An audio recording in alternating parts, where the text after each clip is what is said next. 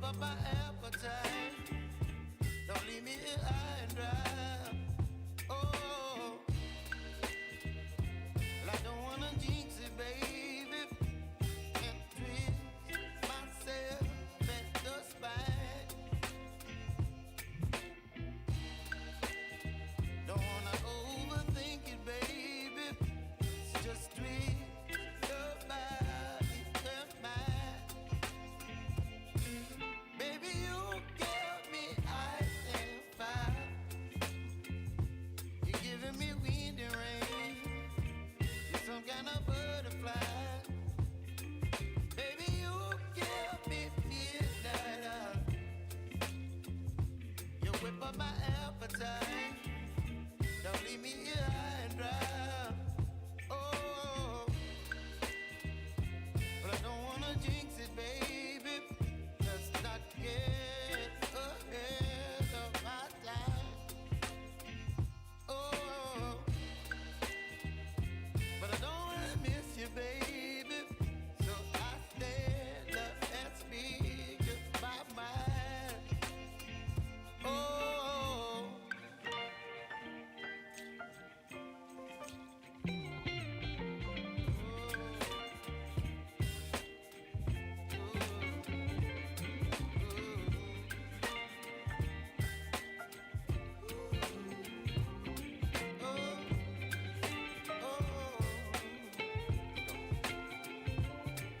Baby, you give me ice and fire.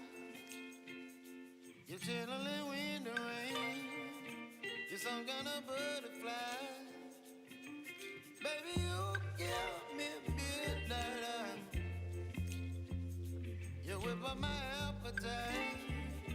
Don't leave me here high and dry. Baby, you give me ice and fire. You're channeling wind and rain. You're some kind of butterfly. Baby, you give me midnight. You whip up my appetite. Don't leave me here high and dry. Oh, oh,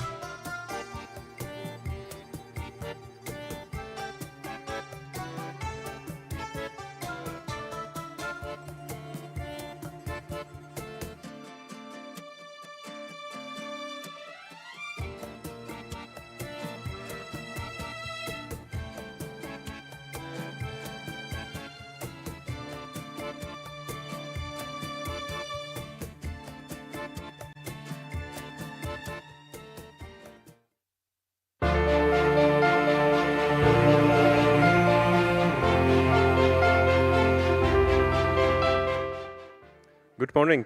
Let me welcome you here on this last day of our summit. How are you doing today?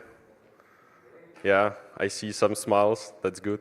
Friday is usually more optimistic day than the others.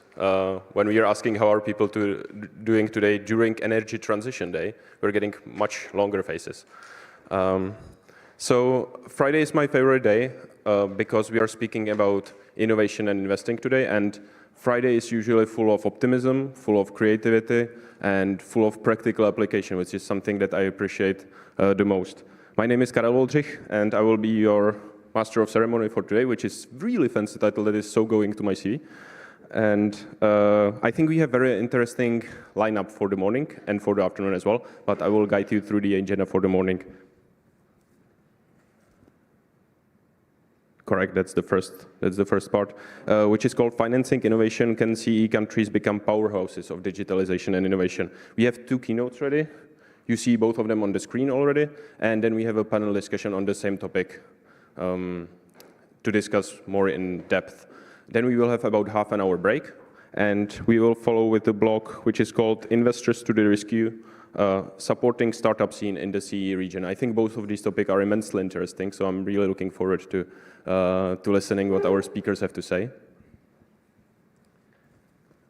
Without any further ado, let's jump to the first keynote, which is Mr. Ivan Bartosh, Deputy Prime Minister for Digitalization and Innovation and Minister of Regional Development. Mr. Vice Prime Minister wanted to be here. He was really excited to speak here because he sees the impact of the summit and he enjoys the following our event. Unfortunately, he had some governmental duties because there were some interpellations in the parliament in these days, so he had to prepare for those. When I spoke to Vice Prime Minister, I shared with him my concerns about his prioritization, but he was very adamant. So he's not with us today, but he did record a video for us. So sit back and watch what Mr. Bartosh has to say. Thank you. Good morning to you all. This week has been filled with inspiring panels, discussions and ideas regarding sustainable finance in the Central and Eastern European region. And it is my pleasure to welcome you to the last panel of the summit, where we will discuss sustainable innovation. I would like to extend my thanks to organizers of the summit for facilitating this opportunity for us to meet, discuss and exchange ideas. In our countries of the CEE region, we have a great opportunity to spearhead innovations in sustainable development and investments, and it is thanks to events like this summit that we can get together and recognize this potential together. The EU faces numerous challenges, including climate change, post-pandemic recovery, the transition to a low-carbon economy, and economic and societal challenges. Territorial cooperation programs are key in addressing these challenges. The CEE region has a potential to be the fastest developing economic area in the EU. With a robust industrial core, well-educated and skilled population, and strong ties across our countries fostered through long-term cooperation. By working together, we are well equipped to strive to transform our economies in a more digitalized, greener and more resilient economy. To this end, we have various funding tools available, including Interreg Central Europe, Horizon Europe, and the Innovation Fund, and crucially, the Cohesion Funds.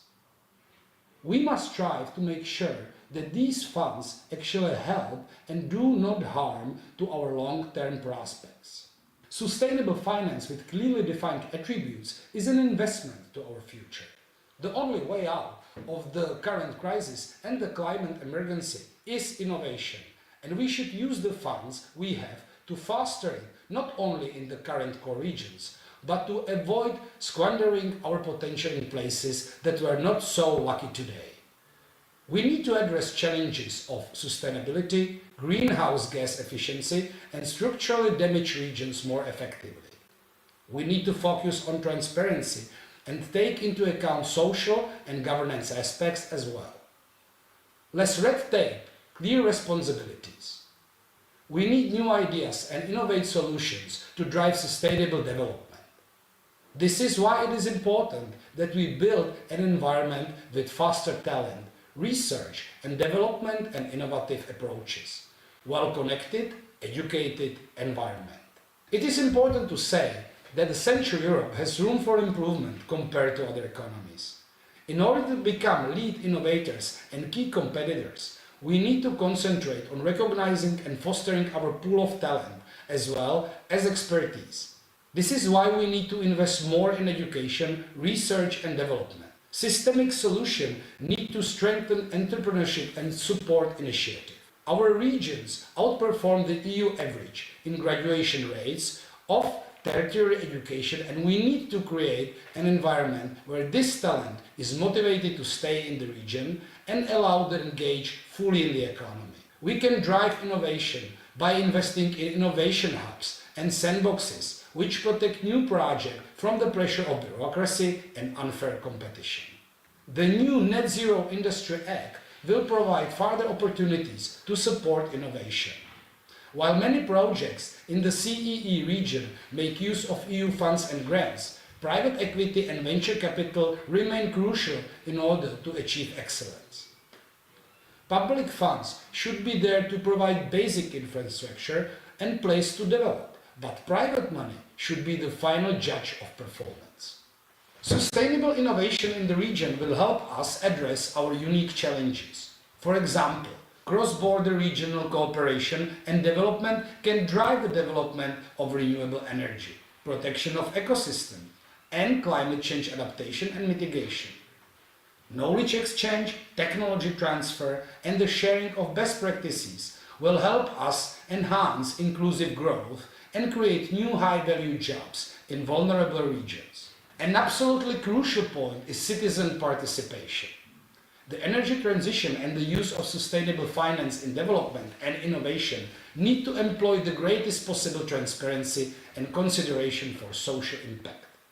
Especially impact on vulnerable communities should be considered carefully, in line with the principles of just transition. This aspect is especially important in the context of deteriorating principle of the rule of law in the EU and the spread of disinformation. We need to support citizens' engagement and inclusion in projects on the local level. We need to deliver meaningful projects that will actually change their life, cut down on energy consumption and prices they pay, and provide jobs. Continued effort in digitalization is a key tool to this, and by modernizing government strategies, making them more transparent and reducing overlaps and waste. In conclusion, the CEE region brings a unique point of view of what is needed in driving sustainable finance and the energy transition. For us, it is not a cherry on the top. We need effective and inclusive sustainable innovation. If we do not connect key actors from the industry, government and academia to address our challenges, our future will simply be much worse. It is crucial, however, that we recognize the potential sustainable innovation has for transforming our economy in a greener, more digitalized and socially inclusive manner and make full use of this potential. Digitalization, cohesion strategy and other funds will play a key role in this process, and we need to make sure they actually help where needed and are not wasted. We will have no second try. I look forward to today's panel and future cooperation, where we will make use of the perspectives and insight gained during this important summit.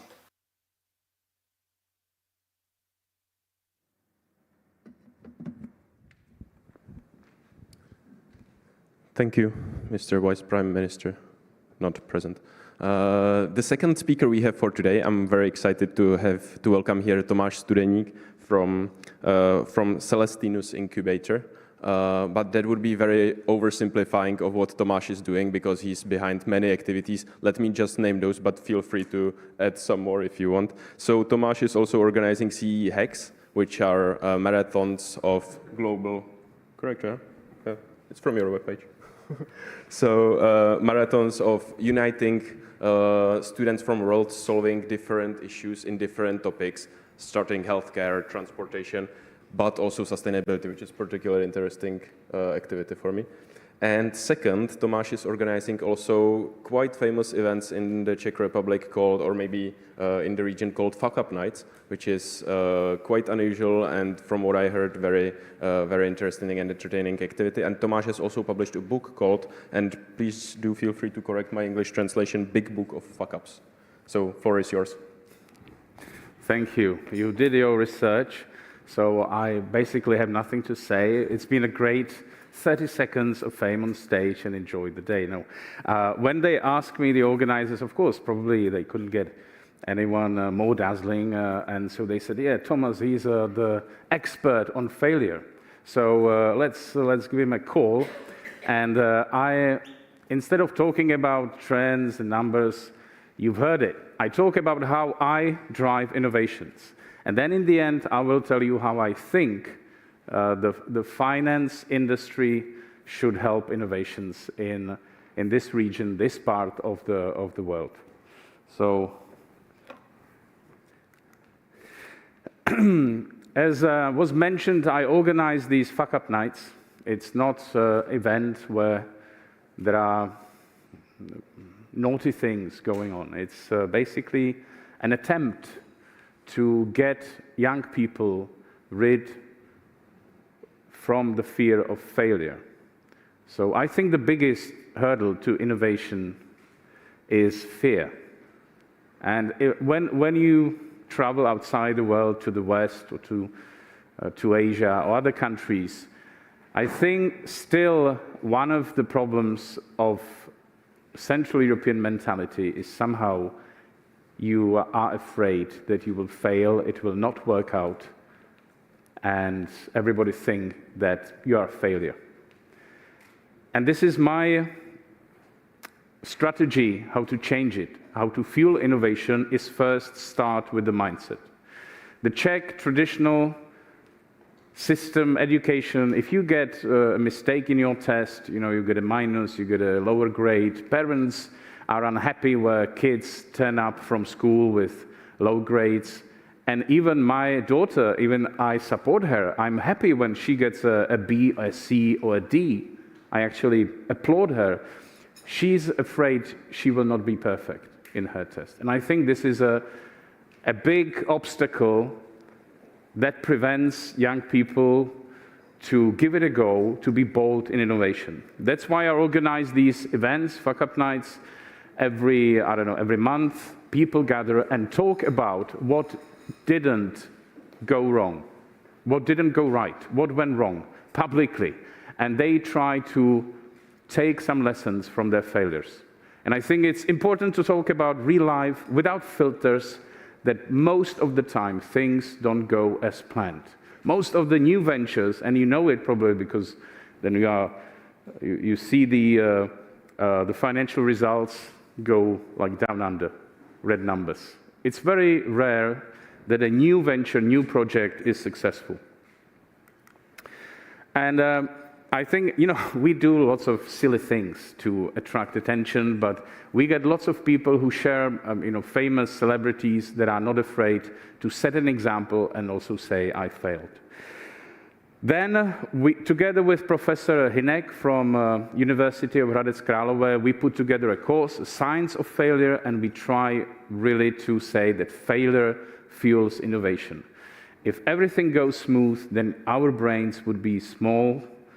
Only if things don't go as planned, suddenly you have to think, you have to innovate, you have to come up with new ideas. We also published a book, a new one. There is a new one, The Art of Failure. So, of course, I encourage everyone to spend as much money as they can on books, distribute among employees, and make your organization more innovation-oriented.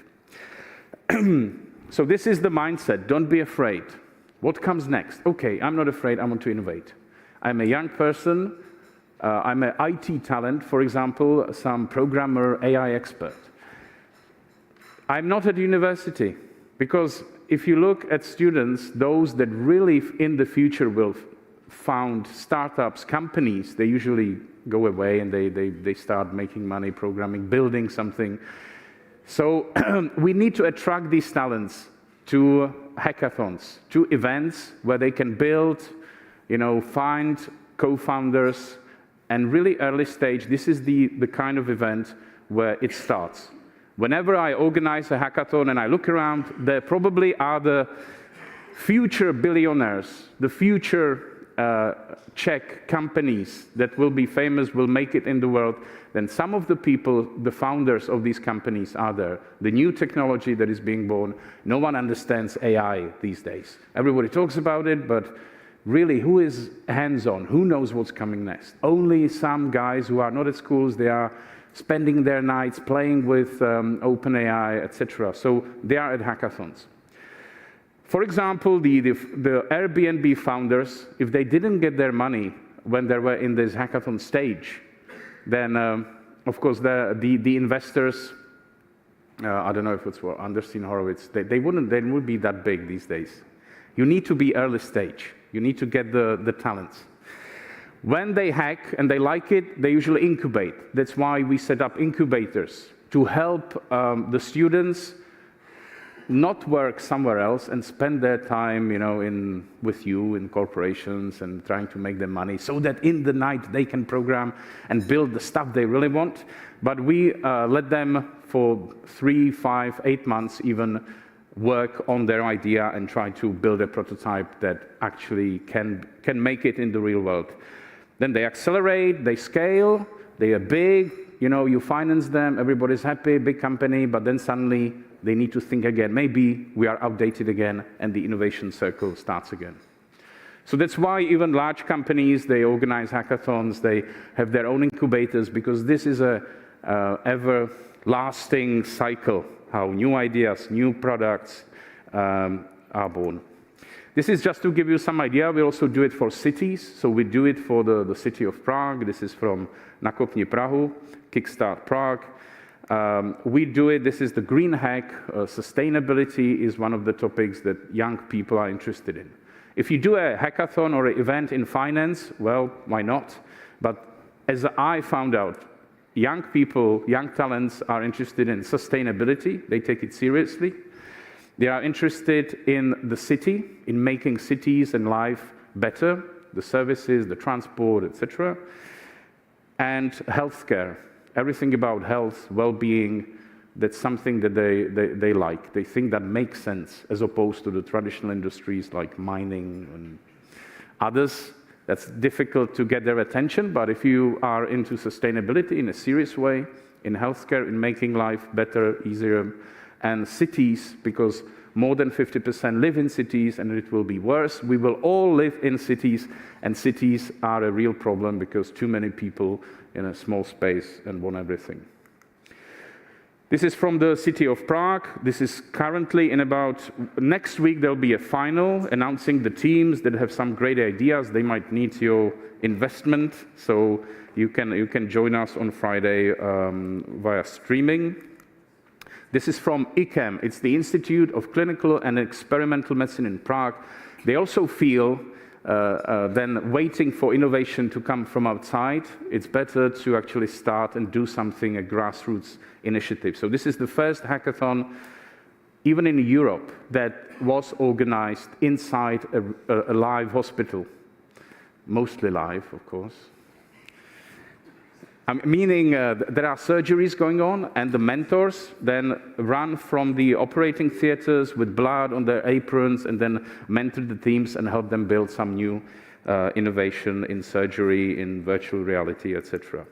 This is how it looks in practice. I wanted just to give you some idea about the look and feel. Of course, you have to make these events exciting. So, for example, here at ICEM, the participants did their practice in surgical sewing.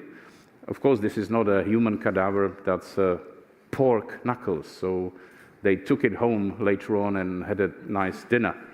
But this is the stuff that everybody loves. Like, yeah, we are in a hospital, we have the surgeons, we do something. That's what gets them excited, and that's how we attract the talent. That in a few years we'll build a health tech startup, will need money to expand abroad, and will be a success. This is where it starts. Right, so this is just a list. We are in the hack and incubate phase. I don't do anything in the acceleration, selling, real product, scaling area. We are really focusing on early stage. Changing the mindset, get them to a hackathon, and get them to an incubator where they develop their idea and build something that has a real market potential. Celestinus is the incubator. It's a health or medtech, health tech incubator where we attract IT talent, and together with ECAM and other partners, we try to discover new gaps in the healthcare market where technology can improve healthcare globally. We work with InterSystems, which is a US company that provides the financing. And of course, they are interested in the startups using their healthcare interoperability standard for the US and the rest of the world. So this is, I think, an example how a company can help finance innovations early stage. They get startups that incorporate their technology and helps them in foreign markets. This year we have 21 startups. It's based here in Prague, but we are also hybrid, so everything is happening online. We have 8 from the Czech Republic, and the rest comes from around the world. And I think this is a very good for young teams, young innovators to get exposure and work together with international audience and colleagues, so that they actually get a deep dive into how the US, Africa, or Asia healthcare systems work. This is one of the successful startups from last year. It's a bunch of Czech guys. The picture is taken in our office where we have our mascot called Skeletinus, and they are called HTG Medical. And this is, for example, just to give you an idea what they built. They built a device that measures how much you pee in a hospital when you lie after your transplant kidneys, and it needs to be measured basically real time. And they discovered a gap in the market, because in the hospital with medical staff, they found out that none of the existing equipment really fits the needs of those that need to run to the patients, measure how much blood is taken, and they can put it anywhere. So this is an example of companies that organize hackathons internally. I suggest maybe you can start doing the same. And instead of waiting for government or EU or other sources to help with this early stage, with the hackathons, incubators, because I know there is not a business plan yet, there is no KPIs. It looks very risky, of course. But if you just wait, then we will end up with demotivated young people who will go somewhere else, the talents, to other countries or to other continents. And we really need to get them rid of the fear of failure. That's the starting point. And this is my funnel, how to build successful and proud Czech startups. So thank you very much. I hope we'll meet at some innovation event in the future. Thank you.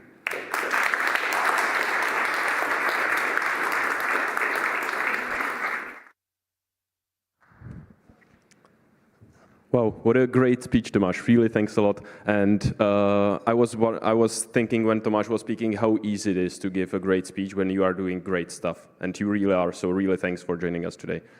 And I would also like to point out one thing, one red line that I see in both Mr. Bartoš's and Tomáš's keynotes, which were focused on youth and education. I think this is particularly interesting, and I told you that today will be a happy and optimistic day, and I'm looking forward to the next parts of the agenda, because I'm sure that will be the red line. This red line will be continuing. As the next participant, moderator of our next panel discussion is Ciprian Stanescu.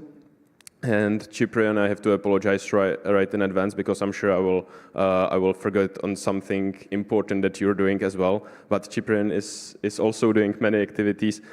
He's president and CEO of Social Innovation Solutions, and what SIS is doing is running educational programs and business competitions. Again, many others. Feel free to extend my introduction.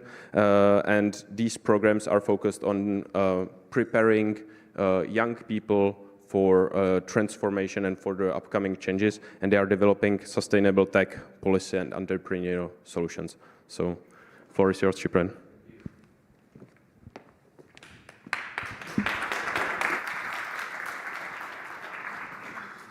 It's always fun to get this kind of reaction before you do anything.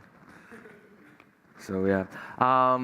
Well, thanks a lot for having me. I have a great panel to present to you, but I want to extend my thanks to Linda and Karel and Julian, who said Julian, and Lucia and all the team that you've done really a great job. It's very happy. I'm very happy to come back to the summit. Now, I have a great panel, and I would like to invite them on stage. So I'm going to start with, and I apologize in advance for mispronouncing your names. So I'm going to start with Senta Chermakova.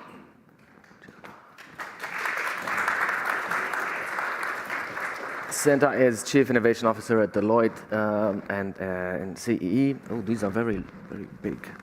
You should sit here. It's very nice, right? Great to have you with us. Lukas Dziekonski, Managing Partner, Montis Capital. You are a very energetic group this morning, I see. Klaus Beetz, he's CEO of EIT Manufacturing. Good morning, Klaus. Ian Burian, he's Head of Manufacturing Insights EMEA at IDC.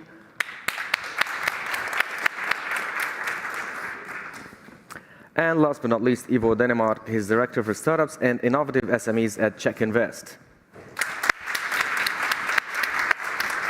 Basically, he's the guy with the money. That's what I was told.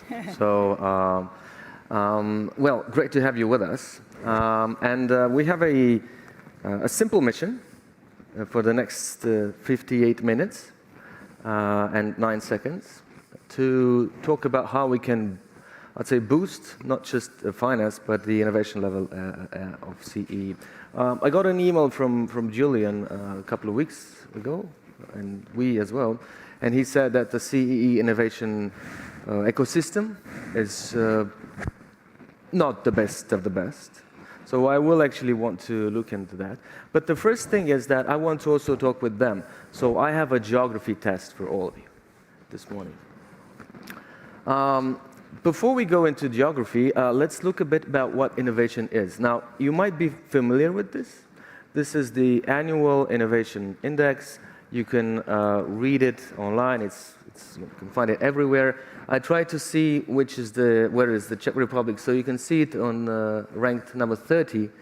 To some extent, it's the first country around us that is there. So congrats on the Czech team for doing this. But we talk about CEE. So my first question to all of you, and you can raise your hand, is this a good representation of what Central and Eastern Europe is? So if this is CEE, please raise your hand. No? Okay. Is this CEE then? Is this a better representation of CEE? Is this CEE? No? Okay. Is this CEE then? If you think this is CEE, can you please raise your hand? Okay. So in the break, we can take Klaus and the others that didn't raise any hands and ask them what CEE actually is. Because what happens is that sometimes the point of reference dictates the action. So CEE means something else for many people. From my country, from Romania, CEE is often seen as Warsaw, Prague, Budapest, and that's about it. And slowly Romania. If you go to Greece, CEE is somewhere else. But a lot of you said Greece is still CEE as well. So when we also make plans, that also matters. Now, coming back to our conversation, We do talk a lot about innovation, maybe too much sometimes. So I'm going to have you all answer maybe in 1 or 2 minutes, each of you. Is there a way that you see a solution even to increase the CEE innovation ecosystem collaboration? How can we work better together, presuming that we know who we are? So let's start with Senta. 1, 2 minutes, and then we go to other questions. Again, good morning. I think that we need to differentiate 2 layers. Yeah? Whether we are talking about innovation ecosystem in IT, or whether we are talking about IT plus sustainability. Yeah? Because I think it's very different. If we talk about IT ecosystem in CEE, I think that we have something, and I think that we have like a very big driver in CEE, and this is Estonia, followed very closely by Lithuania and Latvia. Unfortunately, our big countries, like Czech Republic, Poland, Romania, Serbia, Bulgaria, they are coming much, much later. And the willingness of VCs to invest into our countries, like Czech, Poland, is tremendously smaller than their willingness to invest into Estonia, Lithuania, and Latvia. And if I talk about tremendous difference, it's basically 25 times different. That's huge. That's a big divide. I would call it like a digital divide. And do we, as the Central Europeans in Visegrad, feel that we are the same culture as Estonians, Latvians, and Lithuanians? Not, most probably not. Yeah, they are more closer to Nordic countries, such as Sweden, Denmark, those countries which are actually on the top of the list. You can see all of them there, top 20. So I think that in IT, I'm very optimistic, together with Tomáš, that our Gen Z and millennials, they are really like big drivers. But unfortunately, where we lack the drivers are in the Gen X, basically people like my age, where the innovation is not part of our values and of our mindsets. Okay. And we are the decision makers. Of course, I'm not talking now about Tomáš and myself personally, because I think we are the outliers. But like generally, the decision makers are older white men, and they are not too innovative.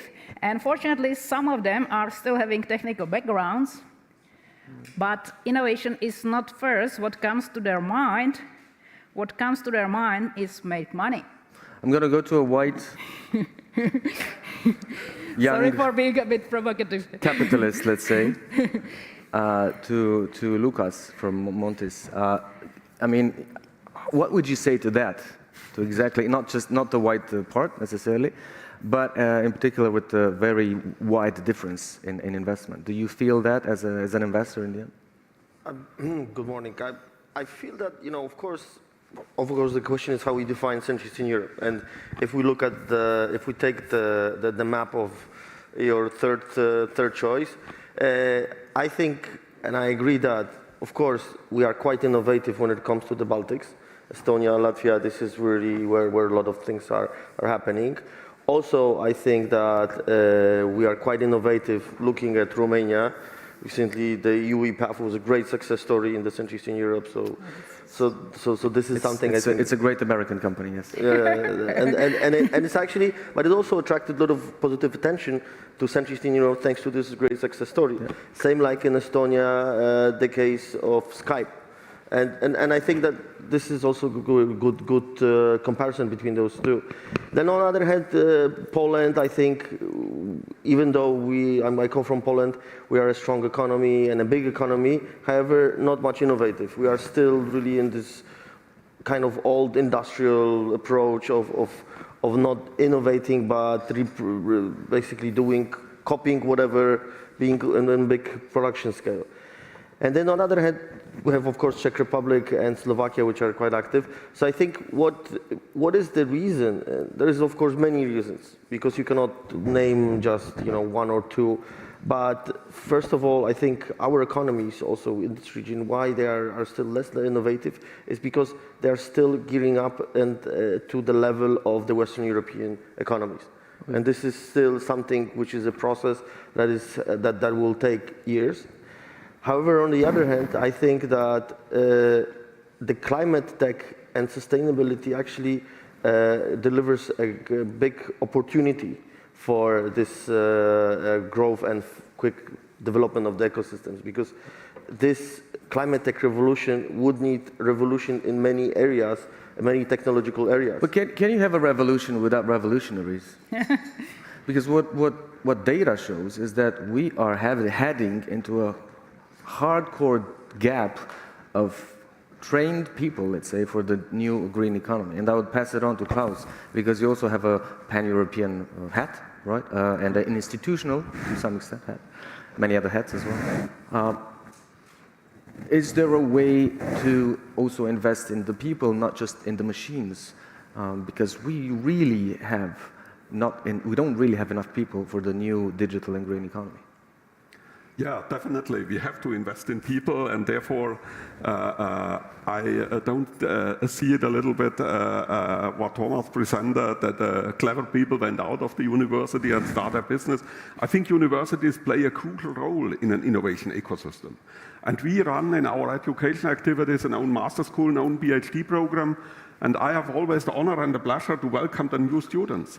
And my message to them is quite simple, yeah? The professors don't like it that much. I say to them, I am not interested in the paperwork they have to do, the peer-reviewed publication. My expectation is that they establish a new venture in the context, the technology, they do their master thesis or the PhD, yeah? And we will support them if they want to go this way. And we have to bring the universities much more in an entrepreneurial thinking. Yeah, when I was a boy, my uncles told me, "Hey Klaus, you are a clever guy, go to the German railway, there you have a safe job with a nice pension scheme and other goodies." Yeah. After 15 years as an old white man, this was the absolutely wrong advice I got. Yeah. We have to really promote this role, become an entrepreneur, become economically independent. This has to be promoted by the universities, by the professors, to the students. The universities should be proud, as they are to have a Nobel Prize winner in their alumni. The same, they should be proud to have a successful entrepreneur under their alumni. And they should invite them and celebrate them and should let them talk to the students how excited it is to establish your own business. Not all will succeed, but to the German railway you can also go when you are 35 or 40. Yeah? So this is what we have to bring across to the younger generation. Yeah. And let me say a few topics to EIT manufacturing.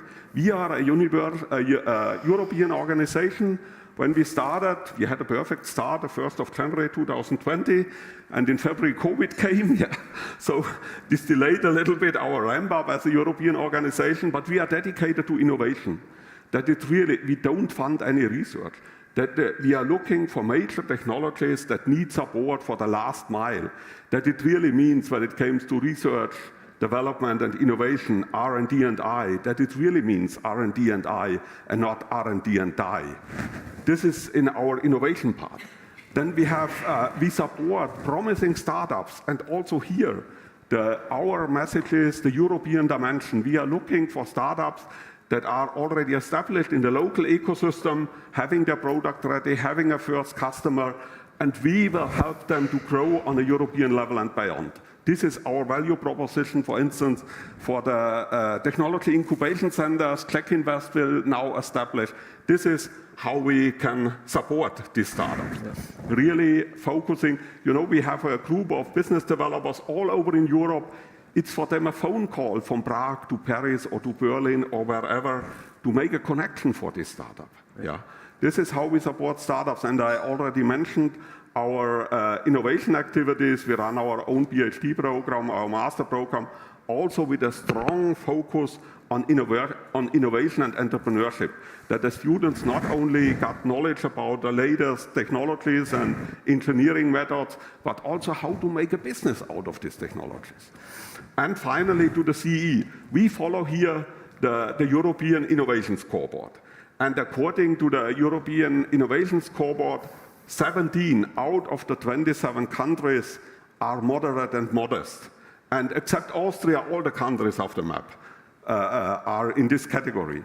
And we have a special program, our so-called Regional Innovation Scheme, dedicated to those countries that are, according to the Innovation Scoreboard, moderate and modest. And one activity we are doing every year is our Women Entrepreneurship Award, especially for these 17 countries that are moderate and modest. By the way, I'm finished in a minute. Yeah. And I'm very happy that last year Maggie from Prague with her startup RobotWin won this Women Entrepreneurship Award. By the way, after lunch, there's an amazing panel on that Julian is going to moderate on women in leadership and finance. I will come back to 2 points that you just made. Sometimes what I feel, and this is a question that we can take later on, is that we, not just the men, but mainly the men, in particular the white men, over a certain age, we talk to the young people and say, I will help you, because you're so young and you don't know how to do business. And then we see hundreds and hundreds of young startups that live in a parallel world, and they tell us and they show us how innovation is actually done, mainly because they have learned from our American friends who don't spend years in R&D, but have an idea, go to the market, test it. Sometimes it happens, sometimes it doesn't. So that's also a different aspect. I'm going to go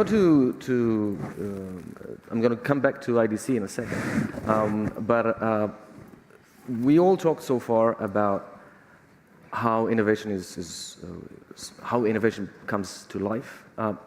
What do you do from a governmental perspective? What are some of the challenges that you face with Czech Invest as a governmental agency? Do you have enough pipeline? Do you need more? Do you think you can spend more or invest more in innovation in the Czech Republic? Okay, thank you for the question. It is always difficult to answer these questions because as the government servants we do as we are told mostly, but I have to say that with the project of technology incubation that we actually started last year, and yesterday we opened a second call where we plan to support about 45 to 50 startups in the early stage pre-seed stage. We feel like the quality is here, and I always tell this to politicians, even to entrepreneurs. We are not here to challenge somebody, to challenge the private investments. Our role in Czech Invest with this project is basically to fill the gap that we feel, and we are actually told by the trade, by the people on the market that it exists. We are being told by the founders, but also the investors.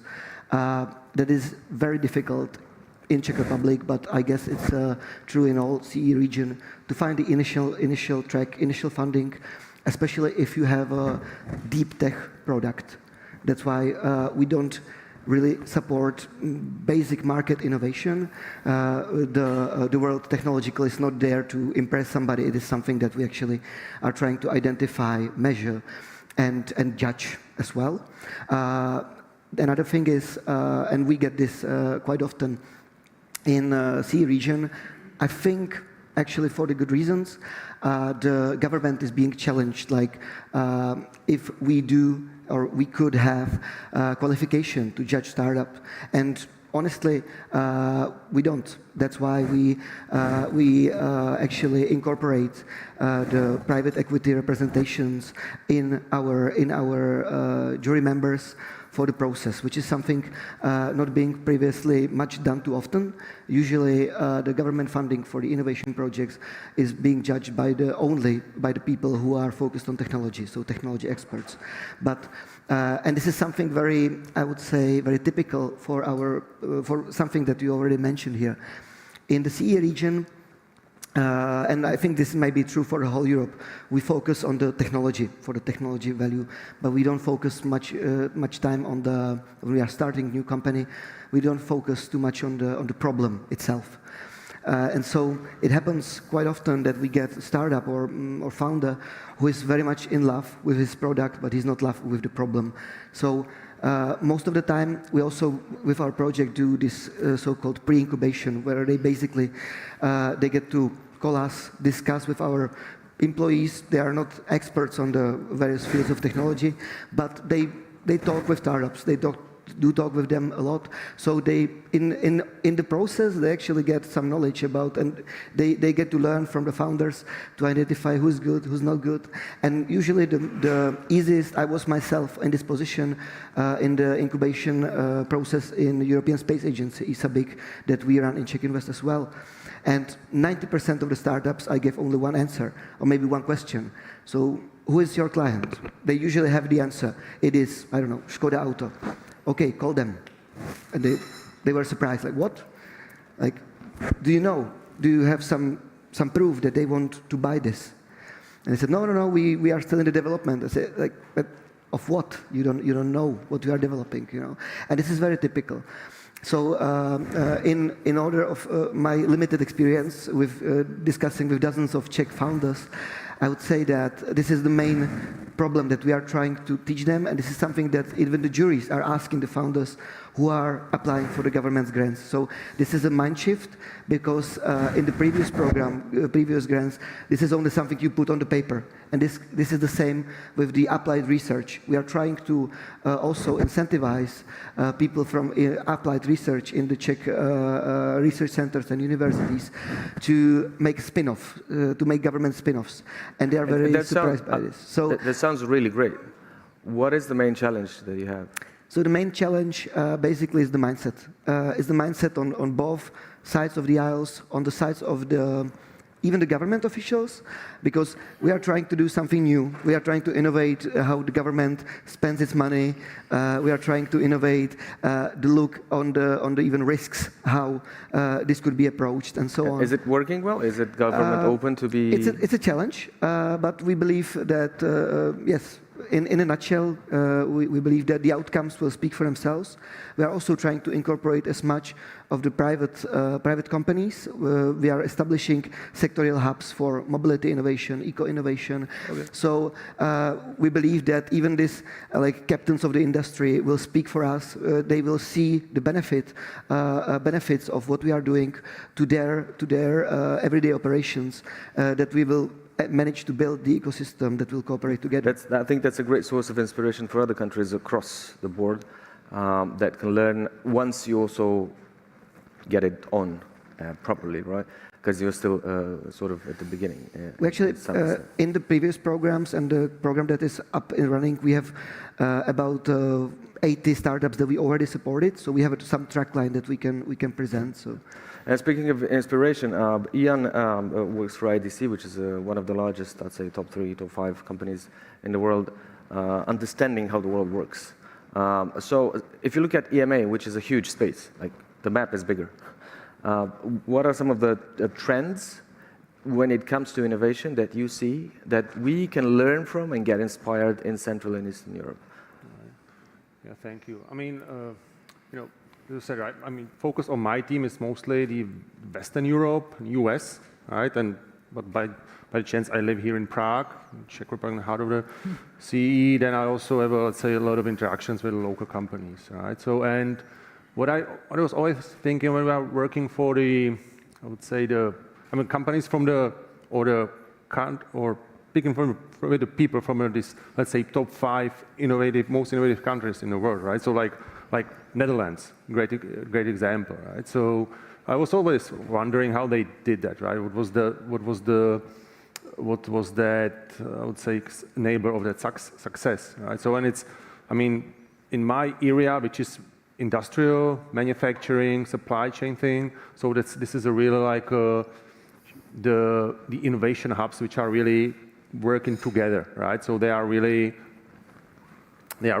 creating, or I would say speeding up that those innovations, and there's very close collaboration with the industry, which is unlike here in our region. I mean, we can talk about these, let's say, captains of the industries, but these are really like, I would say, how to say it in a nice way, I mean, these are really like old-fashioned guys, right? They don't need that much scientists or some... So if you would get €1 million tomorrow as a consultant, and you would have the ability to get into the minds and maybe even hearts of some of the decision makers or incubators, whatever you want in the region, what would you say we should do to collaborate better as innovation hubs? Be it Bucharest with Krakow and I don't know, Sofia, etc. You have €1 million, so it must be a very good solution.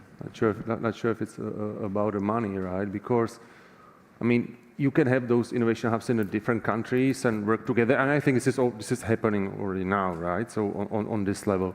But on the other hand, you need to have a market for these startups or for these companies, right? So like Czech Republic is one of the most industrialized countries in Europe, maybe the most one, right? If you, I mean, look at it for a certain perspective. But does it really create the, I would say, the environment to come up with some super cool, maybe scientific idea and sell it to the industry, or not just to sell it, but just to try or test your idea in a real environment?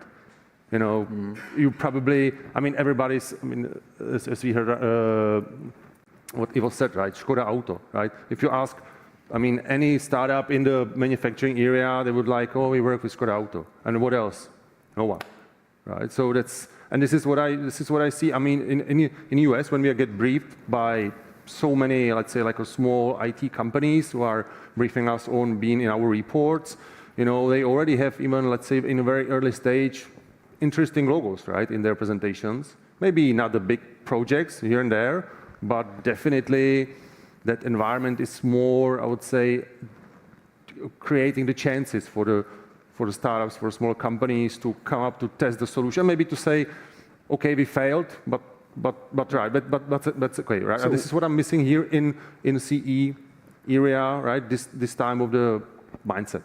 So what you're saying is also that we're so many and so small that it's difficult to just go, global to some extent. But there are companies from this region that created innovative products and services and went global, usually to the US, because this is where the money lives to some extent still. And this is a question for whoever wants to pick it up. There is no secret recipe to create global products in CE. But what do you see as good examples or things that we can learn from Poland, from Bulgaria? It doesn't matter from where that we can learn from. So I can start. I think we don't have role models in our region, but we have role models, for example, in Israel. Israel is a country which is typically very similar size to our countries like Czech, Hungary, Poland is a little bit bigger. The mindset of the startuppers and innovators in Israel is our market is too small. Yeah? So at their first idea, when they come up with the business plan, when they first pitch to the investors, it's already like we go to US. This is basically in their head. And this is what I am missing in the head of our innovators. Maybe they have the same quality, maybe they are even better engineers. We have fantastic schools, education system in CE is, I think, fantastic and plus for free, especially this STEM system. But I think it's about mindset, first thing. And then the second thing, and I think this is where Tomáš is doing fantastic job, is our people, they are very good technically, but they are very poor in their soft skills. They have problem to sell themselves on the global market. Yeah? And it's not about coding. Yeah? I think they are pure, fantastic coders. But when they should present to the audience, wonderful audience like you, they are very shy, they are very technically driven, they don't know what to say, they don't know what is the unique proposition. So I think this is the role of us, elders, to mentor those people, especially those of you who have some experience with the global markets, with the US market, I think this is about training, how to pitch, how to deliver a good business proposition, how to find the investors, how to talk to them, how not to be shy, how to be proud at my craft, I mean coding craft. And then I think like long term, we need to educate the generation of marketers, visionaries, futurists, and I think this is where Tomáš is doing very good job, but it takes so long.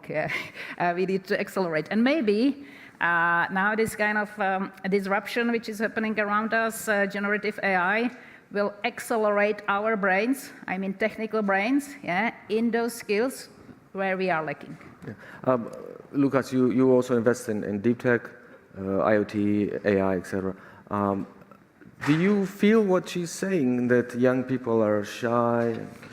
Because I don't at all. I agree that the human component is very important, and I agree that actually with the idea that a lot of the times the founders, for example in Poland, they are looking at finding a great business model for a Polish market because they think, oh, it's 37 million people, customers, it's great, let's be #1 in Poland. Doesn't matter anything, and then this company has no future.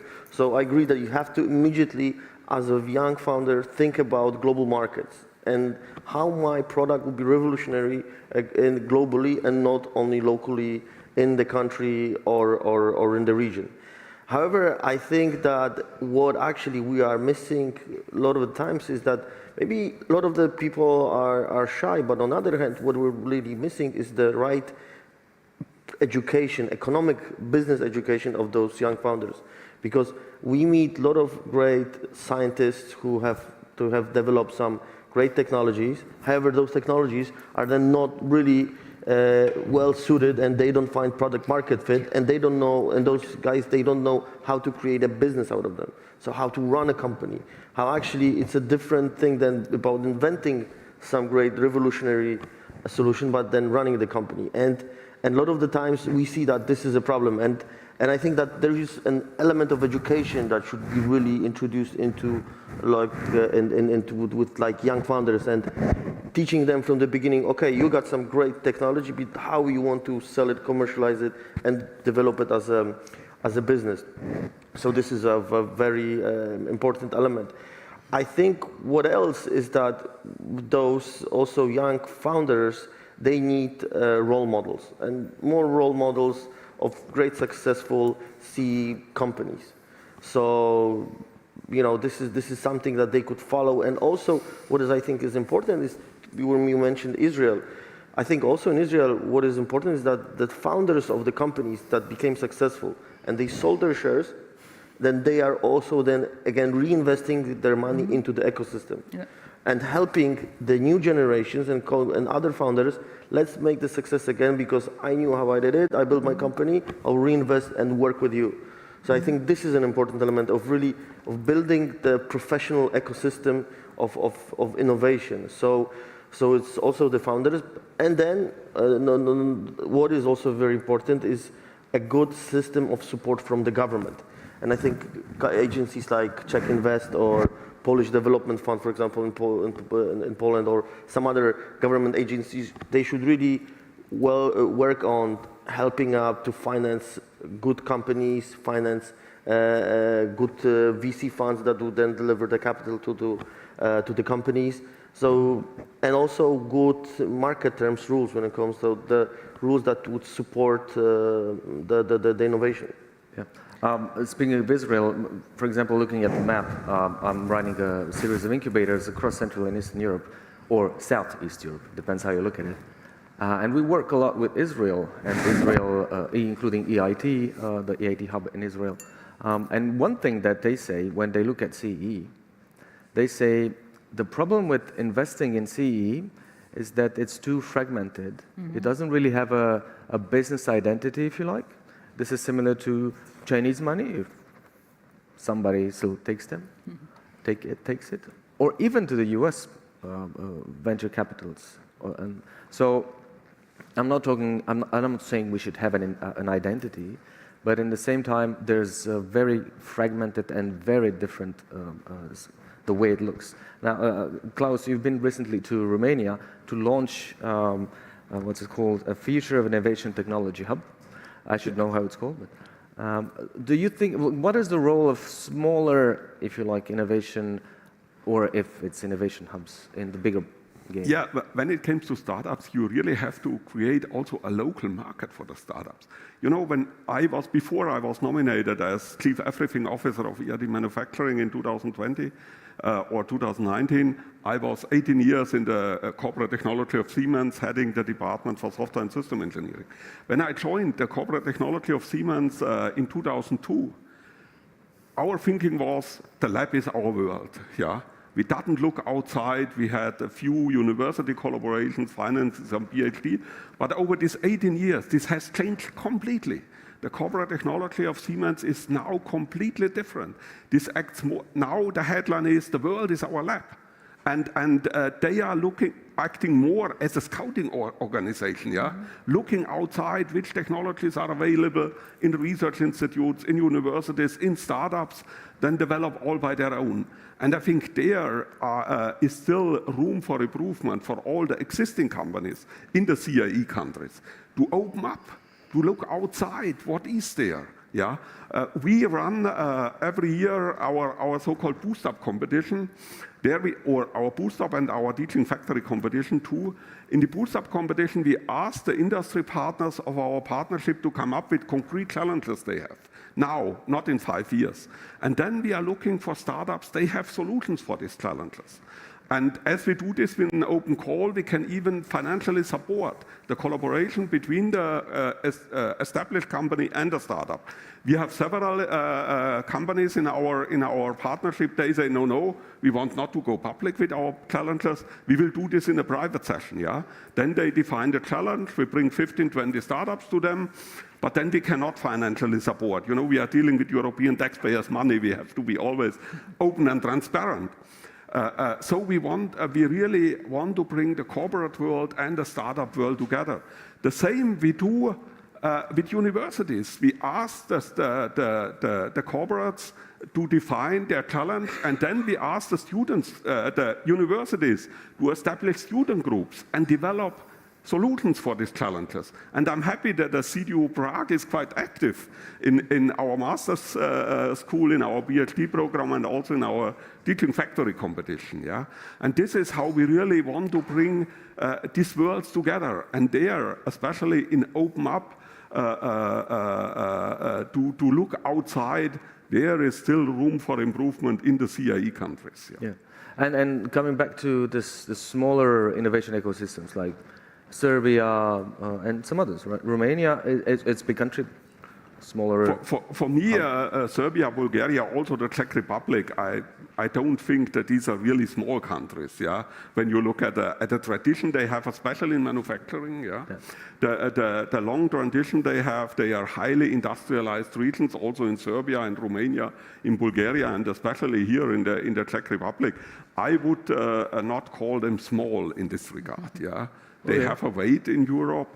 But venture capitalists call them small, because VCs call them small because they are very small in terms of the companies and the level of investment. Yeah, I mean, we have roughly more than 2 million industry organizations around in Europe active in manufacturing.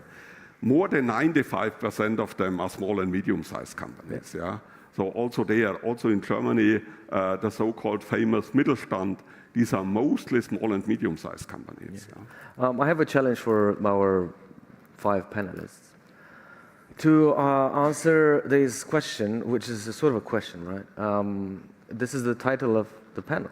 Like, could CEE countries or the region become powerhouses of innovation and digitalization? And if so, how and when? And if you could focus on working together, because so far, most of what I've heard from you is not that much into how we work together, but how you individually grow. So whoever wants to pick it up. Sure, yeah. I think that CEE will become the powerhouse actually of innovation and digitalization, and it will become thanks to the double or even triple transition, so digital, green, and it will also lead to industrial transition. And I think that because of also of the potential coming in from the green transition, meaning that even though right now the level of investments in the CEE and actually the climate tech is still low, but the potential is still very high to for this to really grow. I think that if we look at the statistics, out of the whole budget invested into climate tech investments, to the CEE only 0.79% comes in. 0.7. Not even 1%? Yeah. Not even 1? No, not even 1. And then if you, on the other hand, if you look at it, CEE is responsible for 4% of greenhouse gases emission. So even if we look at the statistics of the region coming up, let's say 4%, so it's 4 times money still coming in into this sector. And I think that this sector will still, because of this potential, it will be the driver of the growth. And that's why I think Poland, all of the countries have to be decarbonized. So I think that the working together and the collaboration between those countries is absolutely crucial. So setting up technologies that will decarbonize energy will help, even if they are being set up and invented and developed in Romania, will be very beneficial for Polish economy, as it has the same problems and challenges, Czech Republic or Slovakia or other countries in the region, and even touching on Serbia and others. So I think that there is a lot of space for the companies to, first of all, to collaborate. I think for the governmental agencies to also cooperate between each other, setting up trans-CEE schemes, and also for the investors, VC funds, to cooperate between each other to really develop this ecosystem. So I think that that this cooperation should come at really different layers. Let's go to Ivo, and whoever wants to join after that. I go next. Yeah. Could you shortly just put there the map?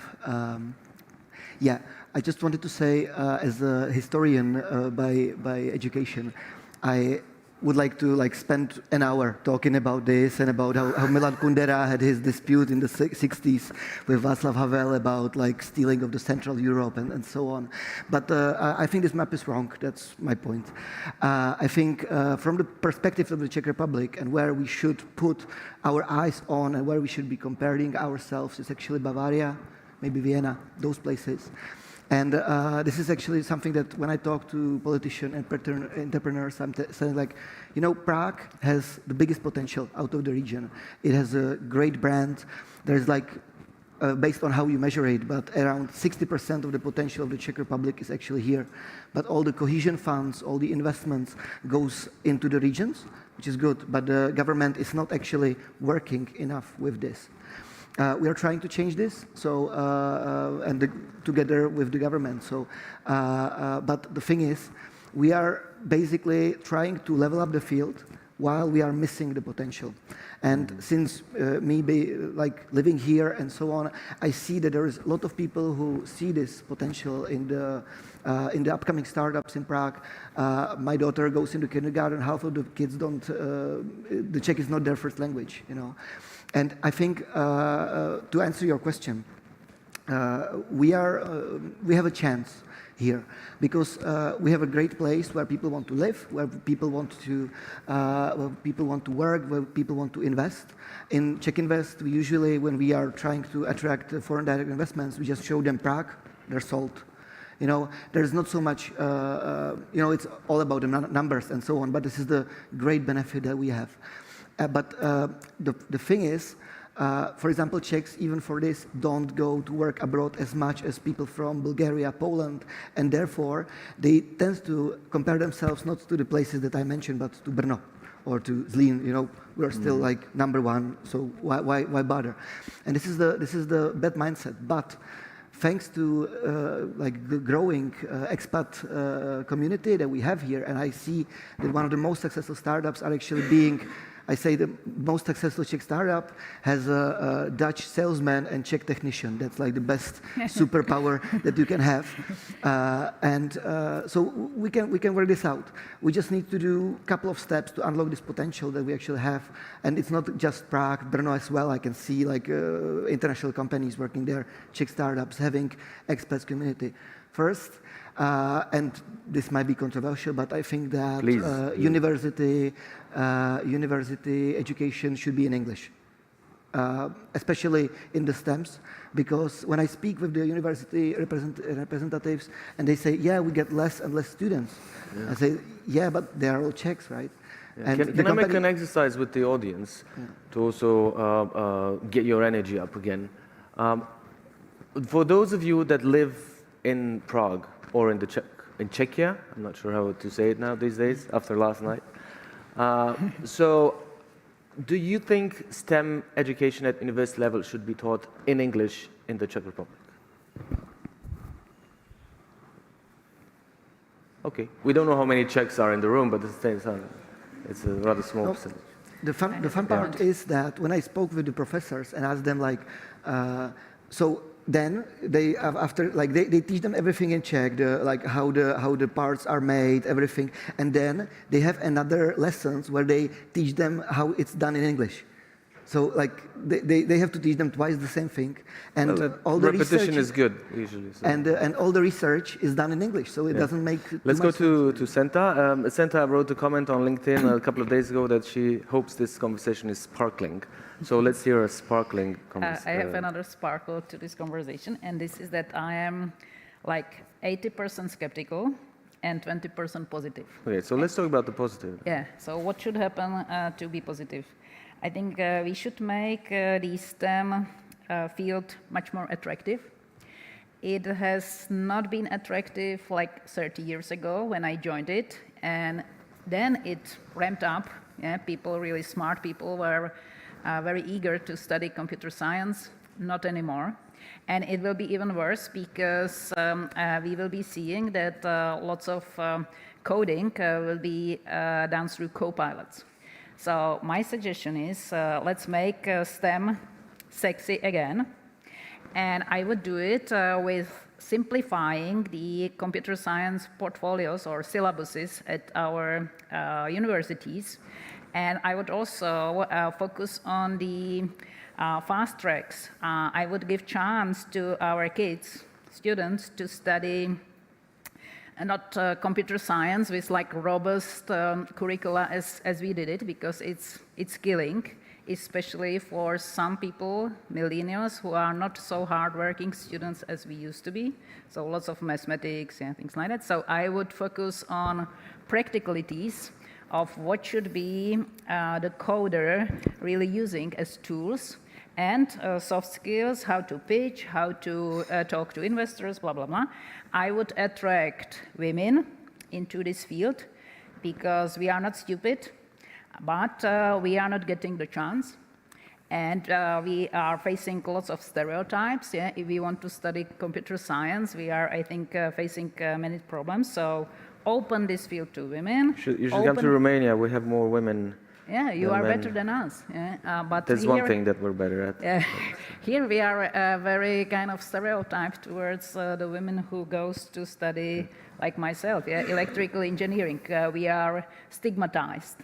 Like, are you really a female if you study like electrical engineering? Yes, I am. What is a female, you know? Yeah, exactly. I would go that way. So open it up, to all the genders, to the people who are not super geniuses in mathematics, because this is not anymore needed, with the co-pilots, and focus on the practicalities of this innovation business and bring this sparkle into it. So the sparkle can come, for example, with the clear strategy. We don't have any strategy in Czech Republic. Like what we want to be proud of in innovation. What technology? Is it blockchain? Is it quantum computing? Is it artificial intelligence? We don't know. So we do everything and nothing. So Chinese planning is always sometimes and always and sometimes a good idea. Once we have the strategy in our countries, we can then put the strategy in the CEE. But there we need a similar leader as like Václav Havel, but with the technical mindset. We have So- about 11 minutes and 47 seconds, and I would like to switch from a very important conversation about early stage, let's call it, education, startups, to the more hardcore, mature, if you like, innovation in tech, deep tech, industry, right? And you're all part of the topic as well. How do you see, let's go to Ian maybe and Klaus first. How do you see the industrial innovation, the one that actually makes also more money, if you like? Because startups very slow, small, maybe one of them can go up. But talking about the big players, how do you see the region and how do you see us all working together whilst competing with each other? Yeah, one of you. Yeah, Whoever maybe I wants to can start. start, right? So, yeah, I mean, I definitely think that there are more layers, as you just said, right? So there are like a smaller startups, right? And then you have industrials, right? So which are, let's be frank, the real like engine of growth, right? And then the smaller companies, smaller startups, they are just like filling the gaps, right? And I also agree with Senta. This is also very important to understand. I mean, what we would like as a country or as a region to achieve, and then have some strategy. But we've been talking about it for I don't know, last like 20 years, right? And it's pretty much the same, right? So let's not be naive, right? And back to your question. So, I mean, I think that depends on type of industry, definitely, right? So, I mean, automotive is feeding pretty much just the entire Central Eastern Europe, right? Which is where I would say the real innovations are coming probably from their headquarters, right? So, and some maybe smaller stuff has been done here. But where I see, generally speaking, the potential is like a science and engineering, right? So this is something I mean, everybody's talking about like Elon Musk or, I don't know, like Apple and so on, right? So from a perspective of entrepreneurship, or Amazon, right? But if you go 2 layers, I would say deeper, you see these people are super smart engineers, the best people around the world, right? So they work with the semiconductors and they designing all this type of stuff, or now the electric battery industry. It's industry of its own right now, EV battery, right? For entire closed loop life cycle thing, it's growing bigger and bigger. This is definitely, I don't see any serious discussion about this here in Czech or in Central Europe. Okay, let's build another, let's say, gigafactory, but it's still like an assembly thing, right? So it moves you nowhere, definitely, right? So that's what I see. I mean, from my perspective, the even let's say like big companies, and this is also these like big companies in Germany. Germany is super conservative, right? But if you think about the BASF, Siemens, and the others, right, they are very innovative on that top layer, right? They are coming with super new products, right? Like new thoughts. They acquire, even helping out with the startups that are collaborating with universities. But these are like a real engine of I would say, of growth, of competitiveness of the Europe. Because if we talk about the CEE, right? But generally speaking, Europe could become, I would say, just a place for tourists from Asia in next 50, 100 years, right? If we don't accelerate. Is that so bad? And it's what's maybe happening already sometimes, right? So we are pretty much exotic place for them, right? So like place where everything started, but where people live in a super small villages and everything is nice, but it's it, right? But the business is somewhere else, right? So we need to really understand that, in my perspective, really science, engineering, that deep knowledge of that, right? So you can cheat it. I mean, of course, you can have another startup like developing the 10th platform and thousandth, I would say, tool for coders, whatever, right? But that won't make you a powerhouse or I would say, the center of innovation here in Europe, right? So it's not enough. I spent a lot of time both in the US and China, and the way these two ecosystems, let's call them, look at not just Romania, but the region, is the following. And I have the same question from Chinese investors or US investors. What should I invest in when what are you good at? And you know, you go to agriculture, you go to climate-related, let's call them issues. You go to a bit IT, but not that much. Maybe just in Ukraine in the days. So you know, with this in mind, how can we grow innovation in Central and Eastern Europe, but in a more strategic way, right? Yeah. First of all, I mean, for me, startups are sparks. Yeah. And the spark, if you have no oxygen or a small piece of paper or some wood to it, the spark is gone. Yeah? So you have to generate an environment that delivers this oxygen, this small piece of paper, that out of the spark becomes a flame at the end of fire. Yeah? And this is the value of an ecosystem, to deliver the oxygen, to deliver the paper, that these sparks really can become a flame. And looking on the global scene, I mean, for me, there is a huge opportunity for the Central Eastern Europe. We have experienced during the COVID and also with the war in Ukraine how fragile the worldwide distributed supply chains in manufacturing are. Yeah? And we will not have a deglobalization, what some press puts on their headlines. Due to my opinion, we will have rather a reglobalization. So manufacturing will organize worldwide their production, their supply chains new, to avoid dependencies we had in the past, and which leads to shortcomings with chips and with other raw materials we need. Yeah? And this is, for me, a huge opportunity for Eastern Europe in this reglobalization of the industrial supply chains. And the second is the green transition. I mean, there will be a market for remanufacturing, for green technologies. We invest this year more than $500,000 in the development of a technology for dismantling of batteries, not for assembly of batteries, but for dismantling of batteries. You know, we are building all over in Europe new battery plants. And all the raw materials, graphite, manganese, cobalt, lithium, you name it, they are not available in Europe. So the recycling of these batteries is a must to become at least to some extent independent from other parts of the world when it comes to these raw materials.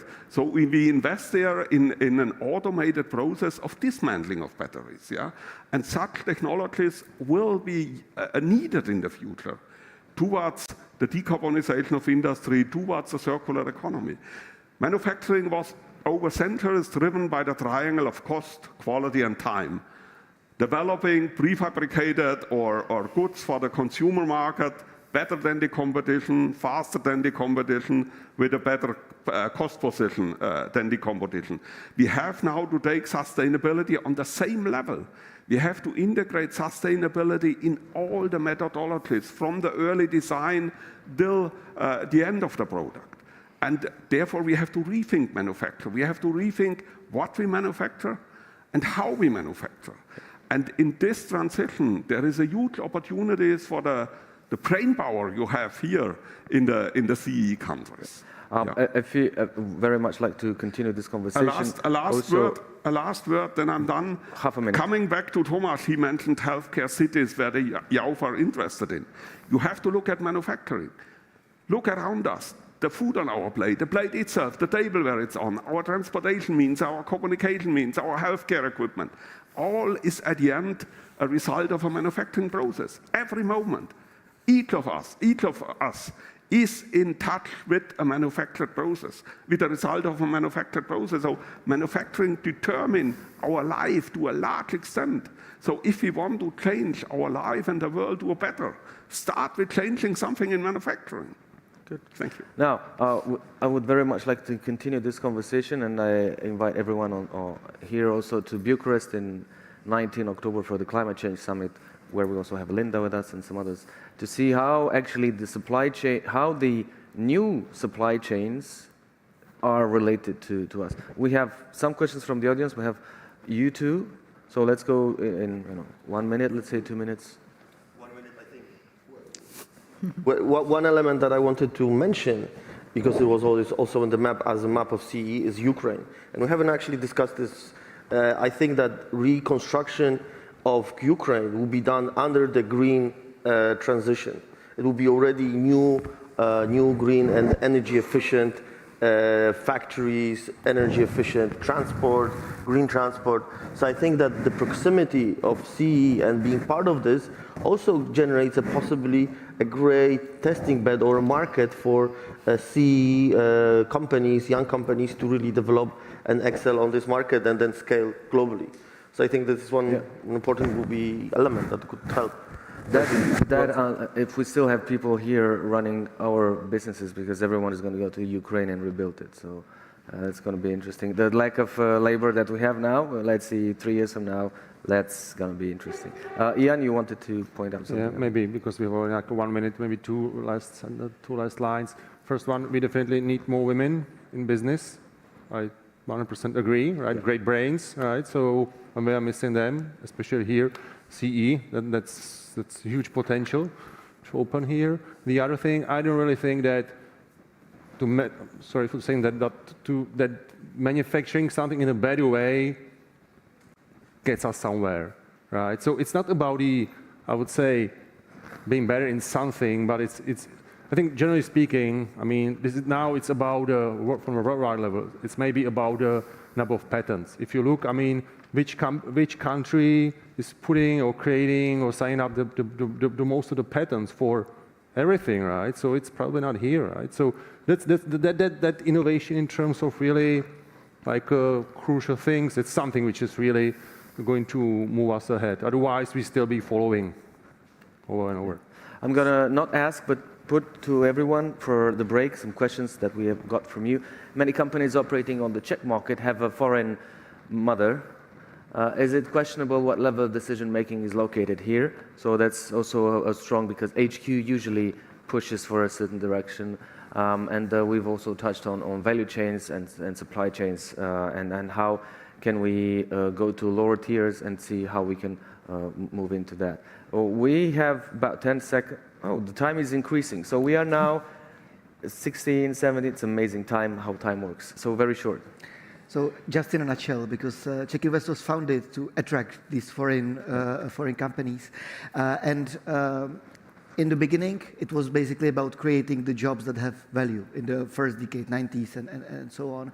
But later, we were able to actually attract even the innovation centers of these companies. And it's basically how you should operate and how you should grow in the international market. First, you attract the manufacturing, because that's the, let's say, easiest to move. It's not something that you need to, it could be moved easier than the innovation centers. In the later decades and in the recent years, we are focusing mostly and almost, I would say, mainly on attracting the jobs with added value, especially the innovation centers and so on. And there are some great examples of the international companies that have big, maybe biggest in Europe, innovation centers in Czech Republic. For example, I would mention Honeywell, one of many. Yeah. Let's take one sentence each, and answer a very interesting question. What is the purpose of innovation?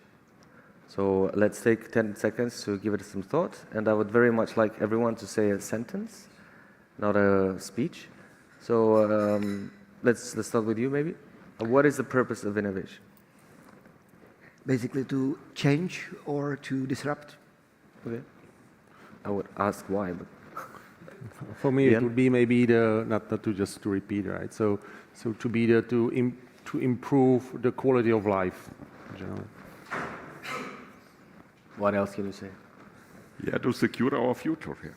Okay. To guarantee a better future for us. To create our national and regional identity, and to be proud at something which makes sense and which is in line with our values, CEE values. Lovely. So on that note, with the CEE values, and in the break we will actually talk about what the CEE values are. But I think they're connected to collaboration. I think they're connected to working together, and that most of us have had a similar past. That means that we had to struggle more than others. On that note, I wish you a great break, I think, right? And let's give a big round of applause to this amazing people that we've had this morning.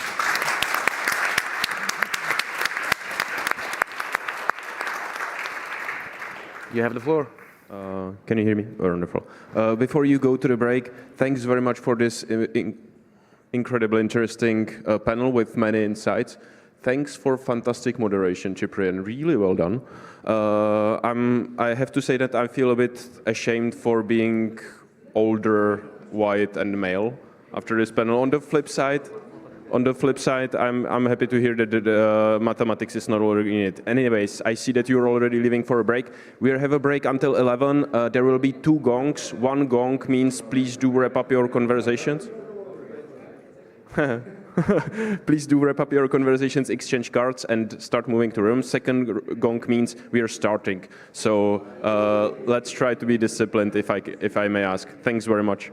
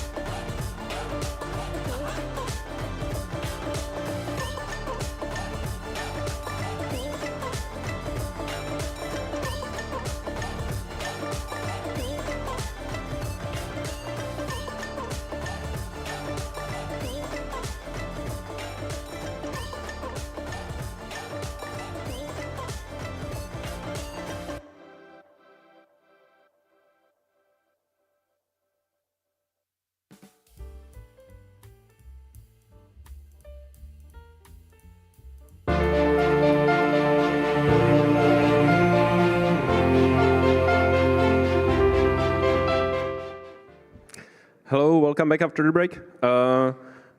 I see that our numbers have lowered, which is not because we have uninteresting content. It is because people are engaging in their conversations, which is, on the other hand, the aim of the summit. So I cannot really blame them. But thanks to you who are disciplined enough to come in time to our panel. The second block is called Investors to the Rescue, supporting startup scene in the CEE region. And I'm very excited about this one because we will drill down more in depth to how actually venture capital looks and what can we do to help our innovative companies to develop to higher level what the previous panel was talking about. So I'm very much looking forward to this one. And before we start with the panel on the topic, we have two particularly interesting keynotes. First one is Mr. Petr Boháček. He's space strategy manager for TRL Space. And when I was asking my friend and colleague Julian about what Petr is doing, he told me, well, dude, I quote, dude, they're sending satellites to space. I was like, haha, yeah, right, what really? And they're really sending satellites to space. So, Petr, if you want to join me on the podium. Thank you.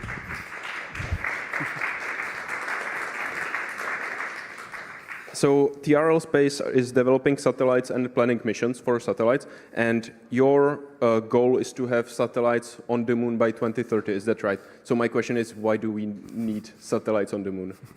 They don't have any Wi-Fi, do they? Well, they actually do. That's why we needed them. Okay. But I'll get to that very much. Perfect. So floor is yours. Yeah, thank you.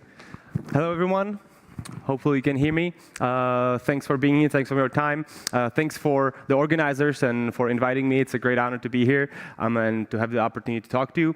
As said, my name is Petr Boháček. I'm from TRL Space.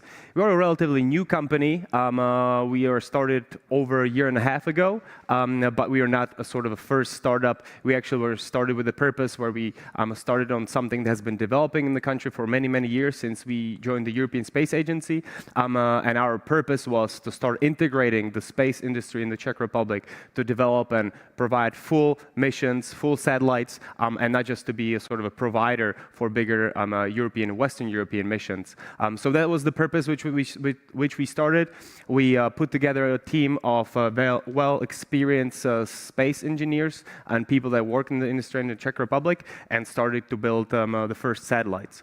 I'll just mention just a few numbers so you get a feeling of what type of a company we are. We have right now 35 full-time people working in the company and hiring 10 more in the next 6 months. We're building 3 satellites right now. We're doing a lunar probe, and we're developing 6 different space products that I will touch upon as I go through my presentation.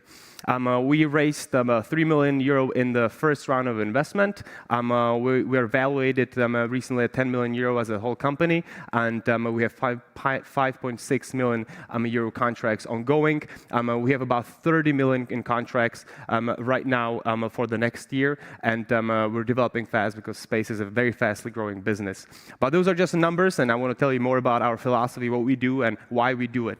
And we can kind of structure it in 3 pillars, what we do as a company. And we're trying to fit all of them into one of these brackets. First is how can we address the main challenges here on Earth? When a lot of people think about space, they think about going to Mars, going beyond, but what really space is about helping us down here, and that's the main purpose why we are spending all that CO2 releases into the atmosphere to go up there, because it does have a purpose. Next thing is how can we extend benefits of space to new and developing countries? This is a very important issue. How can we make sure that all the small countries have access to space, know how to use the technology, and are not left out of this valuable resource, as the developed countries are usually holding on to this knowledge and know-how and not letting others in. And we as a Czech Republic and as a Czech company, we have a good experience with that because we had to go through the capability building and learning how to do and things and knowledge transfer. And that's kind of what we're trying to do now. Move it to developing countries in Africa and Asia and help them access space as well. And lastly, how do we sustainably expand into space? And I'll get to that, why it's important to go beyond, not only because it's in our nature, in our DNA to extend, but because it will help us down here on Earth understand how we need to manage this planet. So firstly, we operate across the world. We do not focus on the Western markets. We focus on the developing nations in Africa, in Southeast Asia, in Latin America, and that's where we run the majority of our projects and partnerships.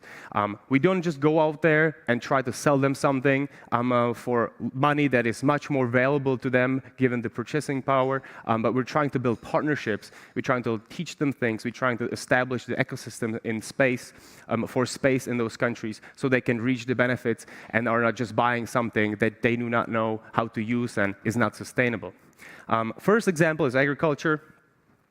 These are pictures we took. One on the left is in Rwanda, one on the right is in the Maldives.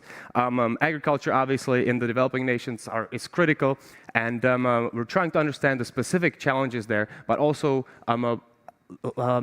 enable them using satellite imagery and satellite technology so they can farm better, especially in these hard-to-farm areas like the Maldives.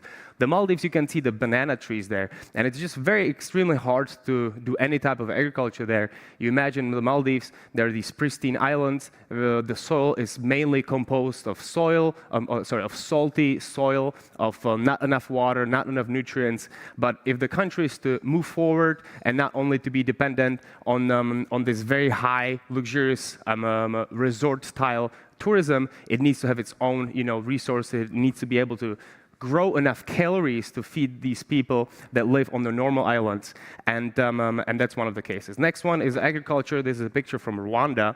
Rwanda, 70% of people are involved in agriculture. Everyone has their own fields, and it's very, very challenging to manage by the government all these farming activities, get a good sense what's being grown there, what's being effectively grown, or what are some challenges, and for the country, obviously, to move forward and move into some more added value parts of the economy, they need to move a lot of their workforce elsewhere by using advanced technology.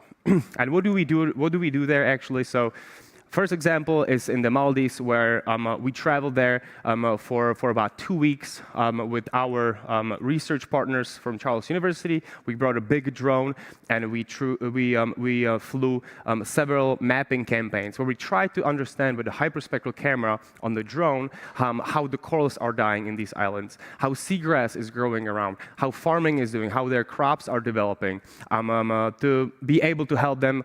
But firstly, really to understand what is happening there. And this is a very high-end technology they have no experience with, but was very important for them to understand where they are and how they can move forward. And this is something very unique and special to us because we're kind of connecting two dots here. First, you can think of the Maldives as a country that is definitely the most effective, or one of the most effective, by the sea level rise. In several decades, if the sea level rise continues, there's obviously a huge threat of extension of this whole nation. They held the first underwater council meeting in the Maldives, but when you go there, you talk to people and try to understand, like, how do you wake up in the morning when you know that in several years the country might not even be there? And that's when I understood that that's only a small problem that they're facing. Actually, because of the structure of the islands, the corals protect them from the sea level rise. But the biggest threat for them is the heating up of the oceans, these bleaching events that are killing the corals. So they don't worry about the sea level rise, because if the corals are dead, the whole island community and ecosystem is dead as well.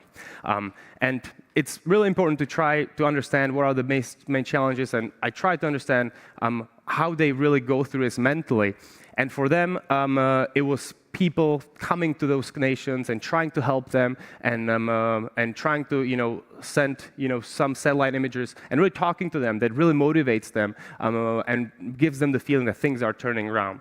So what we did there is that we flew several campaigns, monitor mangroves, coral reefs, seagrass, agriculture with this hyperspectral data. And then try to sort of help them and give them imagery that shows them what areas of their agriculture field are not doing well.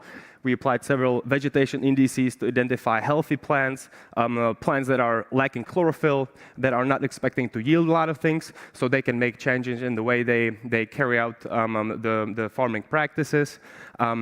There's another image that can show you on the left side how regular satellite imagery can tell you that there's just like good coverage of the farming of the crops, but the more advanced analysis of the hyperspectral reflectance of these fields can tell you where there's a lot of chlorophyll and where the plants are really doing well. So it is something that is used elsewhere, but in the developed world, that is something very, very new that we're trying to bring to them and trying to help them advance or use this technology. Big challenge there is the seagrass detection. We're doing this project in the Maldives, but also in Kenya, where we partnered with local universities and research center, trying to understand how what different crops or different species of seagrass are being grown on the coastlines, how much biomass and chlorophyll they have, not only to understand how it can help their growth further, but mainly to understand how much carbon is synced in it. So we carry out the pilot project in the Maldives. We're now carrying out more advanced seagrass project in Kenya to measure with satellite imagery the amount of carbon stored in these seagrasses. It's very interesting to also see the local perspectives, because the first time we came to Maldives and talked about seagrass, that was their biggest issue. But they didn't see it as an opportunity where they can store carbon in it. They saw it as a threat to their tourism and things that might make tourists turn away, because they have so much seagrass there that the beaches do not look as pristine as you would want them to look when you look on the Google images. So there's a lot of these local views on how important seagrass is or is not for them. That is very sort of enlightening. And that's one of the projects we carried out there. And the things kind of started to, accumulate, and there was just a lot of research that we realized we needed to carry out further to develop the technologies to use this to help these people in Rwanda or in Maldives. And it led us to propose a project to them to develop a research center in one of the local islands in the Maldives. And we were granted a several-year lease of the land to be able to build this center there. We are building a center with the local research organization, and the center will focus on, first, the smart agriculture products and processes, understanding how remote sensing can be used to improve and select crops that can do well in these hard-to-farm areas. They will be providing a lot of the Earth observation data analysis training together with Charles University in Czech Republic. There will be seminars and courses for them to be able to learn how satellite data can be used. And there will be also utilization of space resources technologies, which is something I'll get into in a minute. We're developing a lot of these technologies to be able to harvest and use and utilize lunar regolith, and they have a lot of value, especially in these developing regions, because if you can farm from a regolith on the moon, you can definitely farm from a sandy soil on the Maldives. And last thing is STEM education.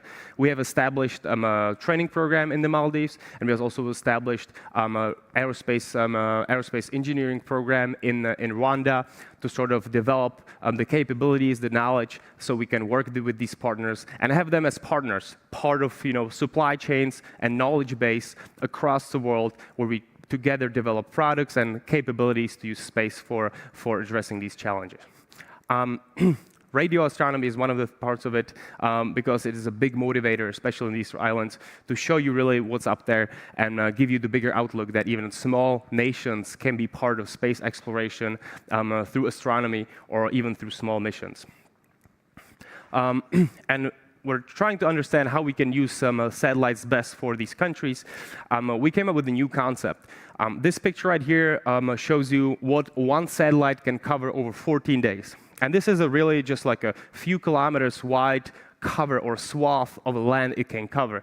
So imagine buying a multi-million-dollar satellite by these small nations. It's not very viable, not economically, but also in amount of data and benefits it can provide them. But because all these countries that we work with in Africa and Southeast Asia are mainly located around the equator, we came up with a project that focuses on delivering a special, customized constellation of satellites only for them. And this is an equatorial constellation that will give them a 90-minute revisit because it has a different orbit. There's not one like that, and it will give them unrivaled fast revisit of their satellites, amount of data, and even compared to those that are already available for richer Western countries, and it will give them a great resource by the fact of being on the equator to be able to use equatorial data and satellite data. So this is a project we started for these several countries based on a subscription basis, based on a even more involved phases where they are designing the type of instrument they want, and this is one of the big long-term projects that we do to provide them with something unique that no one can give them because the market was considered too small in these regions. Next, a few things I want to mention that we try to address is space security. Obviously, you know about the way we treat the environment down on Earth, but this is a picture how we treat the environment up there. There's over 130 million pieces of debris that can, in a second, destroy the whole satellite. Here you have a small size of a piece of an aluminum piece. and you can see what it does to a satellite at the speed at which it travels around the Earth, which is around 27,000 kilometers per hour. So really there is a big a challenge to us and us using the space around, which is the amount of debris and the ability of us to actually know what's happening up there.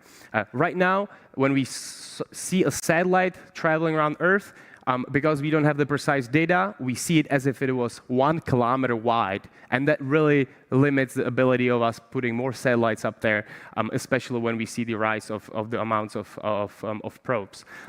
What we do is, this is our satellite Troll that is flying next summer. Is going to have a laser on board that's going to be able to detect these objects down to sub-centimeter size. I will be able to give space traffic operators the knowledge and information about all the objects flying around the space.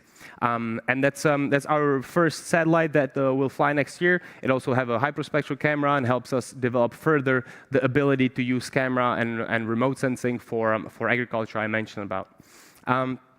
And the last thing I'll mention, since it was one of the questions at the beginning, is our lunar mission.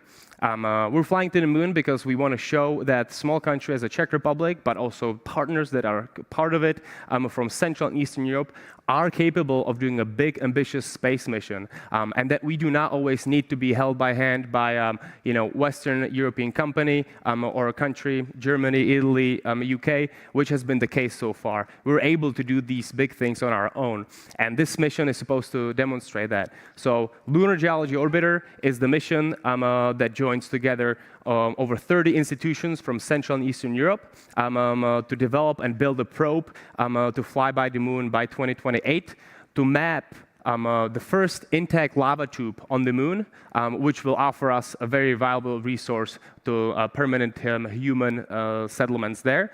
But we'll mainly look for resources. And when I say resources, we do not mean things they're going to mine on the moon and going to bring them back on Earth and treat them as all the resources we do on Earth.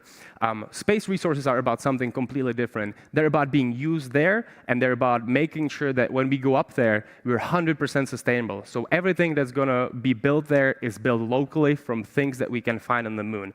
And you might think that moon is not very resource rich, but the image on the left shows the amount of frozen water on the south pole of the moon.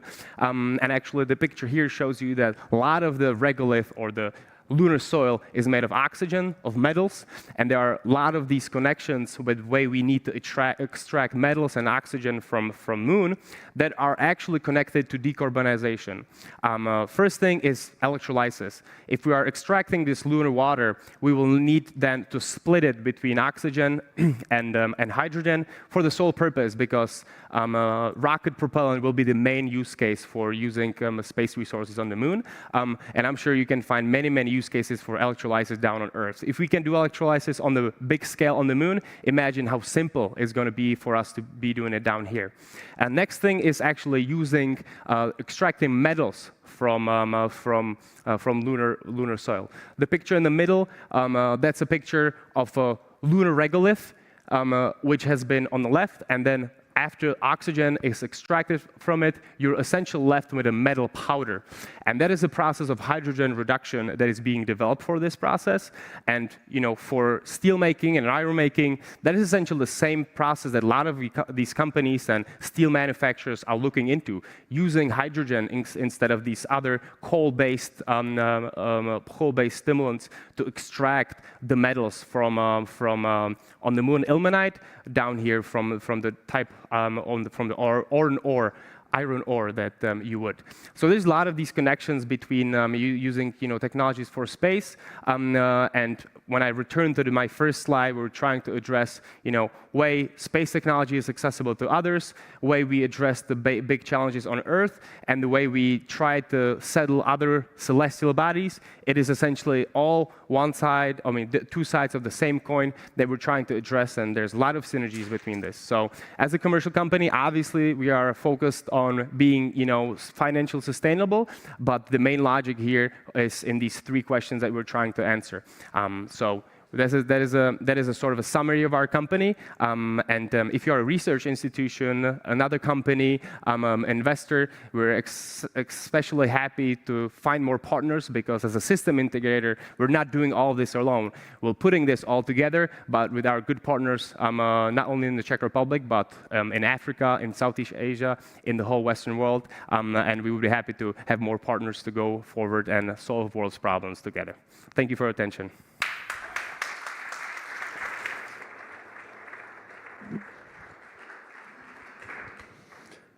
Impressive. During your presentation, I have one word in my mind. It starts with mind, and then it ends with certain words starting with F. And I'm not allowed to say that one because we're streamed on YouTube, but impressive. It's good to hear that you're growing. If you want to participate, make sure to leave your business card with Petr afterwards. And speaking of growing companies, we have with us Chris Dixon, who started 2 years ago, who found a gap 2 years ago, or 3 years ago was that, on logistics market, and used that gap to create a sustainable business model while helping the environment at the same time. So Chris Dixon, founder and CEO of PedalMe, floor's yours.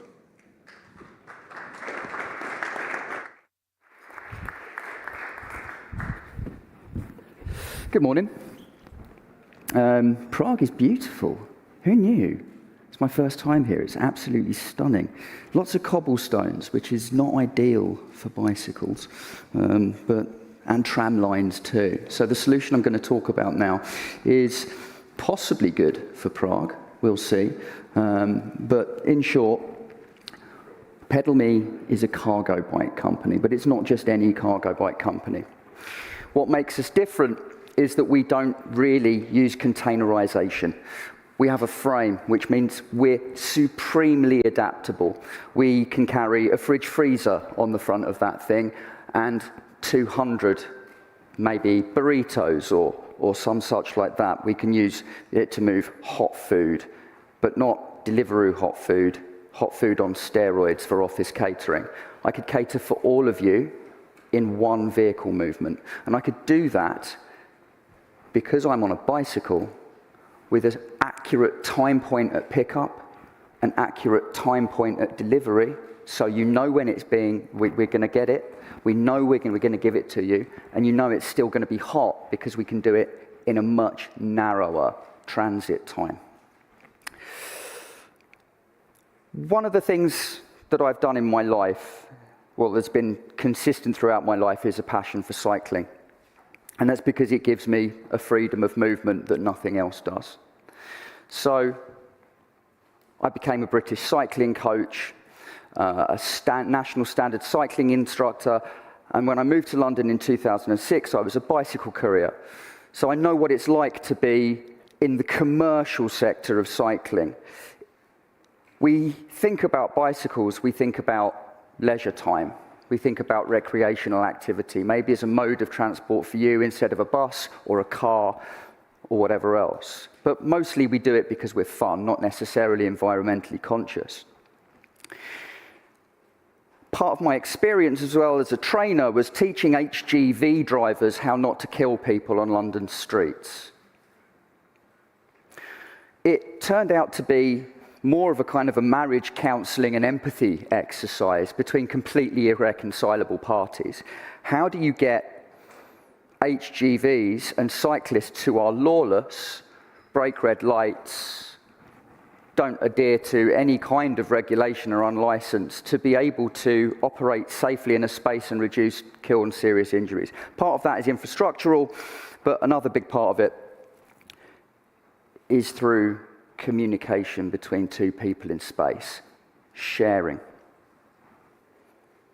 I was also involved in a community project separately, which delivered cycle training to hard-to-reach communities. And we found that that was incredibly popular, and we couldn't use vans to deliver a service because of that inaccurate time point at pickup an inaccurate time point of arrival. So no one knew when we were going to be there. So we moved to moving bikes by cargo bikes and then building trailers to go on the cargo bikes, and then we could move as many bikes as a van could, but we could be there on time every single time. So we took that solution to market.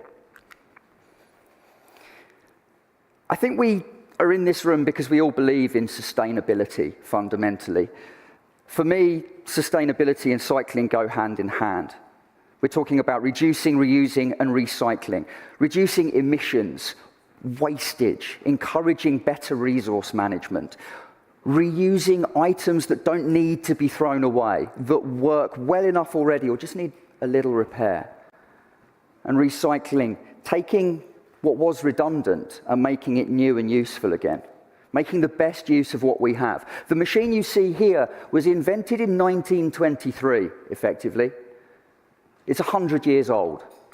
What's made it different is a motor and a battery, which means you can now do a day's work on that machine, and you can now move 3 times your own body weight on it if you can deploy that power in a sensible way.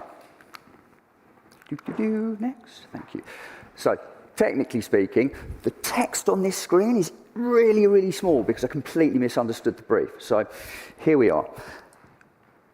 Anyone can use that instead of a van. Tradesmen, electricians, plumbers, multi-drop postal delivery, tool hire. It can work in the construction industry, it can deliver laundry, it can do waste collection. The scale of the opportunity of this vehicle is absolutely monstrous. The amount of carbon we can reduce in our cities by using a vehicle that weighs 1/10 of what a van does in sum total in system weight is huge.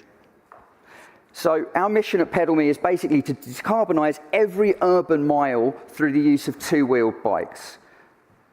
This is the most efficient way of moving anything. Not 3 wheels, not 4 wheels, 2 wheels. We can bypass the traffic that vans create, and we can basically completely replace, we think, about 65% of van journeys in urban areas. By swapping, we need to use bicycles because bicycles are clean. Diesel vans and e-vans, in a carbon sense, are exactly the same thing. They're fundamentally inefficient users of energy, they're carbon heavy on manufacture, and by the time you've even brought it to a road before it's done its first drop, the carbon debt within it is huge.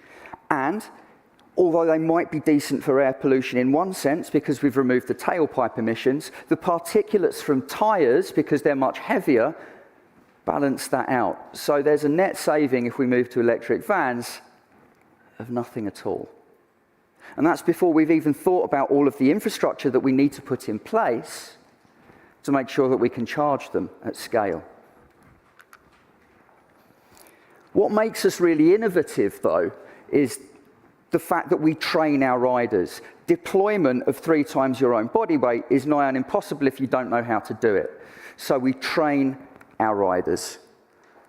That gives them a consistency of service to the market, but it also makes them feel that they have a stake in this company. When we onboard them, we care about them, and we show them how the job can be done, and they get a real sense of pride out of doing that. It's important to spend time on your people, it's important to pay them properly, and it's really important to maintain that respect and relationship to make sure that they stay with you and do the job you need them to do. So what do we really, really want and need from our cities? What kind of a place do we want to live? And for me, that's a really easy question to answer. We want it to be a better place for human beings to live. Faster, more efficient spaces that better serve the needs of our businesses. Because for far too long, large, dirty vehicles abuse public realm, like these 3 here, parked on our pavement. That's all for the sake of the business, and it's not necessary because we have cargo bikes. They can do the same thing for far, far less. The problem is vast and complicated. Vans are not suitable for cities because there's too many of them. They get in each other's way. They're fundamentally slow. They're fundamentally inefficient, as mentioned. They take up too much of our time and too much of our space, doing very little indeed. And as I've mentioned, they're energy inefficient. The solution is quite clearly cargo bikes because we can bypass that traffic. They're proven to be faster in cities because of the speed that they have relative to congestion. Congestion doesn't move, we do. And there's no time at drop-off or pickup. The time saving is incredible. And of course, the state cost is infinitesimally lower because of road repairs not needing to be done.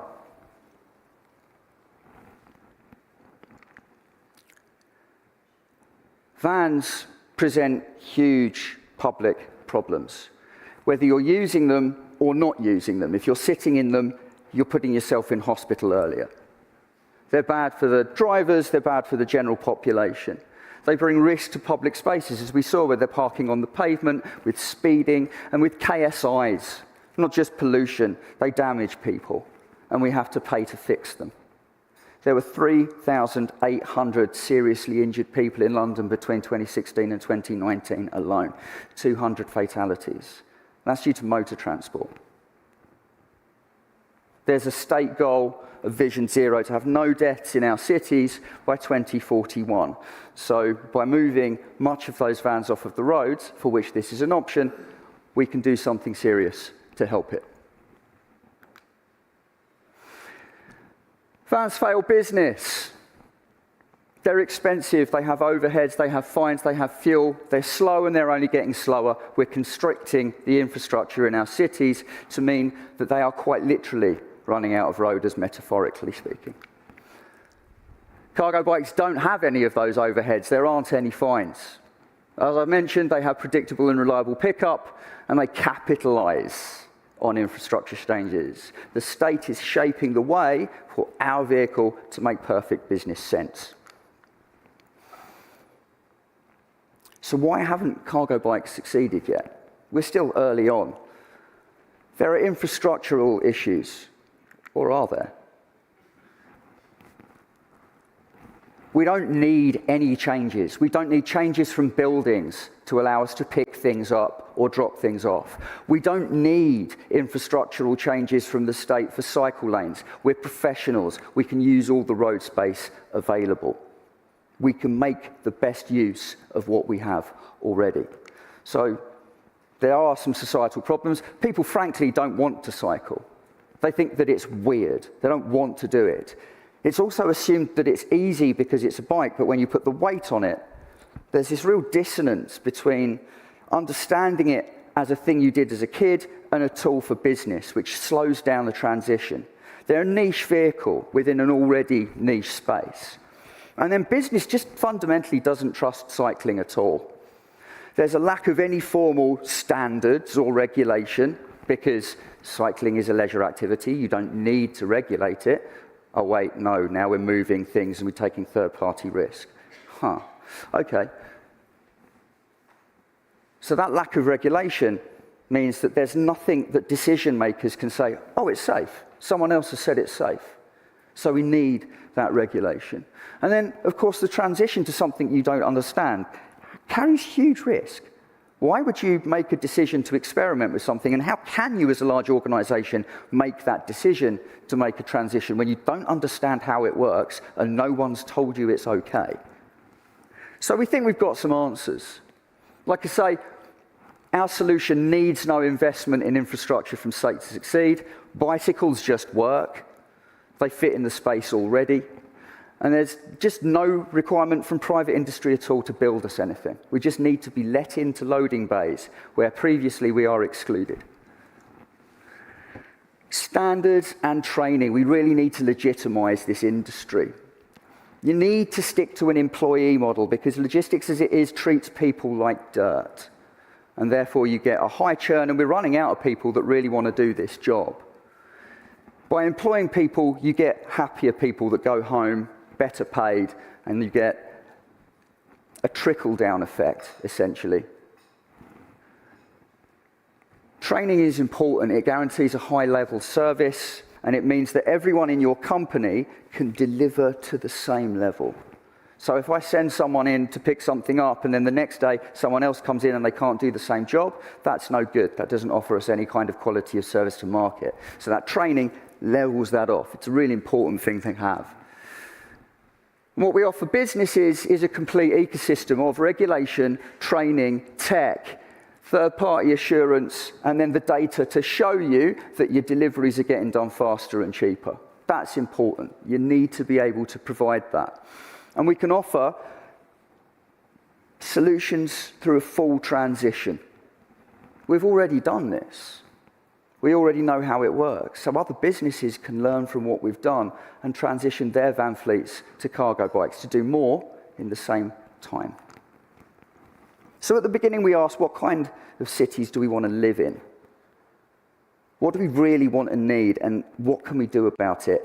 I think we have a solution to many of the issues we face in our cities. If we normalize bicycles by making them tools for business and having families where dad, mum works on a cargo bike, you normalize that. You create new commuters. And that will make our cities cleaner, greener, more efficient spaces for our economy. And this benefits everybody. Thank you very much for having me. I've made myself pretty conspicuous, so if you have any questions, I am here all day. And yeah, thank you for your time.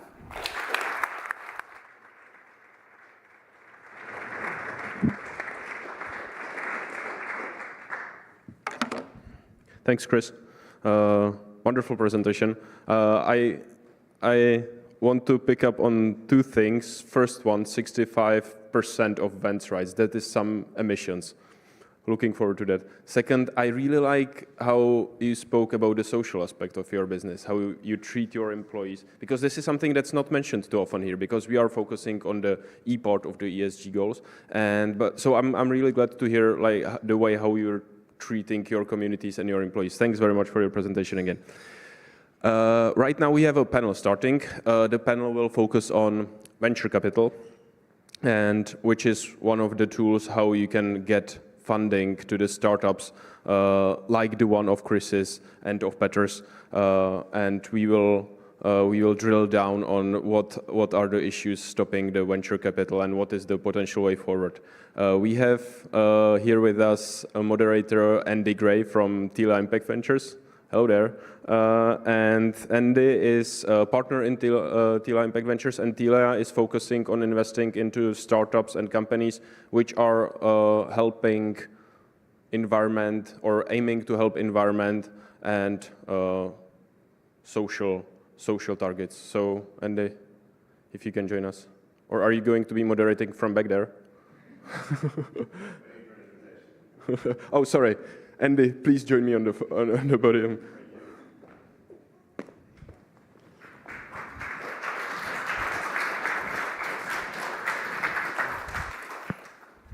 Hi, and I'll ask my fellow panelists of who is here to please join me.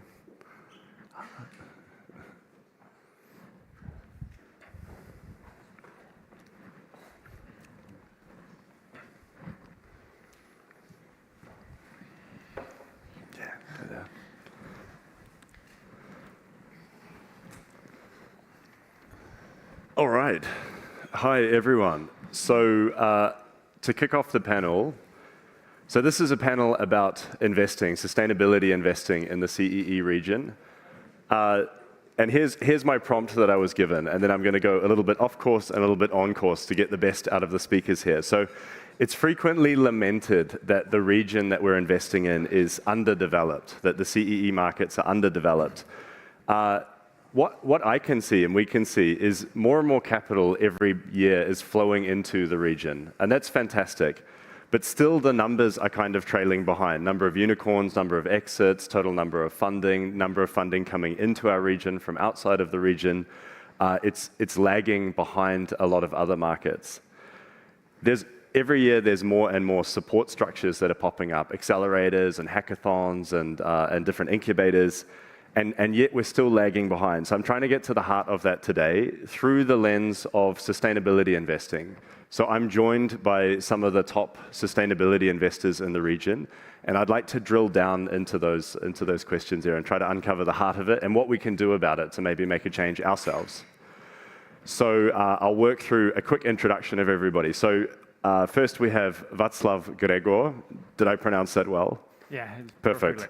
So Václav's the CEO of Soulmates Ventures. So Soulmates is a sustainability VC based here in Prague, but investing across the whole region.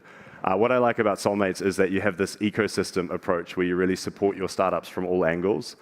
You're a self-professed college dropout with a background in marketing, and I see you've got some really awesome experience from New York City from your past. So good to have an international lens to look through the current region here. Next, I have Jan Honza Staniek. So Honza is the founding partner of Purple Ventures, which is a family office behaving like a VC fund, really, a private VC fund. And Purple is doing kind of purpose-driven early-stage investment. What I like about Purple is that you are not really bound by any rules, being a family office, so you can kind of do what you like, which is fantastic. And you said something in your LinkedIn profile about not needing permission or freedom to operate. And for me, that kind of defines how Purple operates. So fantastic to have you here. And I don't know if anyone follows Honza, but he is Electro Dad, which is his initiative to inspire 1 million people to get to convert to what I understand the holy trinity of heat pumps, electric vehicles, and photovoltaic. And I followed you, Honza, and you just installed 60 kilowatt peak capacity hours further onto your house, right? So you're running a power plant now. 20 kilowatt peaks and 60 kilowatt hours of okay. Of the. So you've got one of the most powered homes. Batteries which were recycled from an EV. Yeah, wow. Next is Marian Gazdik. So Marian is the founding partner of GeForce, and GeForce is a pre-seed and seed VC investing into climate tech and reducing greenhouse gas emissions. You're operating out of London, but I understand you have quite a global remit of your fund, so also very interesting to bring the global aspect. Sorry? Out of London and Bratislava. Yeah, exactly, Bratislava. And then finally, Terezia Yatsova. So Terezia is the investment manager at CB Esprit, formerly of Nulogy Ventures, and proclaimed one-quarter mother or co-founder of Loomis Investment Collective, which is an investment collective bringing together female investors to educate them, to unite them, and actually more recently to syndicate, right, to start to make investments. To actually invest, yeah. Yeah. And you also have a really interesting international background. I saw that you were studying in Africa, America, that you were in The Hague. So, yeah. Really impressive international lens here. And I would like to look at that, like to be able to contrast the international experience that we have with what's happening in the region and where we see that it might still have room to be developed. So maybe first question, and I'll just start indiscriminately from Václav, is do you really think that the market is underdeveloped? And if so, what is holding it back? Yeah, I think we certainly have it underdeveloped. The numbers speak for it. Like for example, when we look at like health tech, med tech, the median investment is about $500,000 in the CEE region going into this, which compared to Britain or France, that are the median is between 8 to 12 million euros, is like significantly lower. We're just like very, very slow here, and that's just Europe. That's like nothing compared to the States, right? There is a joke going around that Americans will sell it, Chinese will copy it, and we will regulate it. And I think that's one of the key issues, that it's like slowing us down. And there's a lot of innovations, but if we look outside, the median investment is definitely lower than even in DACH region or France. Okay. And maybe Terezia, over to you, because you have a background in doing healthcare investments, right?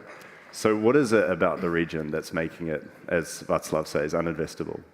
Maybe a little bit of background. I actually started my professional career more than 10 years ago in Amsterdam in a company called Sustainalytics, which is a company that provides ESG rating and advice to investors to invest in sustainable companies. And well, it was more than 10 years ago, so I would say before it was cool, I came across to, well, actually implementing ESG criteria into investment decisions of huge mutual funds, pension funds in the US and Nordics. And that's when I first came across, and that's where I fell in love with this concept and understood the importance. And yeah, here we are sitting like 10 years later, and well, most of the funds here, you know, and investment targets emerged like in the past couple of years. So I think that says like how behind we are when it comes to these investment trends. And that, of course, comes hand in hand with the fact that, you know, the companies are implementing, you know, sustainability strategies later. Specifically in the health tech sector, and I'm health tech and biotech as well. That's difficult because that, of course, has a lot to do with the, you know, the scientific infrastructure we have here, with the research and development that is heavily underfunded, of course, from the perspective of state and universities. So I think that's, I mean, it's connected, but it's, you know, it's somewhere way behind that I think we should talk about today.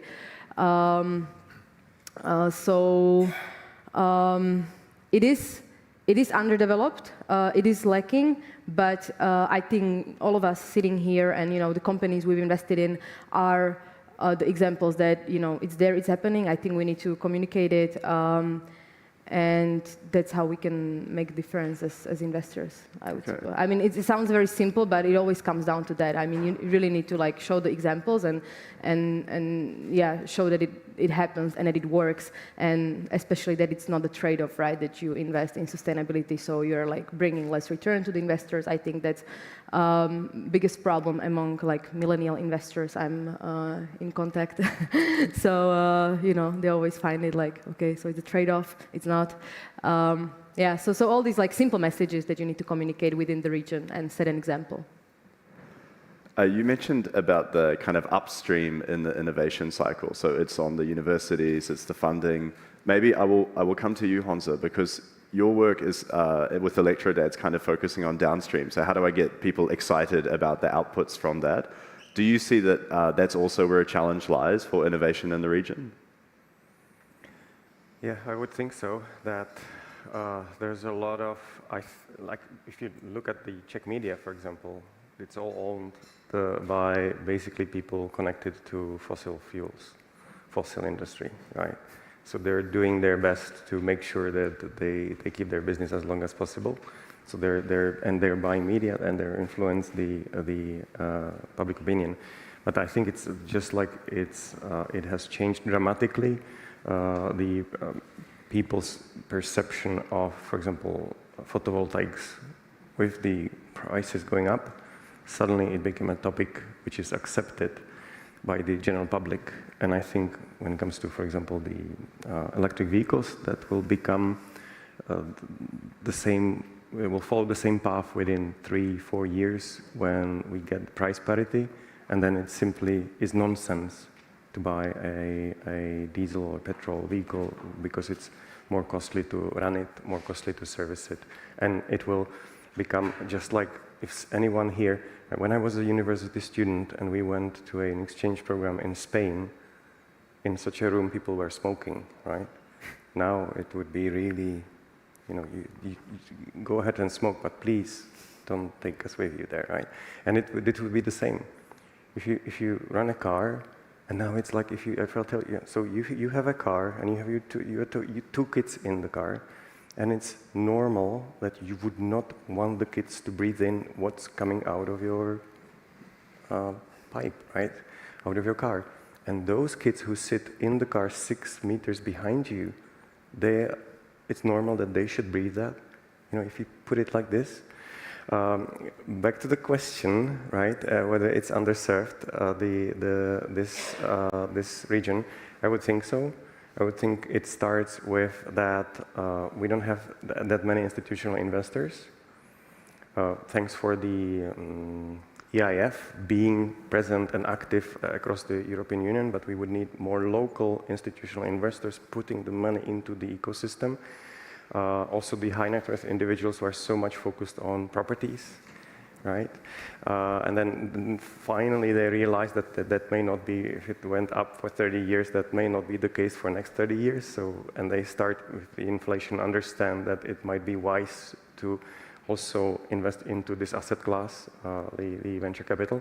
And also we do have space to be more mature as the VC industry, the way how we behave and how we support the portfolio companies. Yeah. Really interesting point there that I can attest to firsthand about the lack of institutional capital. So we as a fund have just gone through the fundraising process of our new fund and can really say that it's not quite there yet as it is as a benefit to a lot of regions outside of here.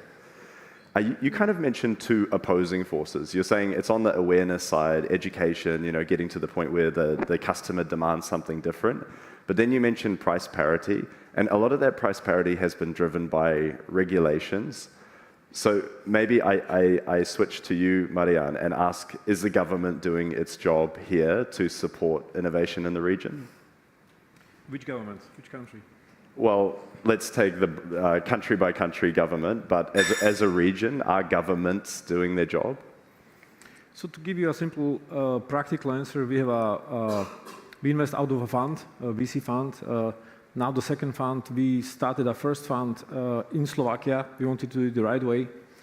There's a VAT on fund management in Slovakia, which is totally crazy.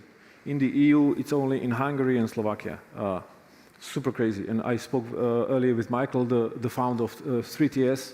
He mentioned it was at the beginning here as well. So it's not a innovation encouraging behavior. And there's plenty of other examples. We were the first EU VECA fund in the region of Central Eastern Europe. Took us a long time, but our second fund is based in Luxembourg because it's just easier. So that's the short answer to your question. How much should the government do? Not much, but they should not do things which discourage innovation. We are slightly different in terms of how we do things because I'm not too worried about the region because if you look at the VC industry, the top 3% of all VC funds collect more than 60% of all the proceeds of the entire industry. And becoming a top VC fund in Central Europe does not mean much because we want to be providing really tremendous value to our portfolio companies. So what we do is we don't invest in the region, we invest globally. And if any company happens to be great out of the region, it's great. But because we're focusing not only on sustainability, but a very small part of that called climate technology, which means anything which is scalable and has a direct impact on lowering of greenhouse gases, we invest in those companies, and the benefit we can bring to the region is once we invest in those companies, we bring those technologies into the region. That's how we see the benefits of that. And the climate is a bit strange in the sense that if we burn down a lot of forests in Brazil, we feel it also here in Czech Republic, in Slovakia. The CO2 level in the air, if we take it out, it equalizes with oceans. So we can take it out of the air or out of the oceans. The globe is so much connected in climate that you can do great work out of anywhere. But the bottom line is that there are no shortcuts in climate technology fighting because climate technology companies require a very deep level of understanding and very deep technologies. So the chances are the best companies are born out of great knowledge hubs. So out of our 8 companies in our Fund 1 pilot, 4 are coming out of the Cambridge-Oxford ecosystem because the top in this space is out of there. So if we focus on supporting this innovation, starting with universities, it's a great thing to start. Okay. Okay. Maybe to add on what Marian said, I think, well, you're working with global founders. I'm more with the founders in CEE. In CBS Prefund, we are specifically investing only in companies from Slovakia with social impact. And for example, there I see a huge role of investor educating the founder as well, because a lot of these founders that are, you know, building businesses with social impact, you even have to like switch their thinking in a way that you have to show them that, you know, having social impact also means, you know, being sustainable, being profitable, you know, delivering the ROI, because I think a lot of the mentality in the region is that, you know, I'm doing something with social impact, so, you know, I'm living off the grants, and here and there, you know, I make, you know, like things with profit. This happens a lot in Slovakia, like when we travel throughout the region and really like find, you know, entrepreneurs and companies. So I think there has to be as well a huge switch in the minds of entrepreneurs and founders of a very small company, starting companies I'm talking about, really show them that, you know, grants are amazing, but you really have to, like, you know, make a business with it, even though you're like, you know, doing social impact. It's not a trade-off. Okay. So in the last 10 minutes, we've called out the media, governments, universities, the founders themselves. So now to point the finger at ourselves. What's our role? Like, what do we need to do better as investors to support the ecosystem? How can we make change from inside it? Maybe back to you, Václav. I would say it's two-folded. First, I think as investors, we have the ability to, and saying like how the world will look like, right? We have the ability to say if we want to invest in plastic, if we want to invest in companies fueled by fossil fuels, or if we look for alternatives, which we desperately need because the time is running out. And oftentimes it's very common saying in the business circles that it's not the politicians driving the change, it's the entrepreneurs who will solve the problems. And we've already had enough, you know, regular software apps. We need things that are actually making a change. So I think just the ability or just the fact that we can choose between different companies in what we invest is what we can do for the better. But also it's the support. So I think our job is to really speed it up and help the founders get it to market faster, scale it faster, and show them the tools they can use to be on their way to success quicker, because the speed is really like what is necessary, and it's not just the money that will help them get there. Yeah. Does anyone want to add to that? I would also think that it's our role is to, like here, because the industry is starting to mature in the VC industry, let's not reinvent the wheel. Like VC is here for whatever, 50, 70, 100 years. Let's here, also in Central and Eastern Europe, use the plain vanilla principles how this industry operates. Because oftentimes we see investors who are coming from the private equity perspective, and they're twisting, you know, how the shareholder agreements are done, etc., and it's hurting the startups in the long term, right? So one is, let's be fair, it should be future-proof. Our role is to do, I think, to support the early stage startups, and be fair, be supportive, be hands-on, and open them the door for the Western investors. And it needs to be clear, cap tables, clear, relatively little, you know, equity in the startups, etc. You know, and you know, of course, you know, being ready to support them on their journey, because we are there together with them, right? So be wise and be supportive. And how do we educate the VCs, or how do we get the VCs to act more like VCs and less like, you know, Wild West investors? What we see in our, you know, in our world is that we are like super cooperative. The industry is surprisingly cooperative, and usually whenever there's a round, there's more investors participating on the round. And you can tell after years who are the partners who you really love to invest with. And then you are basically promoting those good behaving VCs to the founders, and they're doing the same. You know, that you can tell after years who's the partner to who's doing a great job. Okay, so it's self-regulation. That's interesting. Marian, I think you wanted to say something earlier. Yeah, I want to turn up the volume on the speed, because in climate, climate change is happening, and if we don't act fast enough, many of these changes become irreversible. That's irreversible. We can't go back. And so time is of the essence. This is our planet, and it's especially for the children, this is a big deal. So if we don't act fast enough, it's going to be not a very positive thing. So the way we are designed and how we're trying to set up ourselves for this kind of challenges is we adjusted our model in a way that we don't just invest in companies, but we have three key pillars how we help. We invest cash into the companies, and then the second part is we teamed up with an organization called Founders Factory out of London. They invested in about 320 companies. They have 70 experts on all aspects of startup building.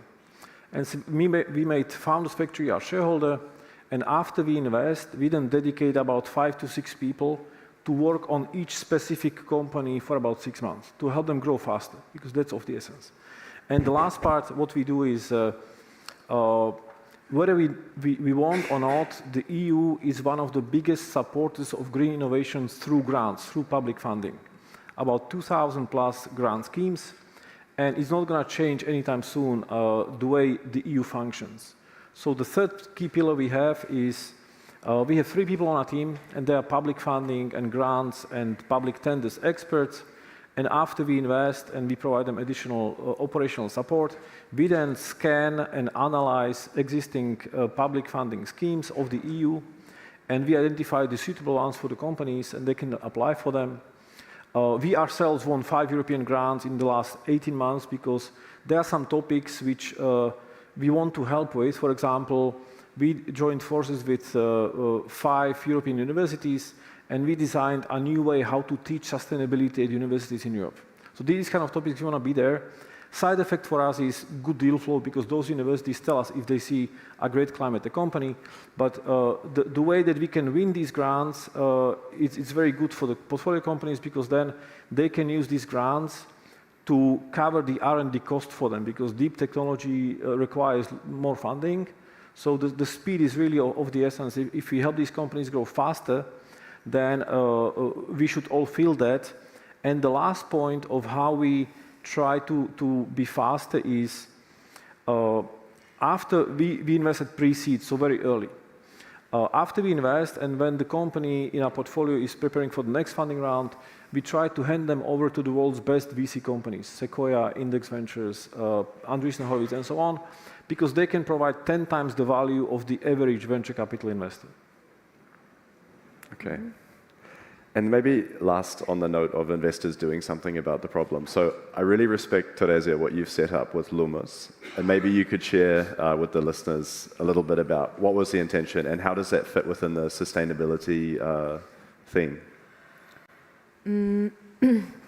Yeah, I think it comes down to what me as an investor can do, to shape this market and to help this market. In this case, I really believe in the top-down approach. So me as an investor, I can impact the founders I'm investing in. Those founders can impact, people at the universities, how people decide what, job they're going to take, what company they're going to build, So I really believe that us as investors have the responsibility, and I take that responsibility and try to, shape the market through my investment strategy and through things I do. Gender inequality in the investment world is huge. I mean, the market is, dominated by men, which most definitely does influence also the investment decisions that are being taken. So, as an investment professional, what I could do is, to take along women that I knew want to invest, want to learn, and have the money to put into entrepreneurs. And that's why we started Lumos Investment Collective which is an investment club for women. We don't exclude men, just a disclaimer, but we are not targeting men. So men are part of our syndicates, but we aim for majority of women in these syndicates. And it is true that the preference of our women investors is on education technology and health technologies. That's mostly the sector preference from our women investors. That is, yeah, it is really clear, and they stated clear. So in their eyes, they really want to invest in education and technology because they feel like these are the fields where that they want to impact, they want to invest, and like help the companies to grow because it affects their health and their children and our future.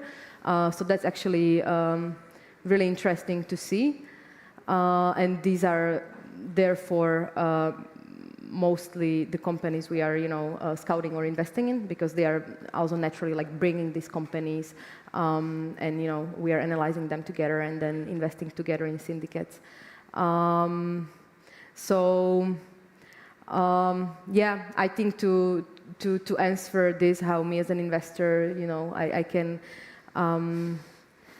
I can set an example is by having my own personal strategy, showing the examples, implementing, for me, it's implementing ESG criteria, maybe not necessarily in the investment decisions, it's not always possible with such an early stage companies, but then later on to help these companies, the portfolio companies, to work towards them, because we are really talking about like early stage startups, which is, I mean, a lot of things are happening in these startups. Well, you guys probably know that as well, how it is when investing in startups. So yeah, we are the ones that can affect the market and help the market greatly as investors. We have the power, I think. Yeah. So yeah, one interesting thing you said there is like getting more women in the driver's seat means that you can implement a kind of more gender neutral investing strategy. And I guess that's one of the barriers that we see in portfolio companies, but especially in sustainability, there's a number of barriers, and I wonder, coming to like structure of whether VC funds are really set up to overcome those barriers. So for example, a lot of sustainability companies are research and R&D intensive. A lot of the change that's needed to be made, especially in climate, requires science, and VCs are notoriously bad at interrogating and DDing science. They also take a little bit longer to get off the ground, and often their J-curve can happen quite late. And I mean, these are just some of the challenges I can think of off the top of my head, but the question would be, like, are we set up to really invest in sustainability with our typical 10-year, 220 VC funds? If anyone would like to answer. Honza, you were nodding, so I'll start with you. Well, our approach is that, one, that we have the freedom that we're not limited by the 10-year period. Second is that we do support this type of projects where we don't we come very early with a relatively small ticket compared to the fund size. So we like diverse the risk. And yes, there's a big also component of grants, right? That non-equity funding for these type of startups. Yeah, yeah. And what about capital insensitivity? That's a problem that often comes up, that we see projects that are too capital intensive too early, and our fund is not really, as a micro fund, equipped to deal with them. Is this something that's common to other investors? Maybe Václav, you can comment. I think it also depends on like if they are approaching the right type of investor, right? So if they need 5 million euros to get it off the ground, then probably doesn't make sense to approach, for example, Purple Ventures, right? Or us. So it really matters who's their investor. I think VCs have, like you said, it's difficult for them because they're always looking at when will be the exit period, who's the exit partner, what is the potential revenue I can sell this for, and how much I can multiply the ticket, right? So they need to also be sustainable in terms of, can I economically survive functioning the fund? So if the project is difficult to get off the ground and it's difficult to finance, then it may not be ready for the VC journey yet, right? For example. So that's why I think we need more money in the academia, more money from the government to support the R&D, because a lot of those things are coming from R&D or universities, and I think that's where we are lacking the most here in Europe.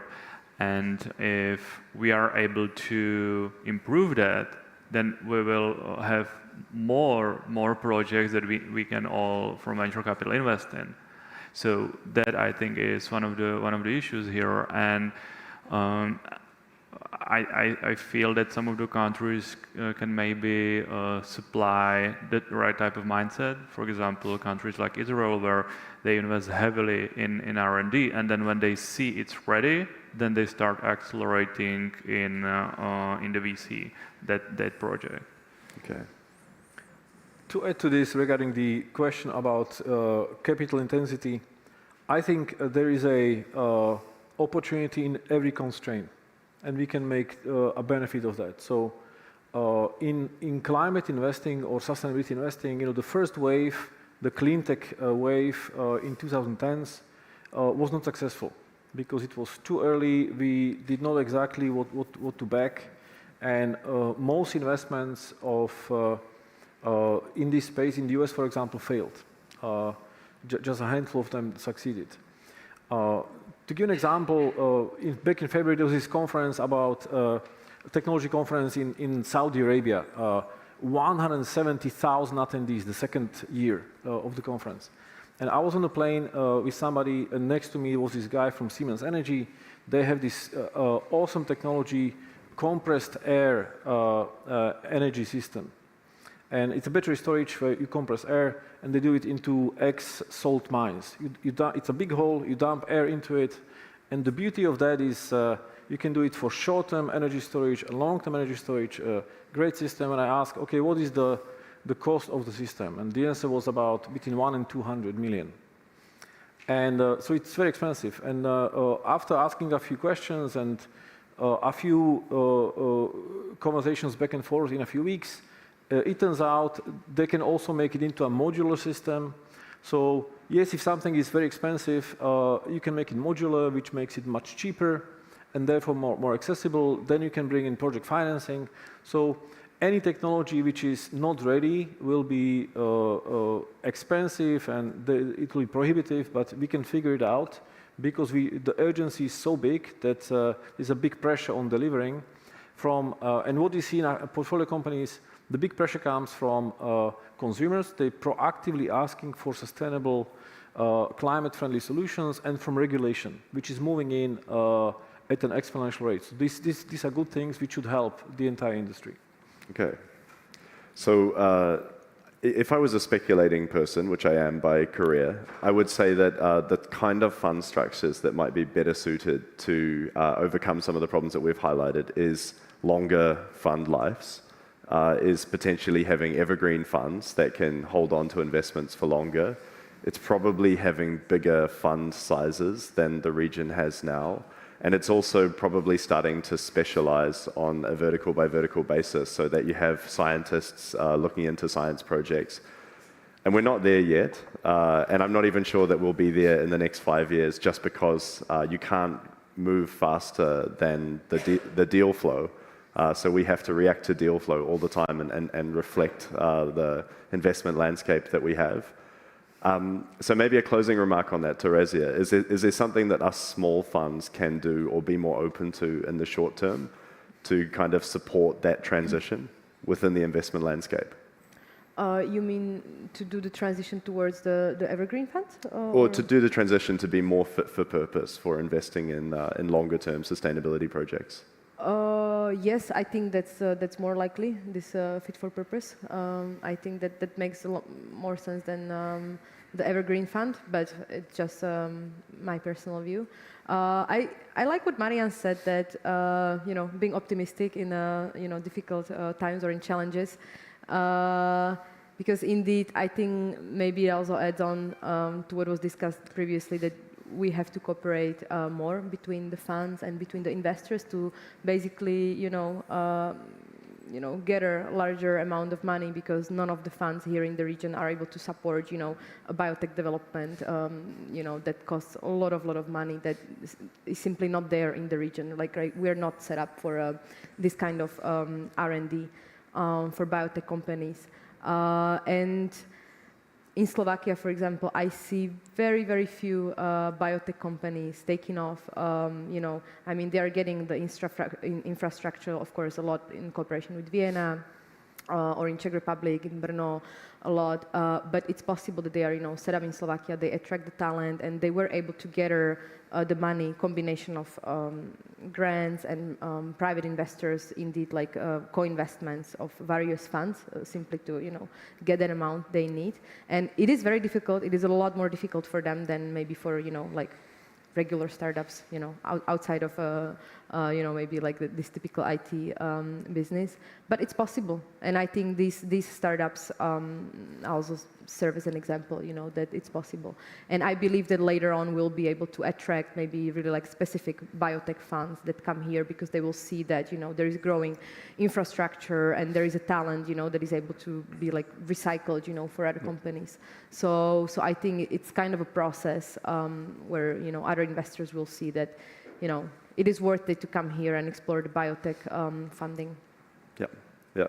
It maybe wouldn't be fair to discuss in a vacuum away from what's happening in the market right now. So if I could, I'm really interested to hear a very short commentary from anyone who would like to about what's going on in the market for sustainability now, because there's probably more dry powder in this region than ever before focused on sustainability investing, and yet it's quite tough. So are we optimistic? Is it a lull? Is it going to recover? Are we heading for slaughters in our Series A, Series B?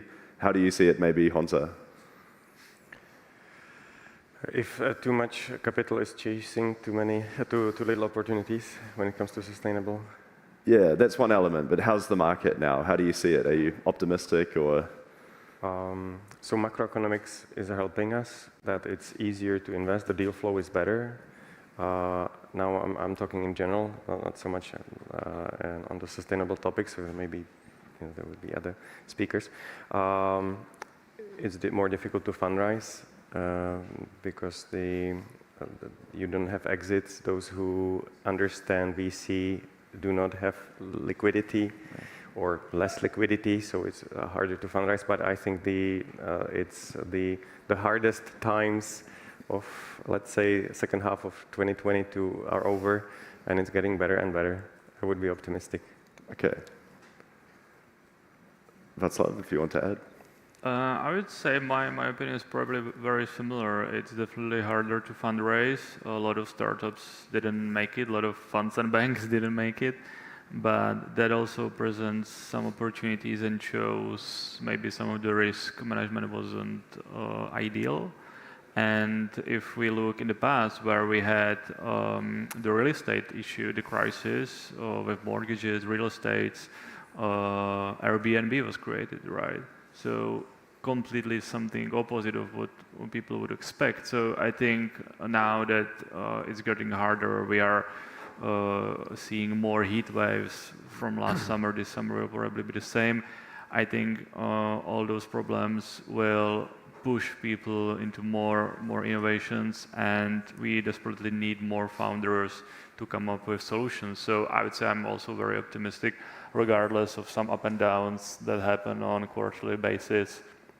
There is no reason to wait, and I feel that it's one of the best times to start a company, and I wouldn't get discouraged by a longer R&D phase, because I feel that these discussions are very similar. We are oftentimes talking like what else we can do to increase the support for founders, what else can be done.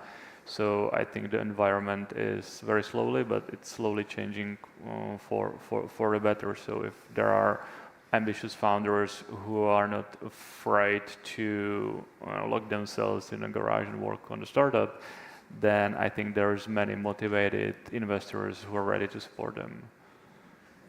Yeah, I mean, it's very true that when you go through a layoff or something, maybe it's a good time to start a company. Although I'm a little bit not maybe as optimistic as you, Honza, around the lagging effect that will happen in VC and the availability of capital over the next maybe couple of years, because our cycles take a lot longer to play out than the general macroeconomic cycle. Maybe because we've got 10 minutes left, so I'd maybe switch to being a bit more optimistic. So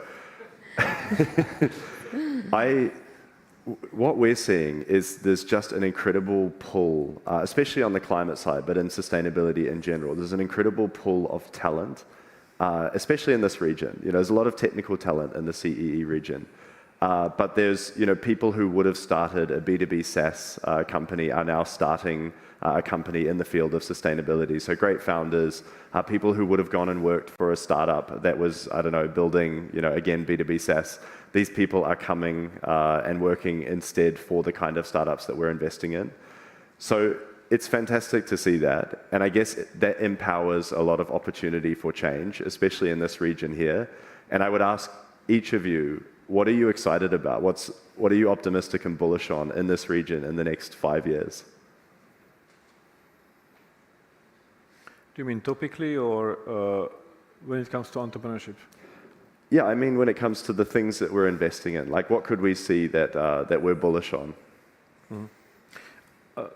I can share with you a few points, but first of all, what should change here in this region especially is the stigma, because if you start a company, it's a great thing, and nobody loses even if the company doesn't work out, because you learn so much.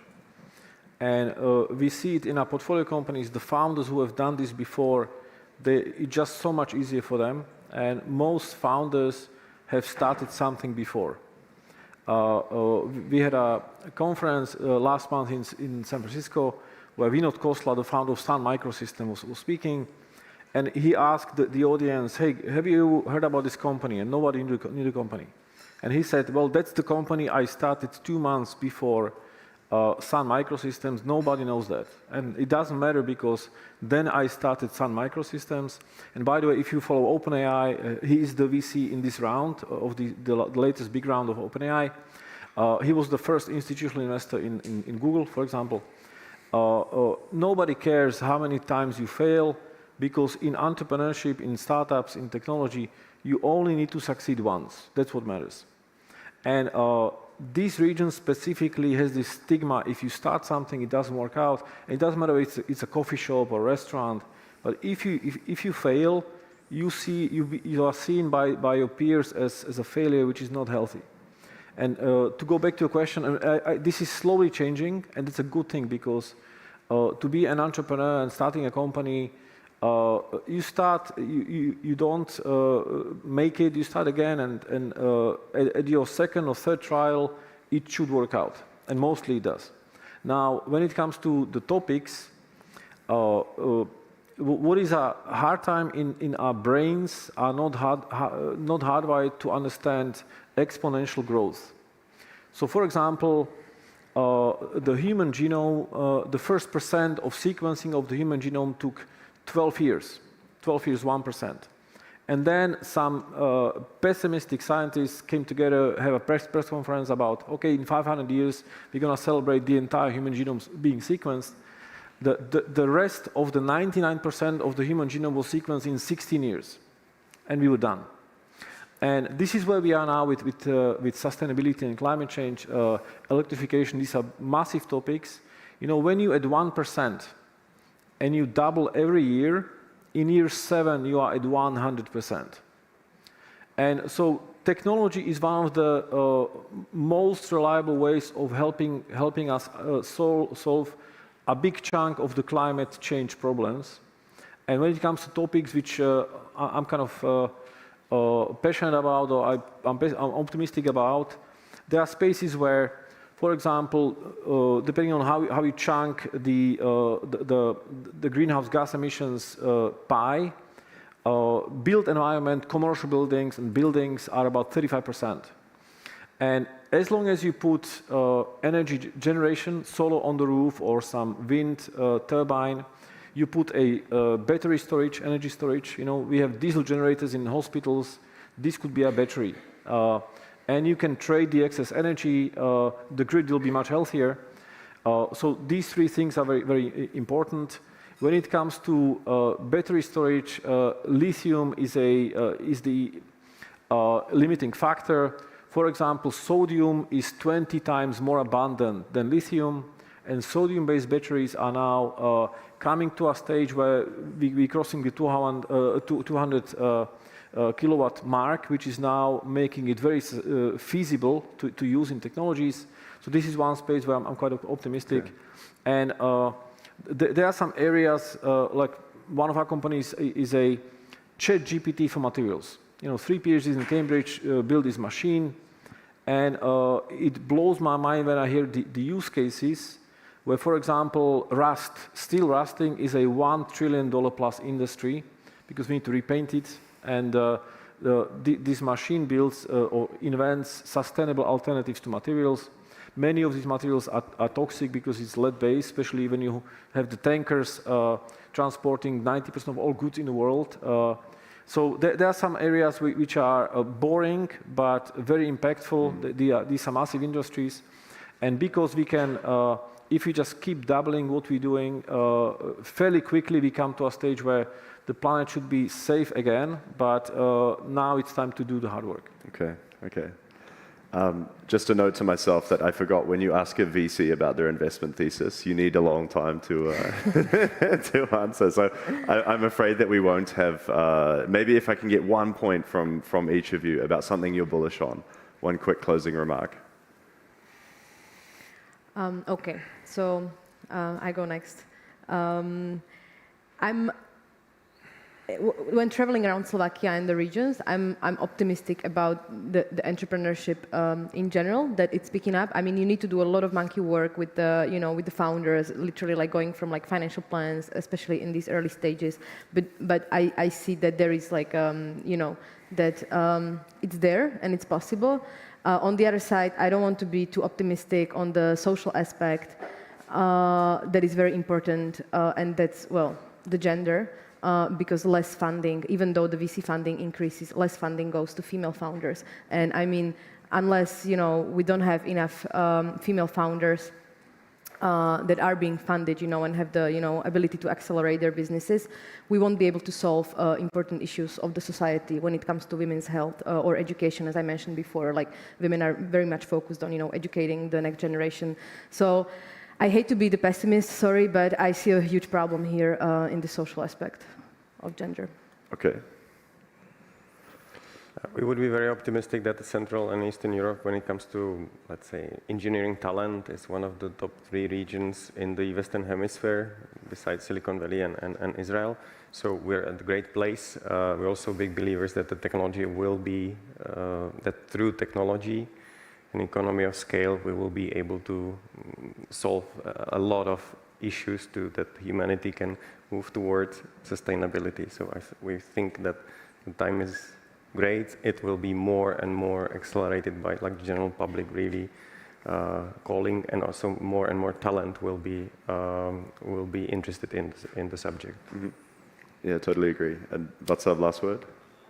Sure. I'm optimistic about the Czech startups going international. I'm optimistic about the cooperation between venture funds. That was already said, because we are not in the information age anymore, especially with ChatGPT. We are in the age of partnerships, and only partnerships will allow us to grow quicker. So I think it's important, and I'm also very optimistic that investors are realizing that venture capital is still the best performing asset in the world, and that they can choose where they put the money. It can be coal mining, plastic, or it can be sustainable investing, which is equally and based on the data, if not more, interesting even in the profit scale as well. Brilliant. Yeah, I totally share that optimistic view that this is the region to be in for great innovation in the next 5 years. So that's a wrap for us. Thank you very much for listening in. Thank you for the panelists for sharing their views. I know a lot of the audience here are change makers within sustainable finance, not just in the region, but also outside of the region, and you're covering kind of all of the actors. So I hope this has been insightful for you to see the VC, the regional VC view, and how we might work together and fit together to all bring innovation to the forefront in the region. So thank you, and enjoy the rest of your afternoon. Thank you. Thanks, guys.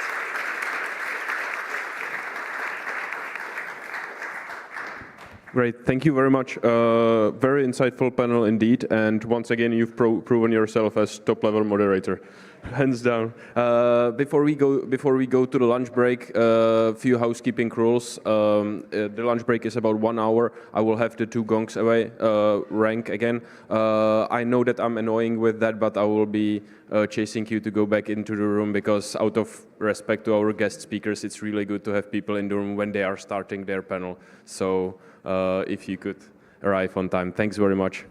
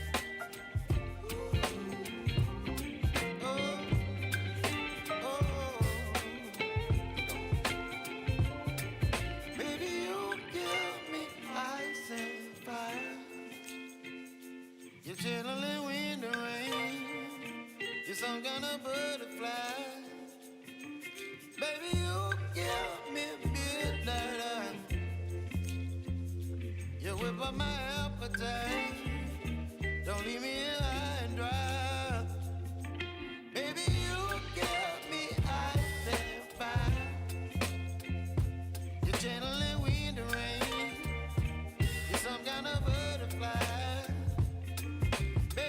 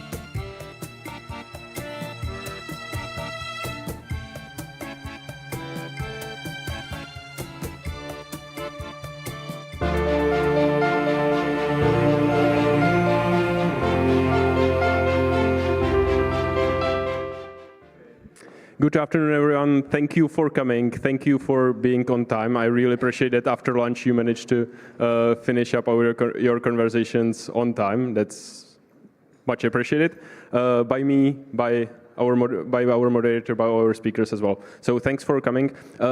We will continue in looking at investment and sustainability in investing from a slightly different angle that we used previously. We were looking at venture capital companies. Now we are looking at more big picture investing. And we will be looking how the investing industry is changing, how it's incorporating sustainability, and how to navigate and lead in this changing and complicated landscape. I will leave further introduction to our host, Andrew Vrobel from Emerging Europe, CEE and founding partner. So if you please join me, and other speakers, if you want to join as well, please feel free to do so. Floor is yours.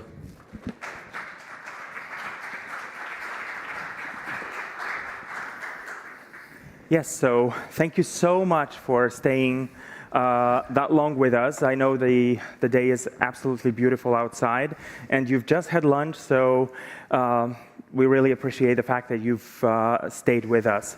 So without further ado, I would like to introduce the panelists. We have a bit of a crowd here, but I think that we are going to do great with the topic. So I will start with Alexandra, who's sitting just right next to me. Hello, everyone. It's a great pleasure to be here today.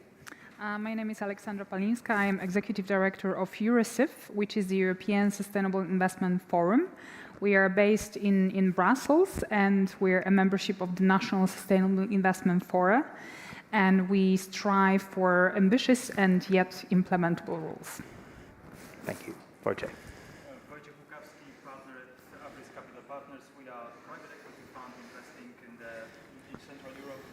Looking for majority stakes in growth companies, good businesses, in investing 30 to 80 million euros in each transaction. Elodie. Hi, I'm Elodie Donjon, working at the European Investment Fund. I've been working there for 18 years and actually doing fund investment for 12. I initially started with the private equity team and 6 years ago joined the VC team. EIF has a very broad investment strategy targeting to support European funds, whether it's private equity, mezzanine, or VC. And as some of you may know, for the past 3 years, we've been looking at sustainability and climate a lot more as we are part of the EIB group.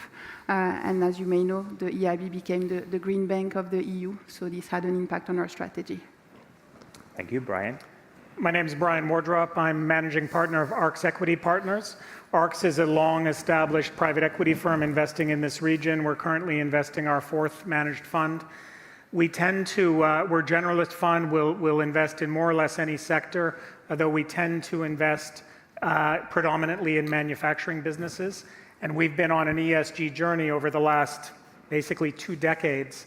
And we feel that as we look forward, that our role as an investor in small to mid-sized manufacturing businesses in particular can be highly relevant in terms of positive ESG impact.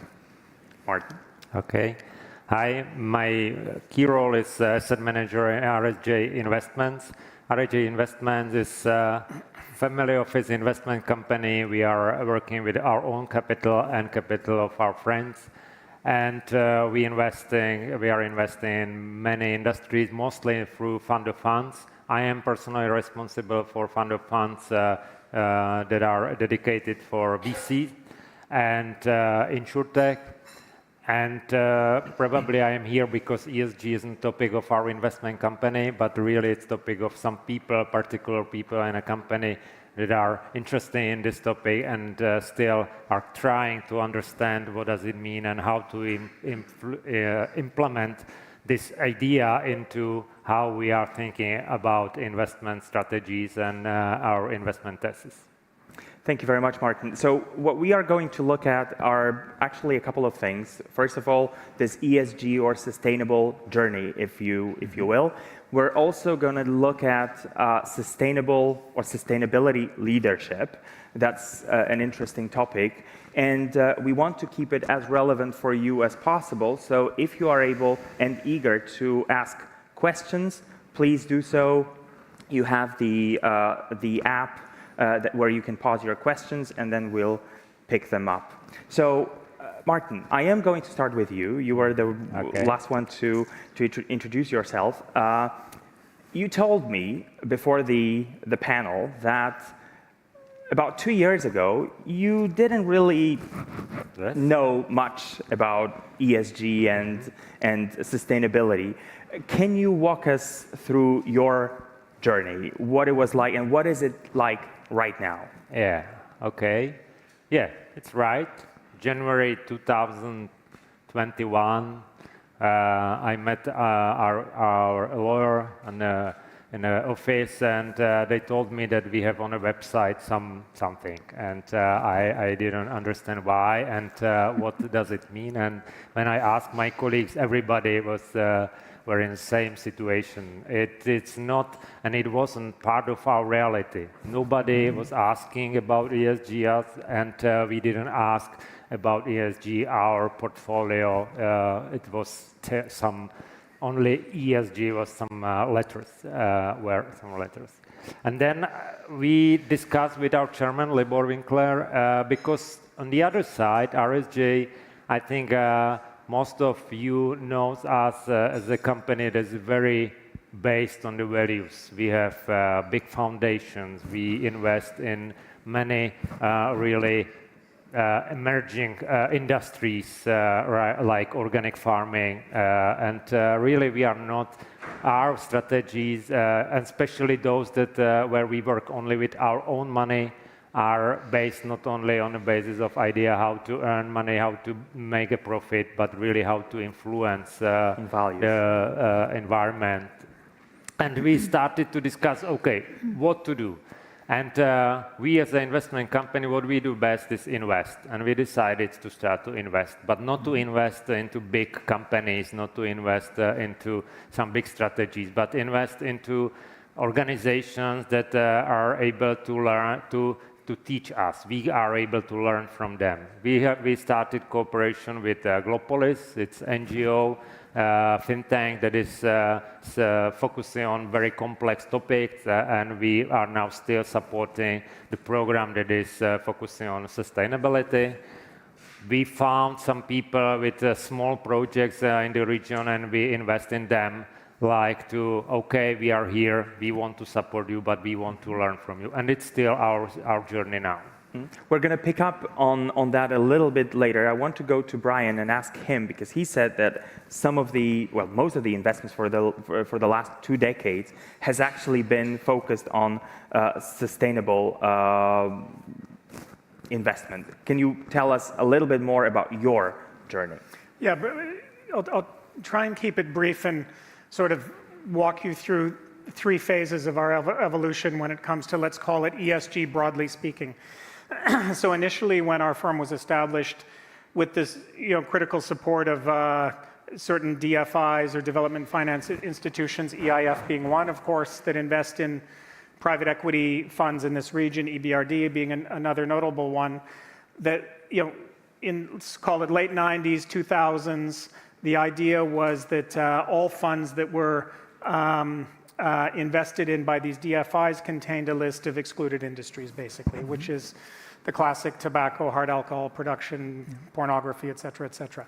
And then I think what's happened generally in the industry, in the private equity industry in this region, not only in our firm, is, again, I'm speaking quite generally, but I think almost every fund has some capital either from EIF or EBRD or both. And I think the catalytic role of these investors in the early days was very important and vital to cause fund managers like us to start thinking about the general theme or the general concept of what I would define as just responsible investing. And then over the years, it became just, I think, probably in Abris, also just part of our DNA. It's just what can we do to positively impact our companies, our portfolio companies, the environment, et cetera. And then only more recently have we started to understand what ESG really is in terms of a risk management tool and a source for potential competitive advantage or competitive differentiation on the investment side. So as an example, and I'm happy to talk about it in a little more detail, but in our new fund, our next fund, we will be implementing, we'll sort of put our money where our mouth is, and we'll be implementing a mechanism whereby a portion of our remuneration as fund managers, which is carried interest, will be subject to or at risk, subject to hitting certain GHG emissions targets in the portfolio. I won't get into all the mechanics, because it's our belief that we really, in order to really drive change into these companies, we really need to create the right alignment in financial incentives. That's point number one. Point number two, we truly believe at ARX that a higher quality company, a higher quality portfolio company at exit is a company that is top tier in terms of ESG. And there will be more buyers willing to pay more money ultimately for our businesses if these companies are sound from an ESG perspective. So we don't see a misalignment of interest financially versus these ESG targets. Caveat, not all of our investors see it the same way. So I'm happy to talk in a little later on the panel about that, because it's still selling this idea and this narrative to investors in private equity funds, other than EIF and EBRD and a few others, is sometimes challenging. Thank you very much.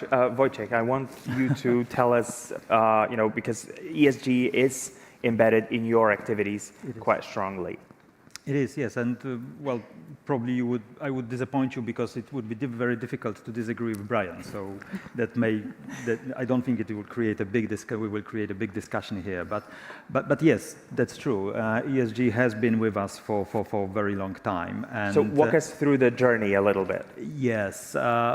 Well, it all started, I think, obviously the very first fund was 2007, and our journey was slightly different than Brian's and ARX's, because we did not have any DFIs amongst our investor base. So we really found ourselves in a situation where we not only had to sort of deliver the message to our portfolio companies, but also the other way around, yes, to introduce that to some of our investors at least, and make them believe that this is really the way to go. And today I think this is, well, the starting point, coming back to your question maybe, the starting point really was to make absolutely sure that we, that basically we put the ESG principles into our, Abris sort of way of conduct. Yes. But can you tell us how, where it came from? Because, in 2007, nobody was thinking about ESG. But I think in a way, maybe it started with G, yes, but the way I think about it today, and has been really for quite a few years, yes, it is ESG, there's certain terminology, et cetera, et cetera. We all basically live and breathe this language now, but to me, it's just pure logic, yes? You have to, when you are an investor and you are buying a majority stake in a company, then by definition, you have to make your impact and then try to make your impact and try to change this company so that it basically serves the world in a better way. Yes, either you improve the governance, and that was probably the very basic, the very starting point, or you then take next steps and you start to take care about environment, you start to take care about social aspects, and all of that. Having said that, to me it's just pure logic, and it's a natural consequences. And we may, and I'm really glad that we have the terminology, we have all the sort of bells and whistles associated with it, but it was just common sense. Thank you very much, Elodie and Alexandra. How do you see, investors' point of view here? How have they been embracing that concept over the years? Which one? Alexandra, you want to start? Happy to start. So firstly, let me say it this way. if all of the industry was thinking like here our panelists today, I think the world would be such a better place. And probably we would not even need to have conversations like this one. Speaking of leadership in investments, right? I think this is the whole point that, I mean, firstly, there are a couple of aspects and questions like, I think there is still a lot of kind of different ways of defining what constitutes ESG, right? I mean, I think probably if we did some kind of a survey here in the room, probably each of you would actually answer in a different way. And I think what is understood by ESG today is quite different to what it was understood, I don't know, 10 years ago even. But I think, yes, there are also many dimensions. I think there is a kind of a more industry practice and a little bit more also like certain nuances in legislation, right? Whereby actually the move is now more towards sustainability rather than the use of the term ES and G, because, well, ES and G, environmental, social, and governance, right? And what I usually like to refer, I mean, for me, governance, it has been or should have been always there, right? So it's the basis of any sustainable, even purely financial performance. But I think the important point is indeed that I think ESG consideration, especially from the kind of a risk perspective, is a kind of common sense and logic. But I think we need indeed more, I think still not everybody fully understands that it's no longer about doing good, it's actually about integrating sustainability considerations in the regular risk management and the investments. But I think, there has been indeed, quite a lot of kind of change and transformation going on, I think, over the last years.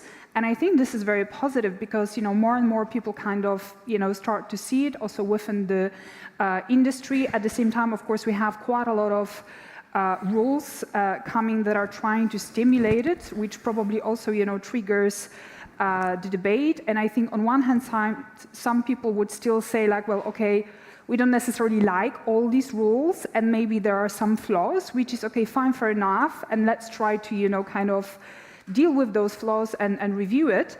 But I think what is positive is that it really stimulated, kind of a very different, I think, investment practice, much more transparency. Through the introduction of SFDR, so the Sustainable Finance Disclosure Regulation, EU Taxonomy, etc. But there is one thing that actually really made me wonder in terms of what actually Brian said. I mean, this is really excellent what you're doing in terms of, setting this kind of like incentives for the portfolio managers and aligning it with some of the kind of here sustainability-related goals, like, lowering GHG emissions. And this is something which is also currently considered at the level of the EU law, actually in the context of Corporate Sustainability Due Diligence Directive, whereby actually the intention is for the largest companies, so companies with more than 500 employees, to actually, for company directors, to align a proportion of directors' variable remuneration, so not entire remuneration, with an achievement of corporate sustainability targets. And in a way, this directive also tries to set it, both those targets and transition plans at a company level, investee company level, but also for directors. But I think here talking actually about portfolio managers, this is also superbly important, right? Because I think at the end of the day, the behavior is not really driven by the regulation. And, regulation often has this kind of a pushback, I would say attitude from people. But I think indeed, incentives are really the most powerful way forward. So really congrats on that. Thank you very much. We're going to talk about incentives as well. I will come back to Wojciech in a second, but I want to Elodie to tell us a little bit about her perspective on the subject. Yeah, sure. So I think at EIF we've been doing ESG in an informal way from the outset. We've always looked at the governance. We've always looked at the HR policies that our fund managers were implementing, who gets what carried, is it fairly allocated depending on the seniority and on the experience. So we've always had some sort of ESG flavor. It's true that now, for the past 4 years, we went a step further, where now we have an ESG questionnaire that each of our fund managers has to fill during the due diligence. They receive a grading between 1 and 4 based on their answers. And so 1 being the top-notch ESG compliant, and then 4 being, a lot of room to improve. I think for now, we are not in the direction where we don't do ESG grade 4 any longer, but I'm not saying that that's not going to change, because I think for me, one thing that ESG has done and what I see on the market is that, we cannot continue doing what we've been doing for decades. Something has to change, and ESG has really put that on the front discussion.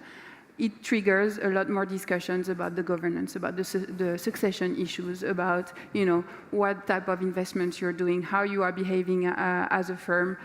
Again, something that we always discuss, but now we know that everybody is discussing it. It's not just EIF having yet another policy that managers have to implement. It's something that is really across the board. Boháček. Yes, referring to what Alexandra said, I think that there is, and I'm really glad that we're sitting here together, because that there is one big difference between, let's say, normal or standard companies and private equity portfolio companies and private equity funds in general. I mean, we have significantly shorter perspective.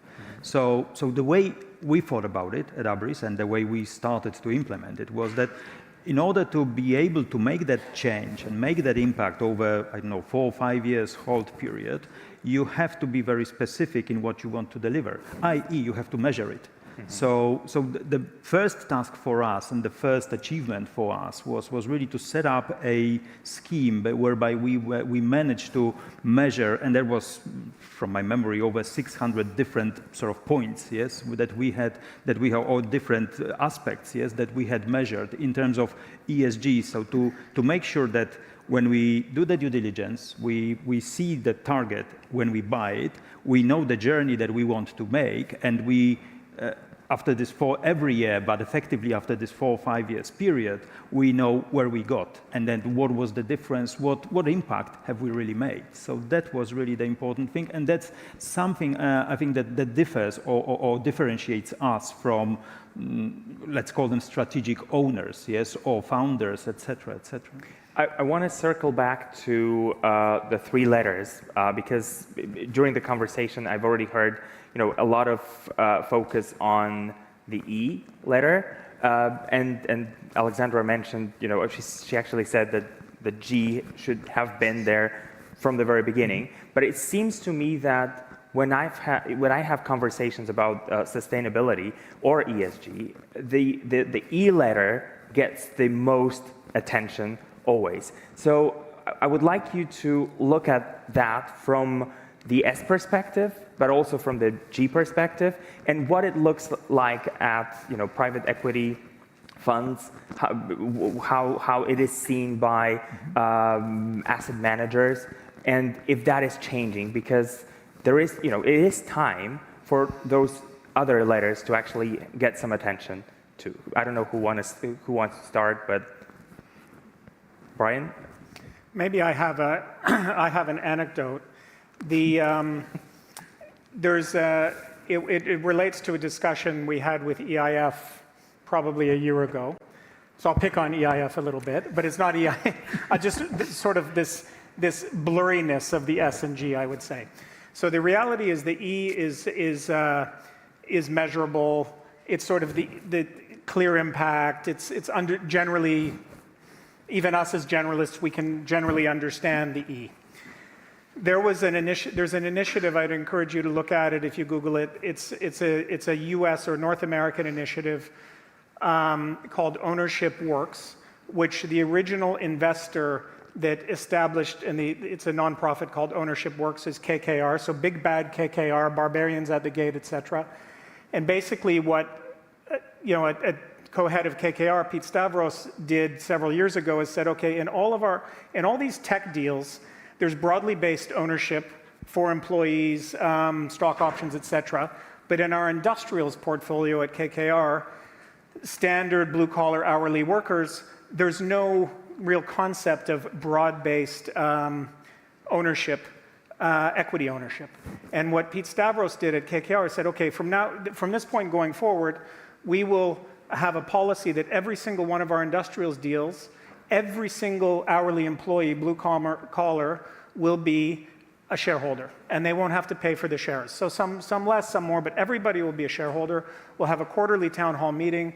There will be a presentation on how value is created, what's the situation in terms of the value creation journey of the company, how if we focus on what is working capital, okay, go get paid sooner, pay your suppliers later, you can all contribute to this, et cetera, et cetera, et cetera.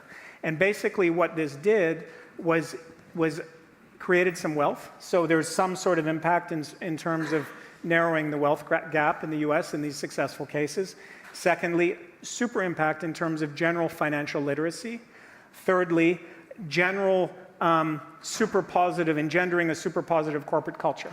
So we had an idea within ARCS, and I think this touches the S and G, income inequality, financial literacy, et cetera. Transparency of results to employees. We spoke to EIF because we were thinking about different ideas in our new fund. What do we really want to do with our new fund to have great impact? One idea was what we will be implementing, which is the emissions carried interest link. We spoke to EIF and they said, cool, like really interesting. I said, okay, we're prepared to do this.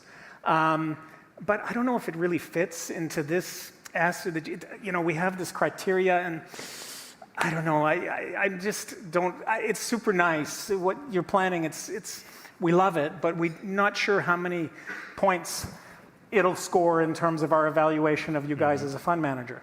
So it's still an open question. We still might do it, but I have to say as a fund manager, it's a little, I would say, blurry in terms of what we can really do in the S&G, which is clearly definable, measurable, understandable in the investor community. That's, my take. But I also have a feeling that sometimes you have to think of the trade-offs because, it's not always either, the E or the S or the G.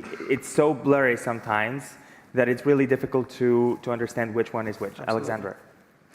This is a very interesting subject, and I've been also personally involved within the dedicated subgroup within the previous platform on sustainable finance, dedicated to actually creating a social taxonomy, which was indeed to complement the environmental sustainable taxonomy of the environmentally sustainable economic activities.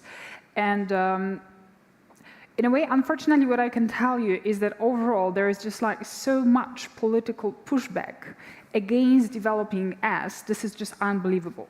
Let's even put, all taxonomy aside, because, for now, there is a report of the platform on sustainable finance. Let's see what the future brings. But, besides the fact that, of course, at the time of creating it, the arms industry, of course, started to lobby heavily everyone, including the European Commission, saying, oh, but we need to be included in the taxonomy of socially sustainable economic activities. Like, come on, man. It's like, talking about nuclear or gas in the context of the environmental taxonomy, right? But, saying like, well, yeah, but okay, we contribute to the peace. Making. I mean, it's just, sometimes it's kind of ridiculous discussions. But now, what is also very sad, and actually, now drawing on what you, Brian, said that it's blurry, and talking about measurability, I would argue maybe it wouldn't be so blurry and you could much more easily measure it if there was actually a better corporate sustainability disclosures on social matters. So, I am also involved within the EFRAG Sustainability Reporting Board that is one of the bodies involved in, now creating European sustainability reporting standards, including on social matters. And what has happened is also kind of a very sad story because, so much work has been put into it by everyone. There are these dedicated different bodies within EFRAG, including all the stakeholders, including businesses. And there was already a public consultation, there was an agreement, there was set one, and now what has happened? Because of certain powerful business lobbies, usually associations, not even the actual businesses that, by the way, have been involved within and are involved within EFRAG Sustainability Reporting Board and agreed on the standards, Now, actually, they started crying, no, no, no, this is too much, too heavy, burden, na-na-na-na-na. And guess what? They lobbied actually for stripping it further down and phasing it in. And guess what? On what? Biodiversity, and social. Look, I get the point that calculating Scope 3 emissions is complicated. Okay, and that on this companies need phasings. I get the point that even though, for instance, biodiversity is very important also for climate, but okay, it's still developing in terms of metrics. But social, and in particular own workforce, well, please, don't tell me that companies don't have information on that, and that it's a rocket science to calculate, especially if you, for instance, one of the indicators they phased in is, for instance, on people with handicaps. I mean, for me, this is just, a kind of a crazy story. And for instance, in discussions with a lot of asset managers, I understand that even in the context of SFDR and the so-called Article 9, so investments, in Article 9 products, so sustainable investments, they say, like, look, for the environmental investments, we have the EU taxonomy, right? And you need to kind of like calculate, well, disclose taxonomy alignment of your fund. Fine. What do we do for social? Because for us, Article 217 still says that it can be also a product that pursues social. And they do say, like, yes, we need metrics, we need standards. But the problem is that, yes, the pushback is there.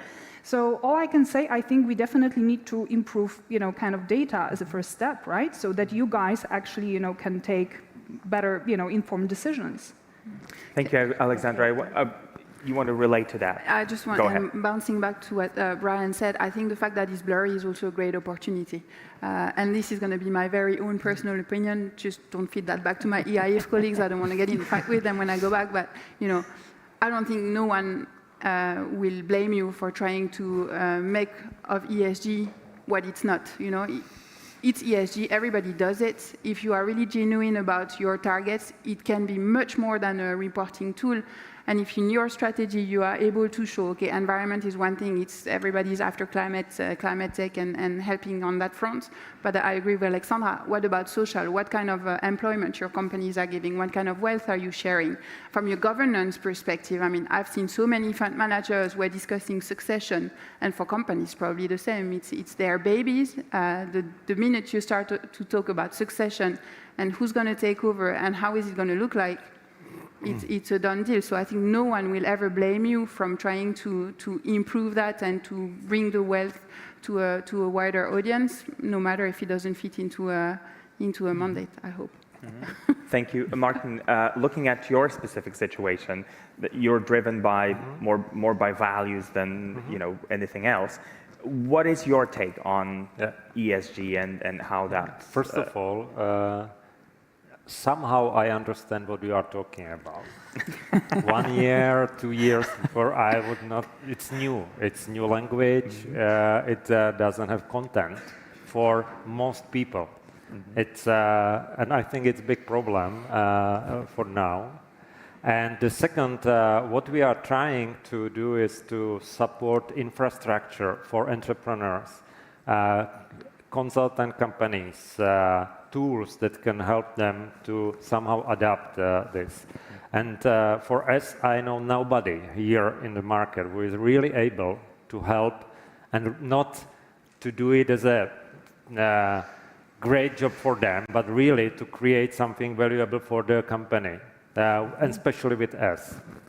And we tried many times this, and it's a really, I think now, problem in where, okay, I am entrepreneur, I want to do this, I need help. Who is able to help me? Who is able to advise me? Who is able to lead me through the first steps? Of course, there are big companies that have, usually companies that previously had a business GDPR, now they have ESG. They are offering, for example, last week somebody offered me ESG certification.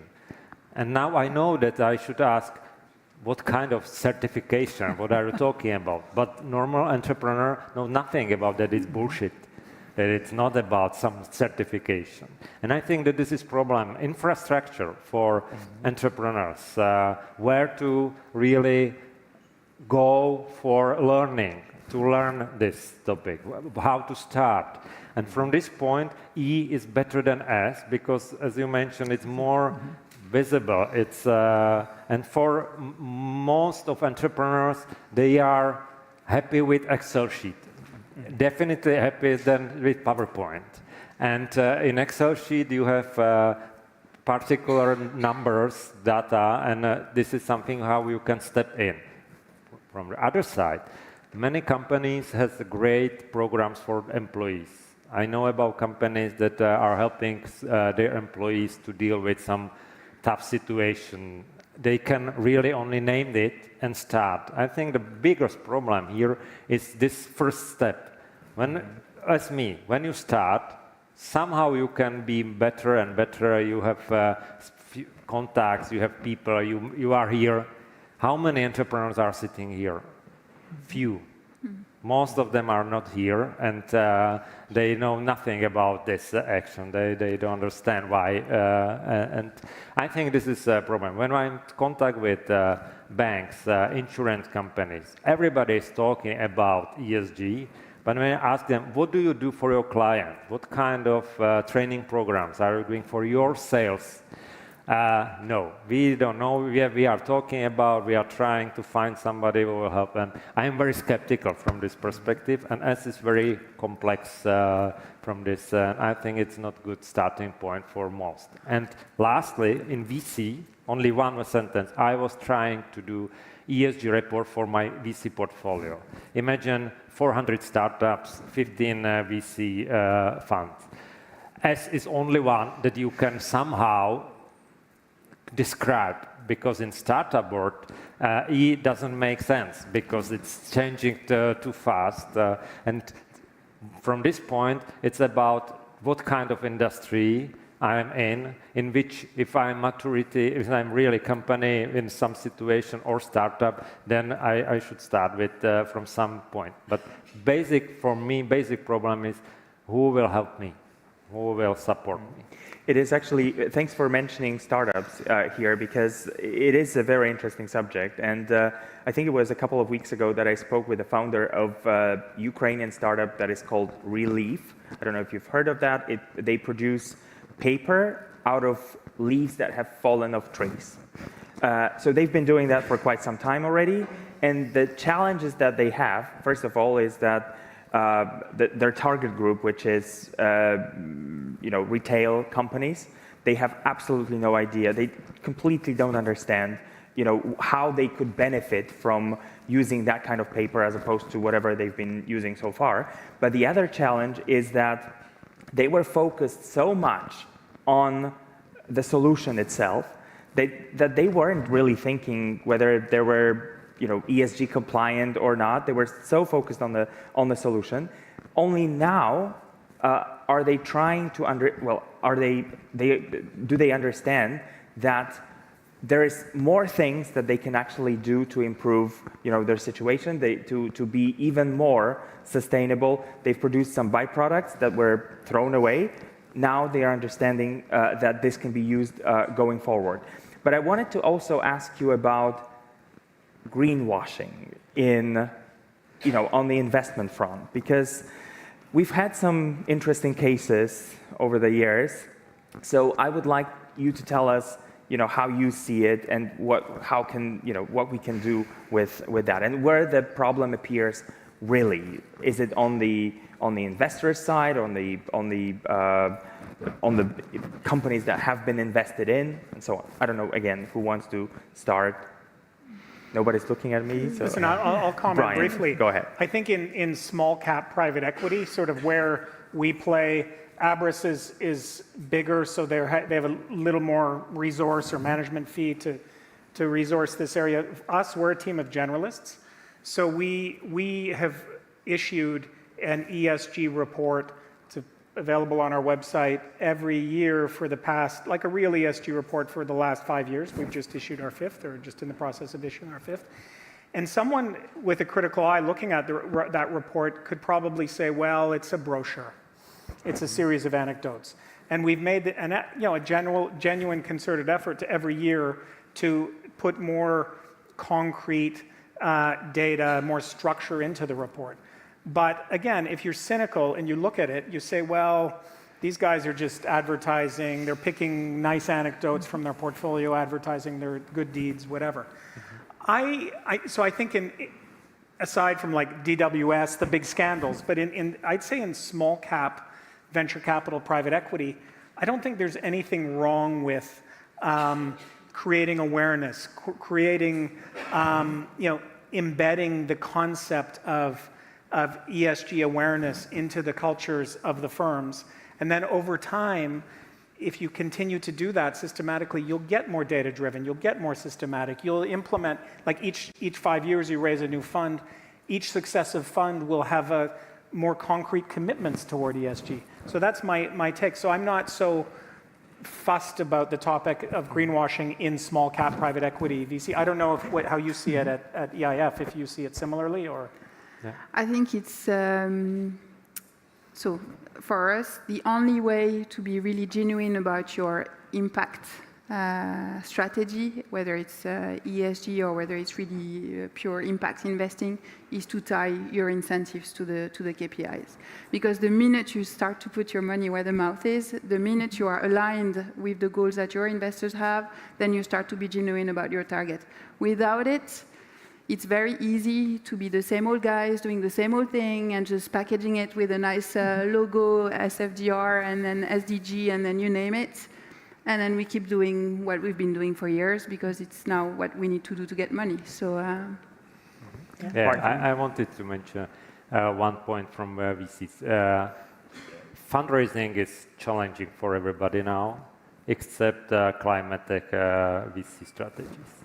And it's a big problem because I see, I have almost every week story. We have now new fund, climate, we have 100 million euros and we are going to the portfolio. And I'm asking, where are founders that are able to really use this capital? And I think that is mostly because of this topic is very marketing driven. And for big corporations, investors, investment companies, it's good marketing. We are investing into climate tech fund. But finally, what I see in my field, that really founders for climate tech or some sustainability, usually they are not. They are different than tech founders. They wasn't born. They are from non-profit industry. Usually they studied and worked for some non-profit organization, and now they are starting to build some companies. But it's a very different story than when you are at some tech programmer and you have your startup.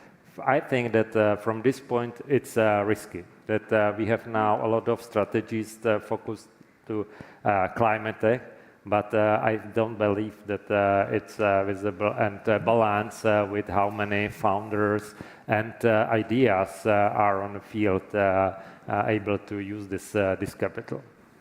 I'd like to just interject with a quick word to Wojciech, actually, and this greenwashing topic, because avoiding greenwashing is really about pressure from all sides not to greenwash. And we internally at ARCS, it was a couple of years ago, we looked at your ESG report and we were like, wow, we're nowhere. I mean, Abris is like some sort of amazing benchmark, and it really created some internal pressure on us to say, okay, we have to up our game. So I think the more of this, like leaders in this area exist, the better, and inevitably the pressure will permeate. I was just going to say that, and then without referring to Abris, but thank you very much for the very kind words. But Martin, I think to this point and the earlier one, I mean, this is really what this particular panel is about. It's about leadership in sustainable investments. Yes. So I think between the two of us, let's say for a start, yes, I think we need to become the leaders. Yes, and then I do feel that we are the leaders, and then there are people who will hopefully follow. Yes, I mean we will not solve as we are, and even as a private equity industry, we will not solve all the problems. We are not policymakers. Then I'm turning to Alexandra because she's much closer to that part of the world. Yes, we are not policymakers. What we can do is we can show, and I hope we are doing that, that sustainable investing makes sense also from the financial perspective. Yes? In the end of the day, investors give us money because they do believe that we will return them with a certain amount of profit. Yes, and then we do believe that it is so much easier when the companies in our portfolio follow the principles. They implement those principles, yes, and they just becoming better targets for the next generation investors. Yeah. This is also where we are very, very strict in aligning the interest of the management teams, not only ours, yes, but also the management teams with the ESG goals that we set for the companies. Yes, yeah. So that goes all across the investment period, all across the investment cycle. Alexandra. I think I would be careful not to mix, I would say, leadership here with the greenwashing, which for me are the two opposite sides of the spectrum, right? Because where is the problem of the greenwashing coming from? It's just basically that, well, certain firms, are trying to, and it both applies to the real economy companies as well as, the firms from the financial industry are just basically, hopefully most of the firms are doing the decent, proper thing. But unfortunately, some are trying to utilize the fact that there is an increasing interest from the consumers, including and investors, in whatever is sustainable, right? And basically, some are marketing certain products as sustainable, therefore increasing their basically sales and profit margins, even if there is very little behind it, right? So the whole point is walk the talk, right? And talk the walk. So I think, of course, there is nothing wrong in, I would say, showcasing and having beautiful brochures, as long as it actually has the basis behind it, right? Then indeed it is actually great, yes, and can be seen as leadership. The whole point is just like, okay, we also need to have, and I think everybody needs to kind of be able to look into their eyes and faces and in the mirror, and basically, yes, live what they kind of live up to what they do. And the whole point about actually here indeed increasing amount of rules that are aimed at tackling the greenwashing, and it's not only at the kind of investment level, but also now there is a new Green Claims Directive, which is aimed at the greenwashing overall in terms of, I don't know, fridges, washing machines, whatever, is basically just like, okay, you can, do all of that, but you need to have, the claims need to be substantiated. Alexandra mentioned customers and then changing habits. We have been saying that, there's been some education needed for quite some time already. How do you think we should match this, these changing habits? Because it's clear that the pandemic and the current war as well have been changing, have been affecting how we choose different products. How can that affect that education that is needed on a number of fronts? Because I've heard you saying that it is needed in quite a few places. No volunteers, so Brian goes for it. Well, we generally invest in B2B business models, not consumer-driven businesses. What I can say in the last few years, and a typical profile of one of our companies is a manufacturing company based in a secondary city, somewhere in the region, in Ostrava, Zlin, Brno, wherever, industrial managers, 50 plus in age, typically. So getting these ideas transmitted and the importance of, let's say, ESG has not been easy, and was not easy until the customers came and started putting pressure on these companies and these managers. So our companies typically serve large multinationals. Maybe they produce components for ABB, Siemens, etc. And when ABB starts coming for a site visit saying, we're having a site visit because we want to do a deep dive on you as a supplier and understand your ESG credentials, then suddenly they wake up. So I would say that the whole kind of mosaic of actors, whether it's investors, bankers, lenders, customers, it's all of these aspects, whether it's peers or competitors like Abris, which I would genuinely say is the leader in the region in ESG, in private equity. All of these factors, all of these pressure points create positive impetus for change, I would say. I don't know if others would share the view. Any? Only maybe a short story.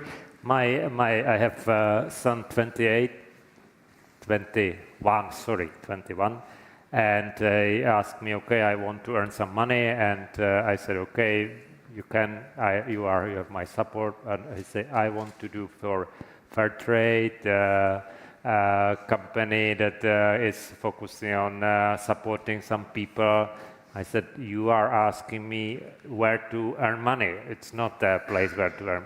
And he said, no, but for me it's must. I need to, it's must. And I think that generally with new generation, it's here. It's not something only in my case with my son. And I see it when second generation of owners or third generation of owners of family businesses has the same approach. I think it's slowly here, and but on this other side, it's connected with general situation of families from money perspective. You know, because it's very different here in Prague and in some region where people really has very different income than here. And I think it's all new generation is coming. But at the same time, they need to be in some comfort from basic, like Maslow. You know, you need to have some comfort, then you can put pressure on this side. Anyone else wants to add to the topic? Not really. Okay. We were talking about family businesses at some point as well, and the issue of succession, and probably also the challenge that the third generation has in communicating their needs or their sort of goals going forward.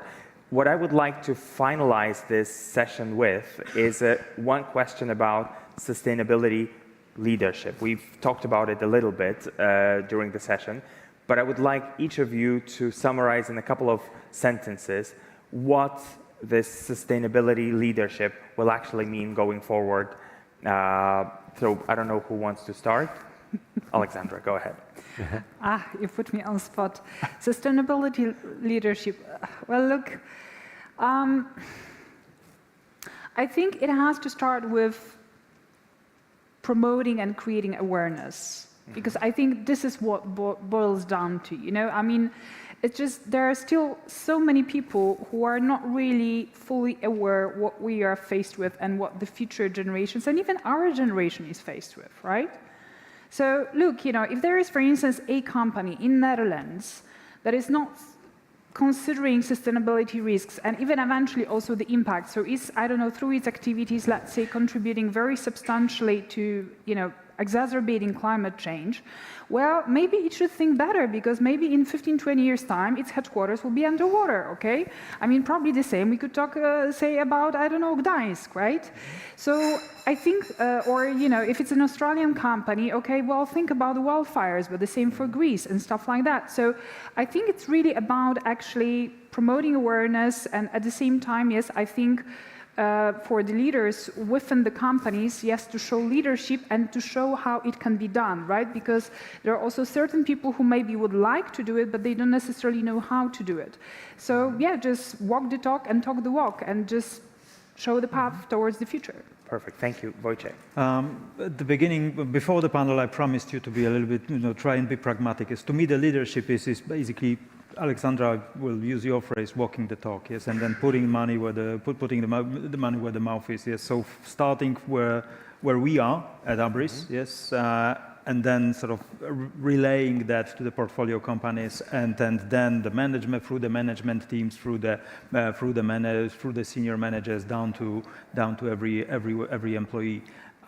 There's also obviously the other part, the customers, whoever they are, the sort of retail or industrial customers, and that force will come. But we believe, I mean, I believe the leadership is basically showing the right example. Elodie? Yeah, I think I would agree with that. I think, you know, little by little, it's going to be very difficult to avoid discussions around sustainability, around creation of value beyond financial value. And so to me, this comes with our fund managers. This is discussions that we have now systematically on a daily basis. So we see it as a virtuous circle that the sustainability is going to stay because we as an investor have an interest, our fund managers have an interest. They cascade that down to their companies, and then it trickles down to the consumer, to the B2B customers. So it's really the whole ecosystem that is in the momentum, and for me, this is where the sustainability leadership is going to go. Brian. I'll just build on that. From a leadership perspective, I think the role of the major allocators of capital, such as EIF, is critical and vital. So ultimately, we're intermediaries. We basically manage the capital of the investors, and to the extent that the investors deem this as a critical and a key priority, then the industry will evolve in a positive way. Second point, I believe that over the next 5-10 years, I don't know what horizon, this distinction between impact fund and standard fund or private equity fund should hopefully merge, because I believe that all fund managers should, in a way, in some sense, be impact funds. And I think this demarcation, are you an impact fund, are you not, that is maybe not so positive in the long run to achieve the overarching objectives. Martin. For me, reduce complexity. We need to be more simple, more clear for people. And the second, case studies.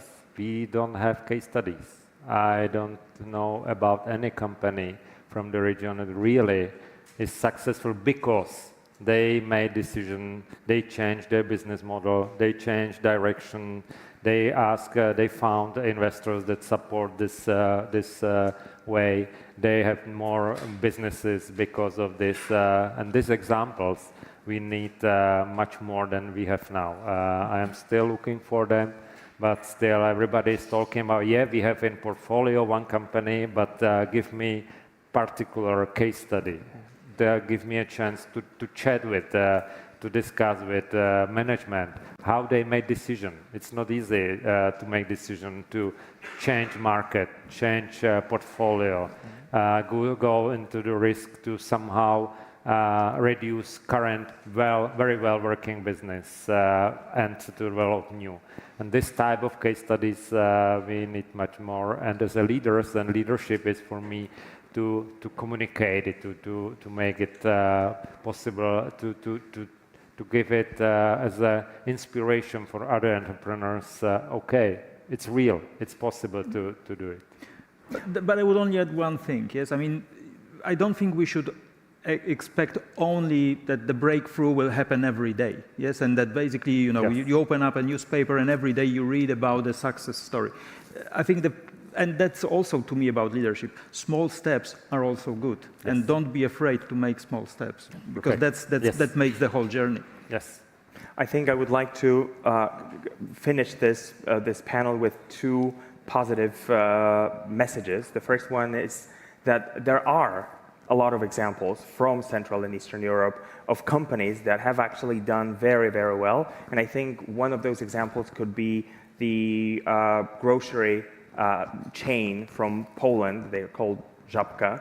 I had a fantastic discussion with their management recently, and even when they had to finalize or close the Russian market, it was a conscious decision that they had to make because they believed that this was part of their sustainability approach. So I think we have those examples already. And the other positive note would be about the need of change in the region. If you look at the latest CEO survey that is released by PwC, more than 40% of CEOs in Central and Eastern Europe understand that they need to change their business within the next decade, and it's more than globally, because if they don't, they will go out of business. So I think we have this change. We just need to perhaps talk about it a little bit more. Thank you so much. I hope you enjoyed the discussion as much as I have. And let's continue the topic because I think it is a very important one. Thank you so much. Thank you.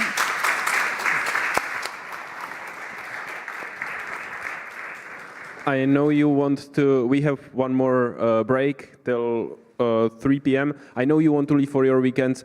Please don't. We have one more panel, and this is one of the highlights of the week, in my opinion. So please do stay and listen into the panel. It's about women in finance, which is super important topic for us.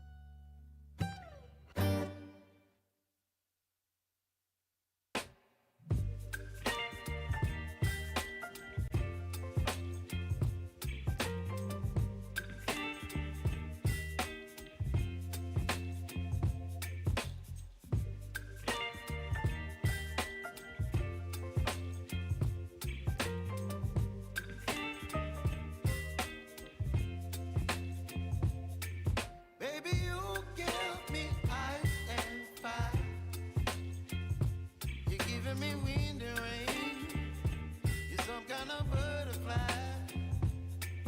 Baby, you give me midnight. You whip up my appetite. Don't leave me here high and dry. Oh, well, I don't wanna jinx it, baby, and twist myself at the spine. Don't wanna overthink it, baby.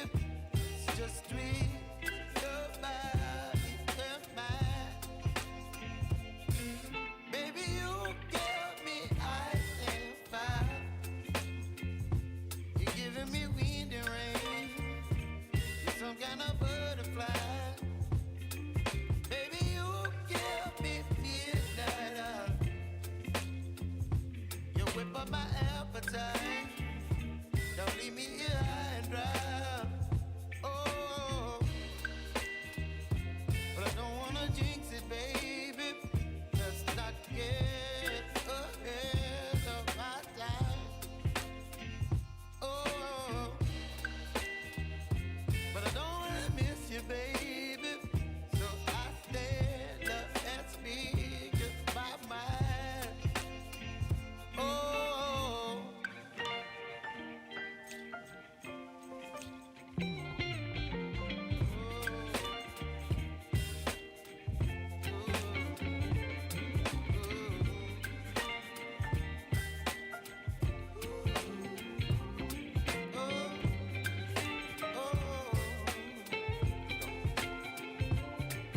Baby, you give me ice and fire.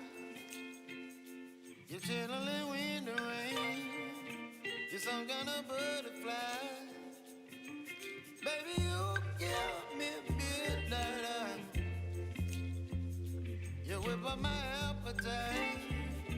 Don't leave me here high and dry. Baby, you give me ice and fire. You're channeling wind and rain. You're some kind of butterfly. Baby, you give me midnight. You whip up my appetite. Don't leave me here high and dry. Oh, oh,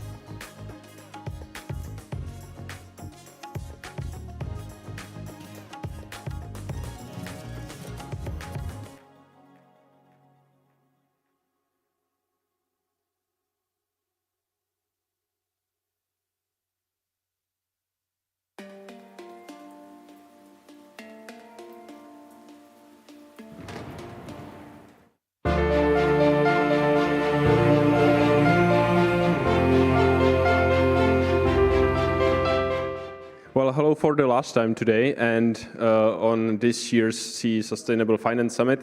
Thank you for staying. I know it's late Friday afternoon. It's nice weather. You want to go out of the city. So I really do, and we really do appreciate it. And I'm really glad that the agenda is so interesting.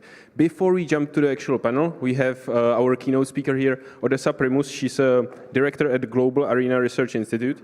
And Global Arena Research Institute is democratizing big data and AI, which is the only thing I'm able to say. I was trying to find out how to introduce you, but I have no idea what I'm talking about. So I will leave the rest up to you. So if you can join me on the podium. Thank you. I think one of the reasons why my presentation is 20 minutes long is because that's how long it takes me to explain what we do. Good afternoon. Thank you for coming. Last day of the summit.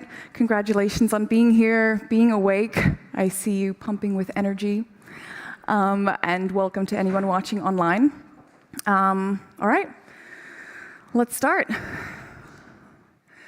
So we're going to shorten it to Gary because nobody wants to say Global Arena Research Institute for 20 minutes. I'll tell you a quick story of how we began. The founder is Michael Coran, and he worked for a think tank that works for the Ministry of International Affairs. Obviously, they do research to support decision-making for the ministry and other entities. And he found it frustrating that a lot of these reports and policy recommendations are based on not enough data or maybe even no data at all. Obviously, the world has moved forward a lot since then, but still a lot of decision-making is being made by experience and contacts and things that are more easier than creating fundamental, complex, deep analysis. So he got an idea, and he went to the Czech Technical University to get some help from data scientists, and they came up with how to actually make Gary come into existence. Can you tame global liquid complexity? Now we begin with big words. What does any of this mean? By global liquid complexity, we mean how complicated and complex the world is in terms of flows, in terms of processes, decision-making, governments speaking or not speaking to the private sector, initiatives that are trying to establish more sustainable projects and ways of doing things. Everything is really, really complex, so how does one manage to do something about that? I'm going to start again with a little tale of two worlds.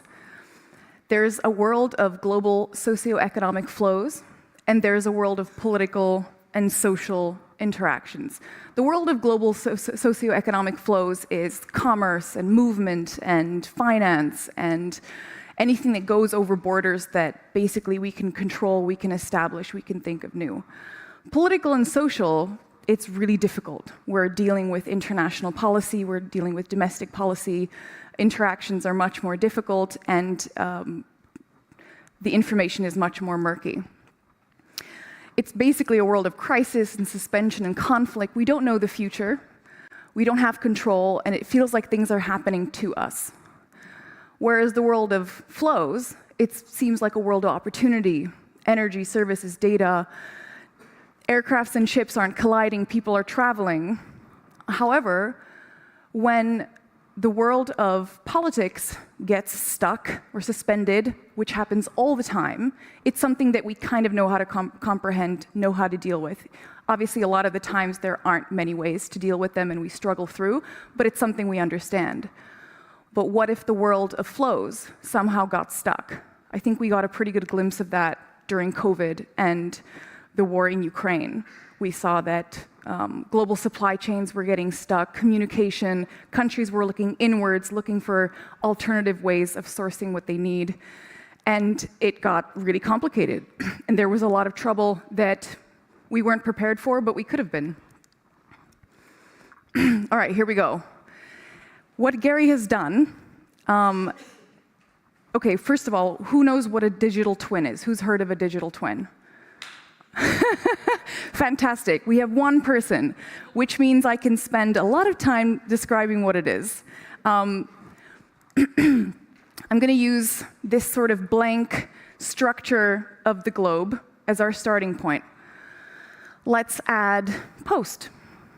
Let's add travel, any kind of travel, tourism, business travel, diplomatic, moving things from one place to another. I'm going to add some data. We're going to add supply chains. We're going to add some energy. I'm going to include in this also attempts at renewable energy, maybe even discussions and policies about renewable energy, sustainability, climate change. Money, obviously, money flows. We have international transfers. We have currency changes. I think money is self-explanatory. Migration, and maybe infrastructure, tourism, architecture, materials to build. And by this time in the presentation, I ran out of cool things to add on top of my globe, but I think you can imagine much and much more things that end up, that we can imagine under globalization and flows and processes. It's a bit of a headache, so let's go back to the initial structure. Because it's so complicated and complex, it makes things really difficult to understand, to sort of see where things are going, what they mean, what the implications are, and what might happen if this or if that, if people change their mind, if there is a war, if there is a pandemic or natural disasters. But people are clever, so we can create tools for ourselves to make things easier. So Gary decided to make a digital twin of the globalized world so that we can understand things better. And if you want to imagine what that is, imagine all those things that I showed to you and that I described, all the flows and processes that go across the globe, including decision-making, including regional frameworks, political frameworks, regulatory frameworks. And then with all that data, which is publicly sourced, so you have it from the World Bank, you have it from the UN, national statistics offices, national banks, all of that available data, if put together into one intelligent digital environment, can be used to actually aid in understanding, possibly managing, maybe even predicting or designing globalization or the future. This was a really cool imagery that I found on Canva, thanks to Canva, by the way, which kind of shows the data, and these 4 boxes are kind of symbolizing models. So what we do is we have all this information, all this data, but we also create models which are tested in centers to see if they do what they should, if they're predicting correctly, accurately, if they're interconnecting so that information from one model, which might be predicting the prices of different commodities, to another model, which might be predicting energy, as well as to another model, which might be simulating and creating scenarios of, let's say, political events that may happen and impact everything else. And those models intercommunicate with themselves. So that's what we say, is that we're pioneering the organic interconnection of leading-edge computing technologies and socioeconomic and political analysis. This digital twin really allows us to look into what's happening and be able to try to manage it. These are our missions: facilitating global interdisciplinary dialogue. The reason interdisciplinary is highlighted is because that is our approach. If you want to talk about the economy, you have to invite politics, you have to invite energy, you have to invite environment, defense. Everybody should be at this table because everything is interconnected. Advancing research and technology, obviously that is our passion. We are a nonprofit. We're not necessarily doing it for the money. We're doing it because it's really exciting and really cool. And using our digital twin for governments, for the private sector to help decision-making, understanding, predicting, planning. And we're democratizing data and AI. Currently, data and AI is really only accessible to those that understand it, that can handle it, or can afford it. There are not a lot of organizations, and certainly not governments and so on, that can just afford to pay giant companies for analysis. We want that to happen, because obviously a lot of those organizations, entities, governments are the ones that should be really well informed, and their decision-making should be backed by information. What makes us unique? Complexity. Obviously, I think I've explained that a little bit, that we're pretty complex. Speed. We've put this into this intelligent environment, and we've been building it for the last 7 years, so that we don't have to, when we get a question, choose what data we look into, how we're going to approach it. It's continuously updated into this environment as data is updated globally. And democratization of prices, I already said that. We want the right kind of organizations, entities to be able to afford it so that we don't end up in all these crises that I mentioned could happen. Services, I'm not even going to go through this. I think you can kind of imagine it, plus I'll bring in a lot of examples as we go. Just to show you different kinds of sectors that we can work with, or that we already are working with. It's really difficult for us. It's kind of like a burden as well as a pleasure that we are able to look at all sectors. It's really difficult to pitch. We can do anything. Sounds a bit dubious. So here are some examples. We can assess macroeconomic and geopolitical risks, identify opportunities, anticipate future changes, optimize supply chains, but in their entire complexity, so actually looking at each element, whether it's the actual logistical transport, looking into each piece of whatever is being transported, produced, the critical in brackets, raw materials that are being used for each component, and where are they being sourced? Is our supply chain actually considering that each component is being sourced from countries that are not within the supply chain that we see? How rare is this raw material that we need? Who else is sourcing it? What trade deals are being done with that country? Should we expect those materials to be available to us next year, in 10 years? Forecast demand. Predict pricing trends. I'll show you this in a bit. We actually have a user interface for our predictive pricing tool of commodities. And scenario analysis, which is really important, especially when we talk about my background is in political science and globalization, so scenario analysis for me a lot of times means, what if there is a war between country X and country Y? What will that mean for global business? What will that mean for supply chains? What will that mean for future international relations? And the list just goes on. And if you have scenarios that are possible that can happen because of current global realities that we can see in complexity, we can plan for those. We can try to prevent them. This includes catastrophic or semi-catastrophic events in terms of climate change, or in terms of trade disruptions, or geopolitical risks. All right, let's start with our commodity price projection tool. As you can see, we haven't quite created really cool names for everything that we do, but if you have ideas, please message me. This is where you start. It's a dashboard. I've created the name Sustainable Finance Summit, because that's where we are. You choose which domain you want to look through. Which commodities do you want to see the prices of? So I've chosen energy, obviously. I've chosen the European Union as our region. And I've chosen, I believe, nickel, zinc, and propane. And I did this an hour ago.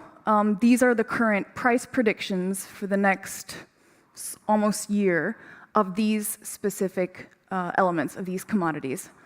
And behind this is an insane amount of work. I think I might show you some of it. I don't want to take up too much time of it because there's more to show you, but I'm happy to answer any questions. Not after this, but like on WhatsApp or LinkedIn or something. Then we have Ideal, which is an interactive data environment for analyzing liabilities, vulnerabilities.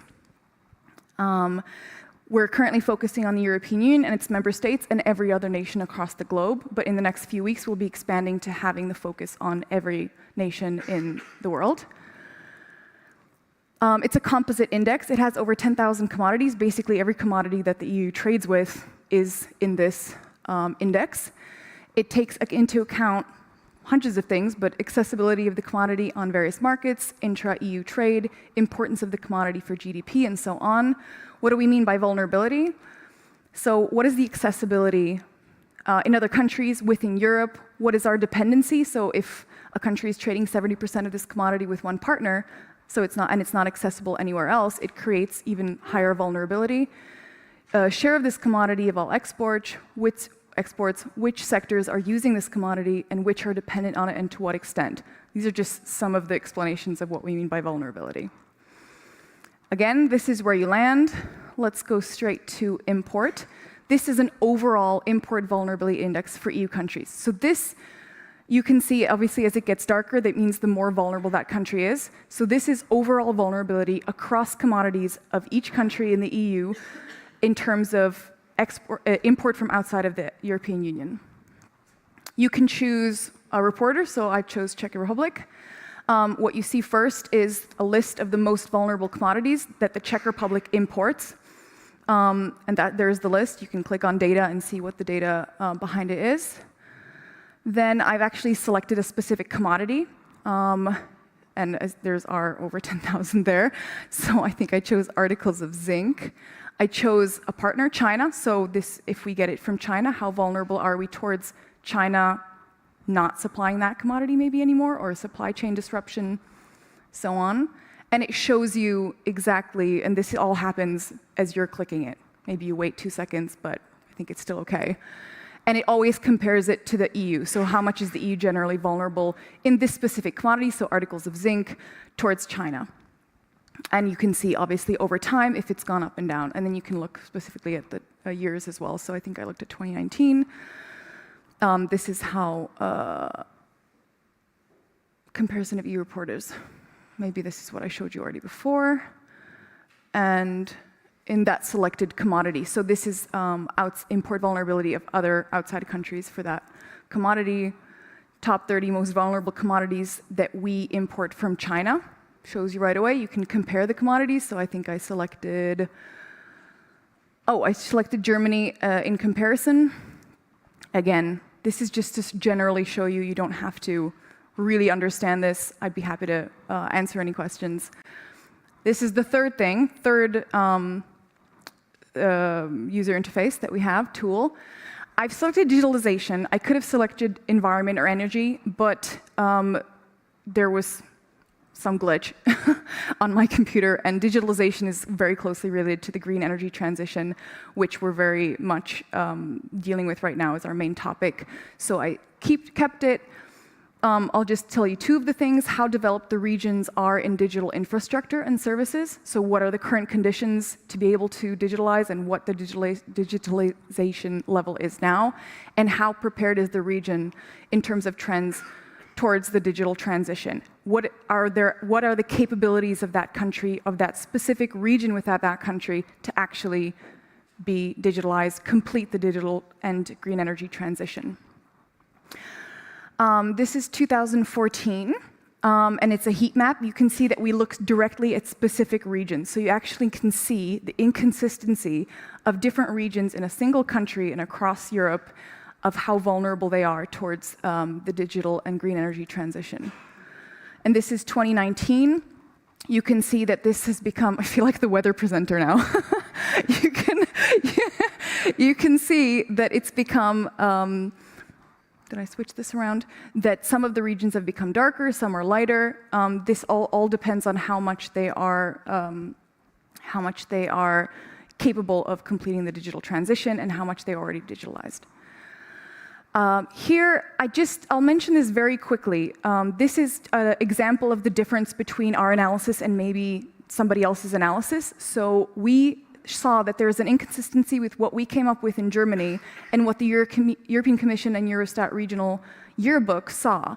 And we thought, okay, maybe our model is wrong. So we went into it and looked into it, what's going on.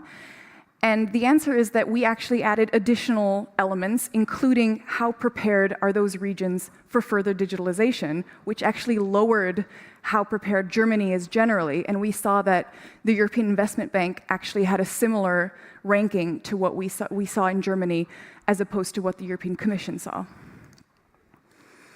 Again, social. You can see there's a little area that goes up here that's lighter, which means those are areas that are more able to complete the digital transition, are more prepared, or have already advanced in digitalization. And a lot of the times, these are areas where there are large cities, and it shows how inconsistent it is within a single country, that it's not even.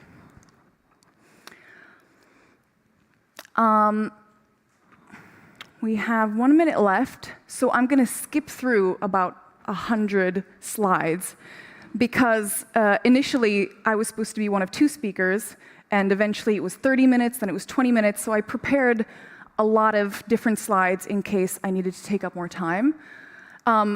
I'll tell you quickly that these slides are all about how, if we want to move towards a green energy transition, and for example, we're hoping on, let's say, using hydrogen, it sounds like a good idea, but if you look at the actual critical raw materials that are needed for transfer to using hydrogen, a lot of them are on the critical raw materials list. And a lot of us being able to transfer to, let's say, electric cars and electric infrastructure, we need a lot of these materials. But if we're dependent on countries such as China or Russia, obviously that's lower down a lot for very important reasons. This creates a big problem, but that's why we need to look at the intricate details of the supply chains and of the ability of, let's say, the EU, but anywhere in the world to actually complete these transitions. These are just some ways of how we show things and how vulnerable regions, this is, for example, how vulnerable we are towards the import of electrical machinery, and these are actually vulnerable regions, so the light, the orange and the red and the yellow, those are regions that are dependent on manufacturing industry. So there's like a double vulnerability there. Some of the lovely people that we work with, and I've completed my time with 50 seconds additionally, so thank you very much for listening.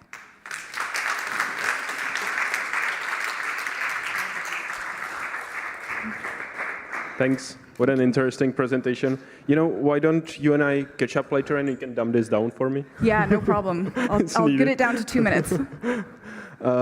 Thanks very much for that. We have last panel, and you might have noticed that I don't have my cards anymore because the moderator of our next panel is a man who needs no introduction. Colleague and a dear friend of mine, Julian Todd. And he's focusing on ESG in investing, but also he's very, very enthusiastic about gender balance in financial industry. So, floor is yours, my friend. Wow. Thank you so much. Did I oversell you? Okay. Oh.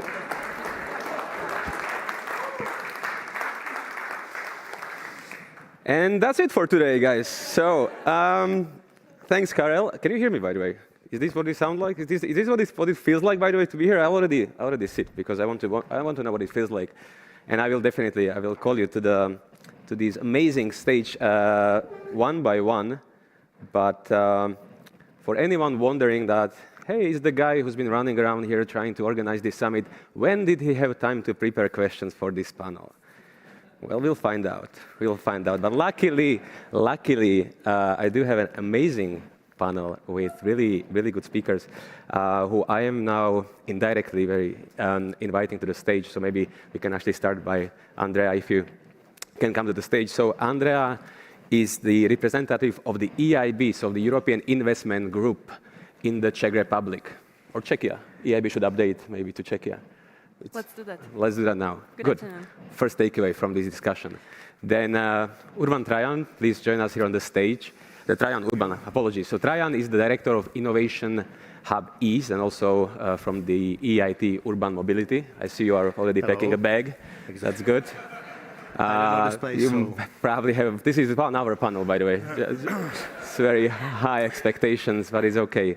Then let's move to Silke Horáková, who is and has been a pioneer in impact investing, and she's the co-founder of Tilia Impact Ventures, and who I actually met today for the first time, and I'm really excited. So please join us on the panel. Then we have Emilia Mamajová, founder of Espira Investments, also a very well-known female leader in finance, I could say, although you might not like it, but I have said it already. And then we have Tom Tsironis as well, walking through the aisle like it's his wedding.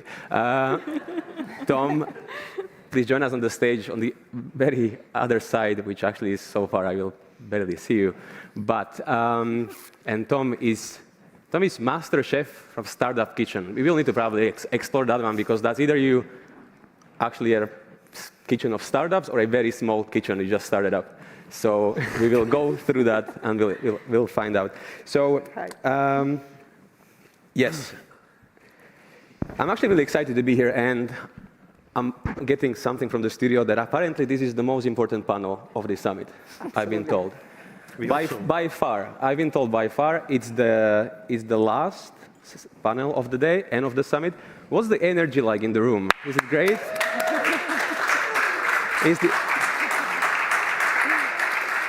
Have you just spent all the last energy you just had? That was a stupid move. That's good to see. I mean, at the same time, we're all really sad, right? Because it is the last panel. It has been, I mean, it's been obviously a very full, busy week, and but at the same time, I'm actually really glad that I'm able to moderate at least one panel on a very important topic, which, as Karel already mentioned, is, I'm not going to call it even gender diversity, but it's actually exploring how we can empower, how we can create the environment or ecosystem where both genders and where female leaders can also strive, and we can actually see more improvement, more progress, and but this is both in innovation and finance. So we are trying to actually combine innovation and finance.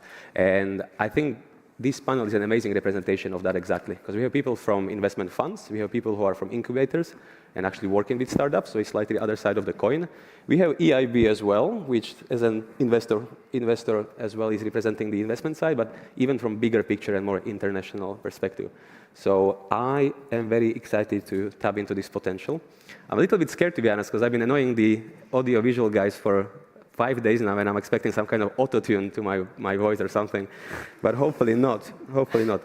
So, okay, two things, and then I mean, Karel already told you that I do talk a lot, but I was going to do like a secondary research to go through some data, and actually this topic is something I was working with before, so I could share some data, but let's do some quick primary research. So how many people here are from finance? Hands up.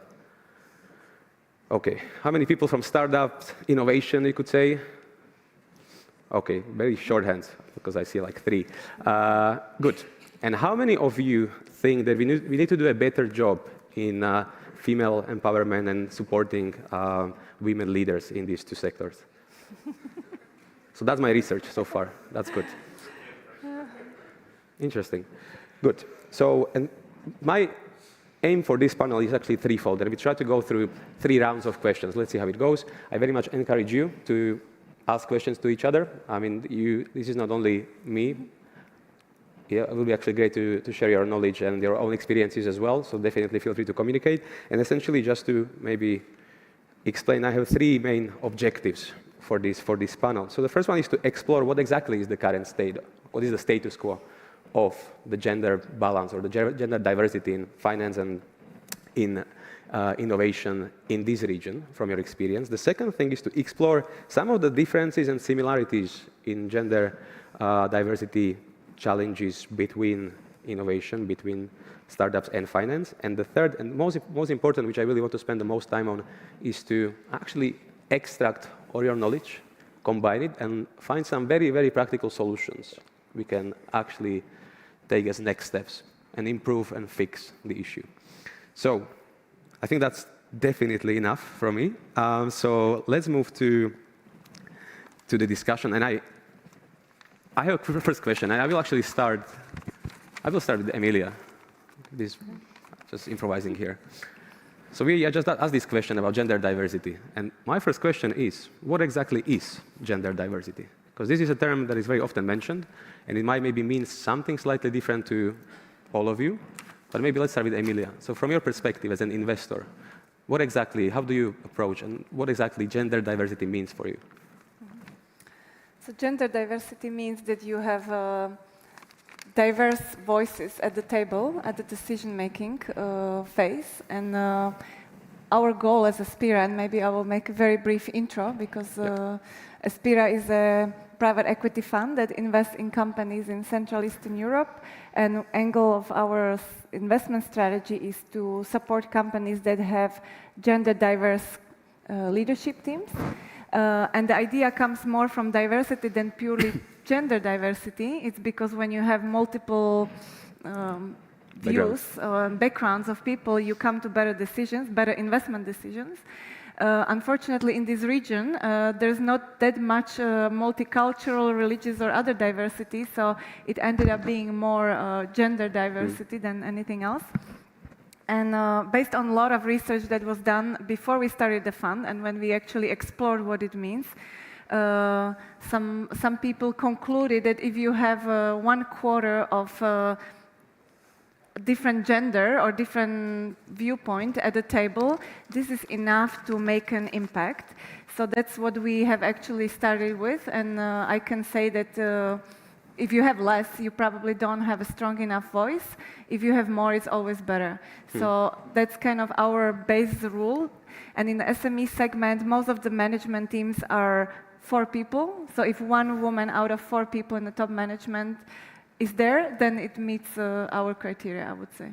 So you do try to define it very specifically in your investment strategy or decisions then? Yes, but another aspect of that is that as an investor, we always have a board seat on a company. Yeah. So the strategic decisions are taken together with the management team, and then being 2 female co-founders, we bring additional diversity to the table. So yeah. The company has some, and then we bring it more. So I think that's kind of a double way.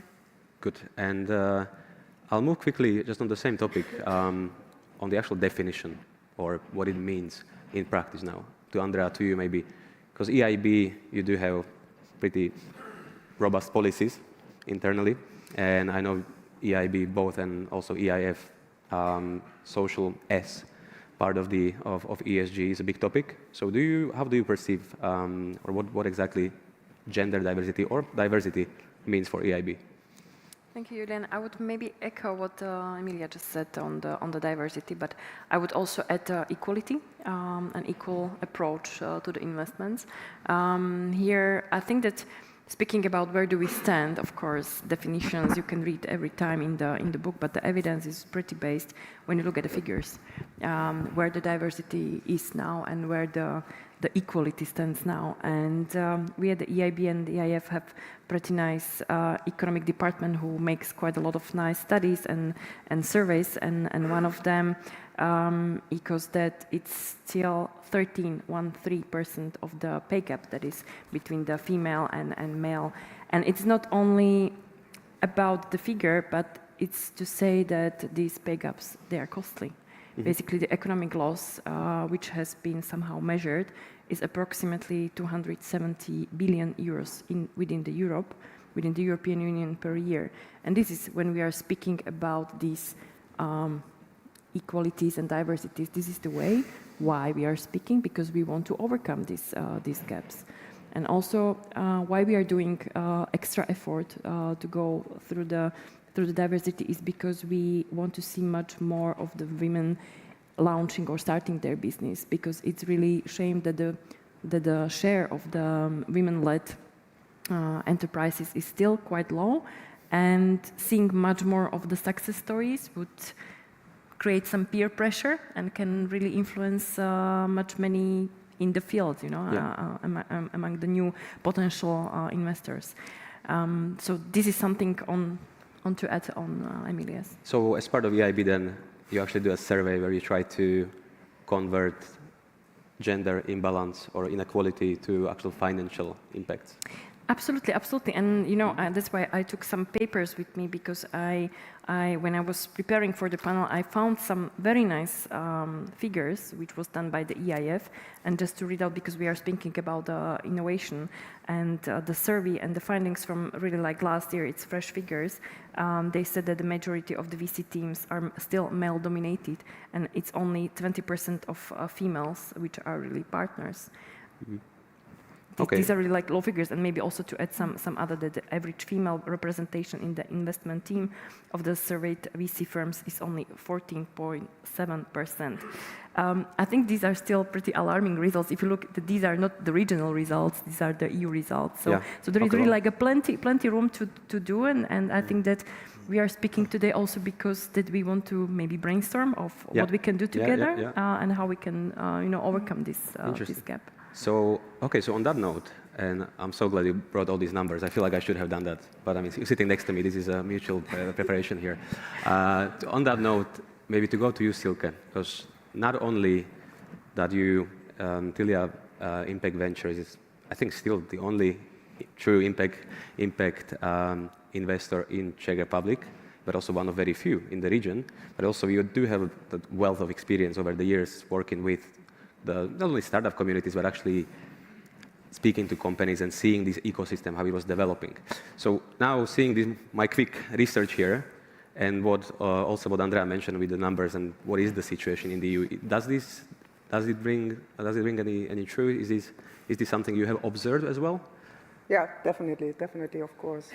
I mean, Andrea already mentioned the numbers and I think they were European numbers, right? EU-wide, yeah. Yeah, European-wide, yeah. I also looked into the numbers because I think if you want to empower female entrepreneurs, they need capital to grow. So we have to look at the funding basis. And I think when we discuss the consequences or what we can do, that will be a major point. So if you look, and we belong to this ecosystem, so we're trying as an impact fund to target women as well. It is not exactly a KPI for us, but we have in our second fund 2 areas we are investing in. This is people and planet. And if you're talking about people, we want to bring them empowerment, healthcare, education, but for people which live in an inclusive and equitable society. And this is a bit broader, maybe, approach to diversity, because we are talking also about disadvantaged people here. But that's our approach.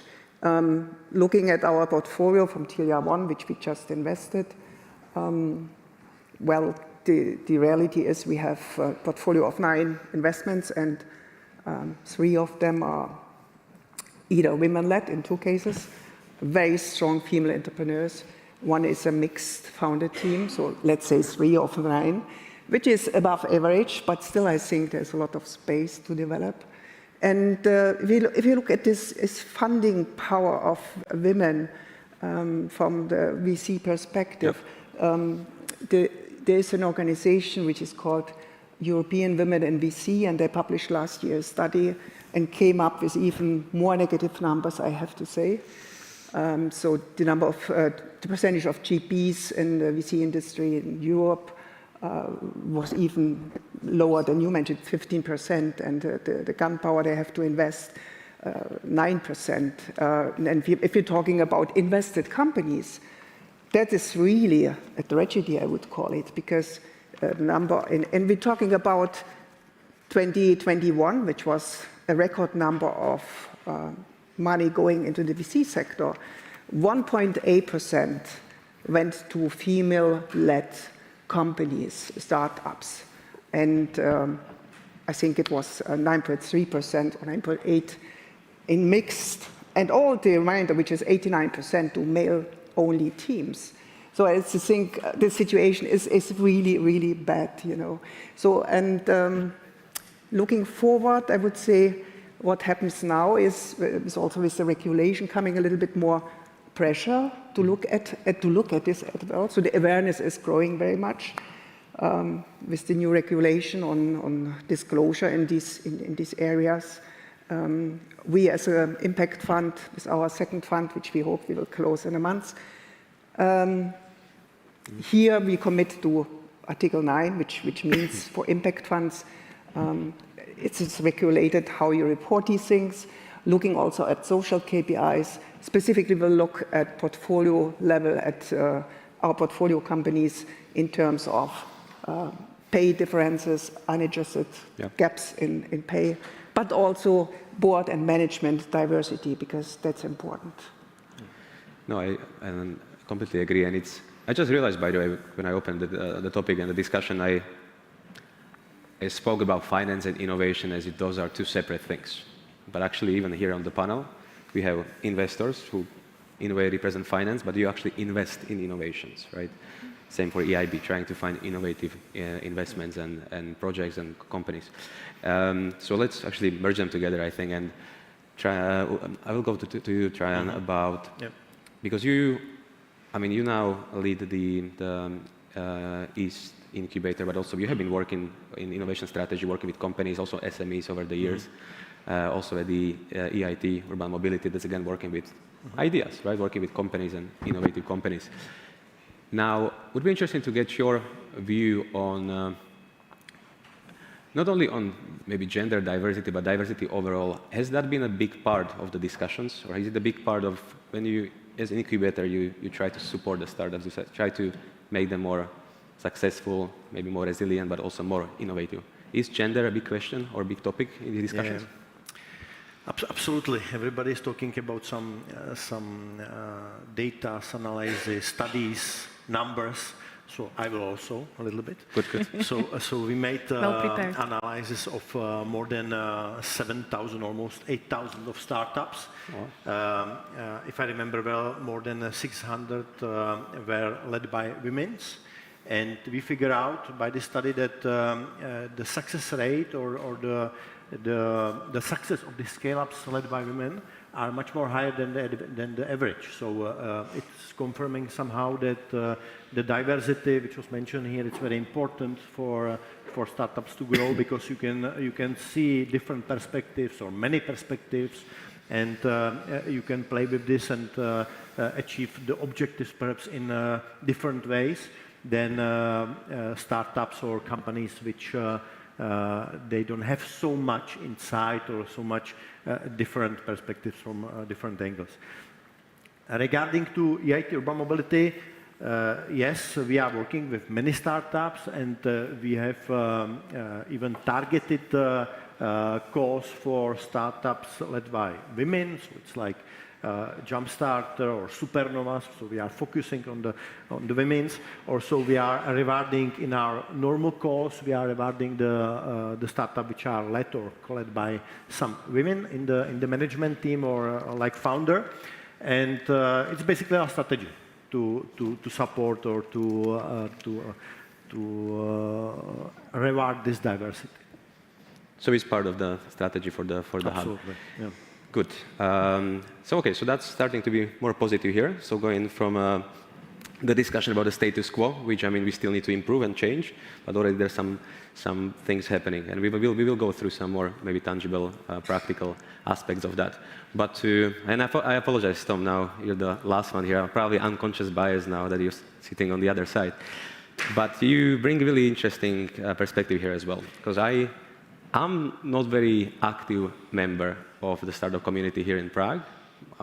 We deal mainly with financial institutions, bigger banks and so on, but I know it's thriving and I know it's huge. I know your events and many other events are usually super well attended, and just from my network, I feel like startups and VCs, there's a huge culture here in Prague. So you meet a lot of founders, startups, innovators, and maybe if you can even explain actually what you do in the startup kitchen. But I actually want to hear your perspective as someone who speaks to a lot of startups, to a lot of founders. Can you see that gender imbalance maybe and lack of diversity? First of all, hello, hi everyone, thanks for having me. Second of all, what does Startup Kitchen do? It's a platform. We are a platform that connects first-time founders with the VC investors, and we help them with the first investment to deal with these term sheets, convertible loans, shareholder agreements, and so on. So we are a platform.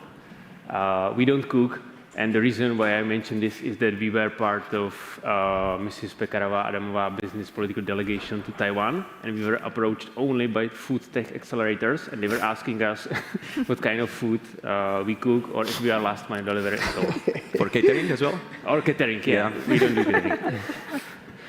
So that's what we do, and we do it via several ways. As you mentioned, events, networking, invite-only networking events, podcasts, educational content, blog articles, scouting, and so on and so on.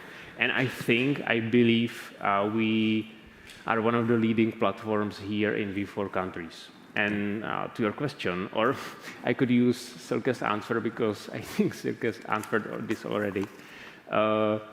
It's improving the state of female founders here in Czech Republic, Czechoslovakia. I used to be part of Czech Founders Initiative, and there was this huge Excel sheet which is called Funding Failures and Exits, and it sums up all the investments, fundings, and failures from, I don't know, 90s, 95 or something like that, up to today. And there were 369 investments, and only 12 of them were into female-led startups, which is like 3.3% of all these investments, which is the bad thing. The good thing is that most of those 12 investments happened in past 4 years, which means it's really improving.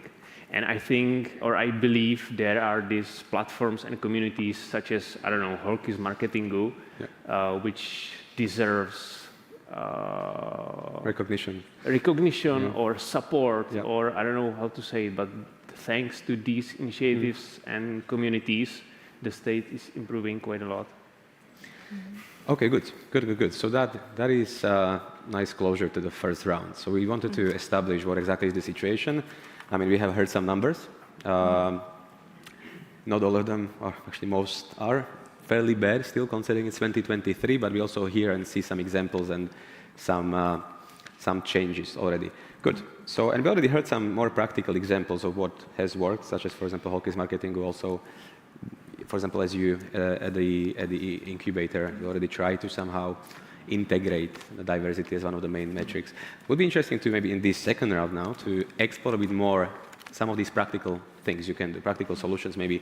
Emilia, I know that gender, as you mentioned, is actually one of the main lenses or one of the main aspects in your investment strategy, right? Well, the main aspects are as for any fund, so it has to be a good investment case in the first place. And then on top of it, we prefer if company has a diversity because it means they understand the benefits of it and statistically should perform better. So that's the main thesis. And so what does it look like in practice, by the way? So you actually, when you were investing with a fund, you went through different companies, you were actually analyzing and assessing what kind of board they have, as you mentioned, based on your criteria. And then is it also some kind of dialogue or some kind of discussion? You try to explain the benefits of that, or like how does it actually look like in practice to integrate diversity in your investment decision? What's the business case here? Well, since this is our strategy, we get a lot of pipeline that already meets this criteria. And then quite often we see companies that the advisors will say, well, they don't have diversity there, but maybe you want to have a look at it. And they don't see diversity because there's no female co-owners, but there still might be quite strong, influential women in the top management team.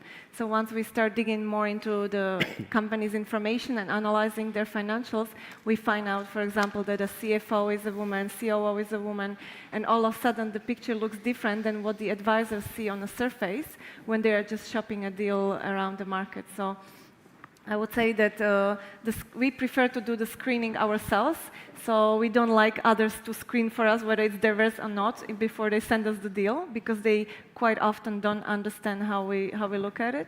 So it's not so simplistic as some people think. And then these are companies that already have diversity. It means they already recognize the value of this cognitive diversity in decision making or running the business, and we know that it brings higher employee satisfaction, higher customer satisfaction if you have this more inclusive, diverse culture. So we don't have to impose anything on them. We don't bring anything that they have to change all of a sudden just because we are their investor. We more try to support them in some initiatives they have and reinforce what already works in the company. And what we've seen in many of the cases is even companies we don't invest, and there have been hundreds, if we spend some time with them and we recognize certain patterns that started to emerge over time, we try to help them even though we don't invest, in kind of giving them a little bit of kind of guidance how they can be more inclusive, because quite often we see businesses where women will, for example, have an office manager or like a director assistant role and something similar like that. And in reality, it's a COO role or it's a CFO role. We acquired a company where there was a head accountant, and when we did due diligence, we realized she was head of HR, she was head of legal, she was a CFO. And there was nobody else. She was number 2 in the company, but she was called accountant because between the founder and the rest of the team, there was nobody else. So I think bringing up these women, recognizing their roles for what they are, and giving them that confidence. We were on the verge of firing this woman already before we invested because we thought she was just an absolute chaos, you know, like it was just so much mess in everything. And then we realized that with a little bit of guidance, a little bit of attention, she made amazing progress, and she became a huge asset for the company. But it was not recognized earlier. So I think we realized that not just investing into diverse companies is a value add, but then also recognizing these women, giving them the opportunity to grow, to go for trainings, to develop. And what's turned out even more interesting is that a lot of companies we targeted and we didn't end up investing. And these were quite successful companies, cash generative. The female founders or co-owners, they accumulated some wealth, and they were not investing that wealth or not knowing what to do with that. So we had a company that had 4 million euros on a current account, female founder, and she just said, I'm too busy with my business, I don't have time to deal with this, I don't trust the financial advisors. So we became their investments at the end because we invested into companies where they co-invested with us. So we led them also through a process of giving them a little bit more investment literacy, how to become an investor and invest along us into a company and educate them in another aspects of their business, not just their everyday operations. So it's been a kind of an evolving thing that didn't end up with just we invest into diversity. And you touched on quite a few very important points, such as engagement, guidance, actually, and when you mentioned imposing not only targets or quotas, but actually setting conditions of these, external conditions to the fund is not really your approach and might actually not work that much. So you're going more from the bottom, trying to build that, create that support. So that's a really, really specific, interesting example. And by the way, what is also interesting is that essentially what we're discussing here is as in ESG in practice, but we don't really need to call it that. And I will move to you, Silke, because what maybe not all the people know, impact investing actually has fairly strict methodology, right? It's you need to focus on investments and projects which have measurable positive impact. Exactly. And so I would actually ask you, maybe if you can for 1-2 minutes just explain what impact investing exactly is, because I don't think everyone knows. And maybe just to follow up on what Emilia said as well, how do you approach, for example, this gender, I wouldn't say indicator, but gender topic in your methodologies? Like, what does it actually look like in practice when you make decisions? Right. So let's start with some kind of definition here. To make it short, because it's a broad topic, but there are 3 criteria which are characteristic for impact investing. 2 of them are pretty clear. One is financial return, as any other financial investor would do.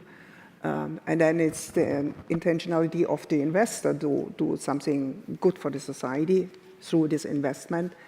And the 3rd point is very important, and it's the accountability for impact, which means measuring the impact. We measure the impact, and by measuring it, we have the chance to manage the impact as well. We work always with our investee companies on their impact strategy as well, besides their business strategy, and normally that goes hand in hand. But it has, for example, it appears as an extra strategy in our investment documents. And we look at their potential to make really systemic change here and how to get there. So we help them, we support them a lot in this. So that's the first part of the question for the definition. And with gender diversity, as I mentioned, we have it in our, one important difference between this ESG approach, which mainly through all the regulation it will bring, aims at minimizing our negative impact on the world and our stakeholders in what we are doing, right? So it's more about minimizing negative effects. And impact investing goes one step further. Impact investing is looking at positive solutions for these problems. And this is also true with gender diversity. So we are looking for projects which bring a change, actual change. Just to give you 2 examples, we have looked at a project from, actually they're both from Poland. One is called Fair Impact, which is a kind of mentoring platform, a huge network which works on a business model. which helps women to grow in their professional career. That would be one example. Or we look to invest, which we really did, in a venture in Poland, an exciting female founder who experienced the problem she was solving then herself. The problem was really when the day she learned she was accepted at Harvard for her second part of the studies, she also realized she is pregnant. And we all know this is still a major problem, how you compromise between parenting and childcare and your career. And so she came up with a solution, which is in early child care and preschool education, let's call it. But it's a business model which allows women to start micro schools and to empower them to start their own business, hereby also combining parenting with career, and for the rest of the mothers to go early back and have their career. So I think we are looking more for the solutions in our investment strategy, aside of the ESG policy, which I already commented, which we will introduce in our second fund. That means following some criteria on our portfolio level.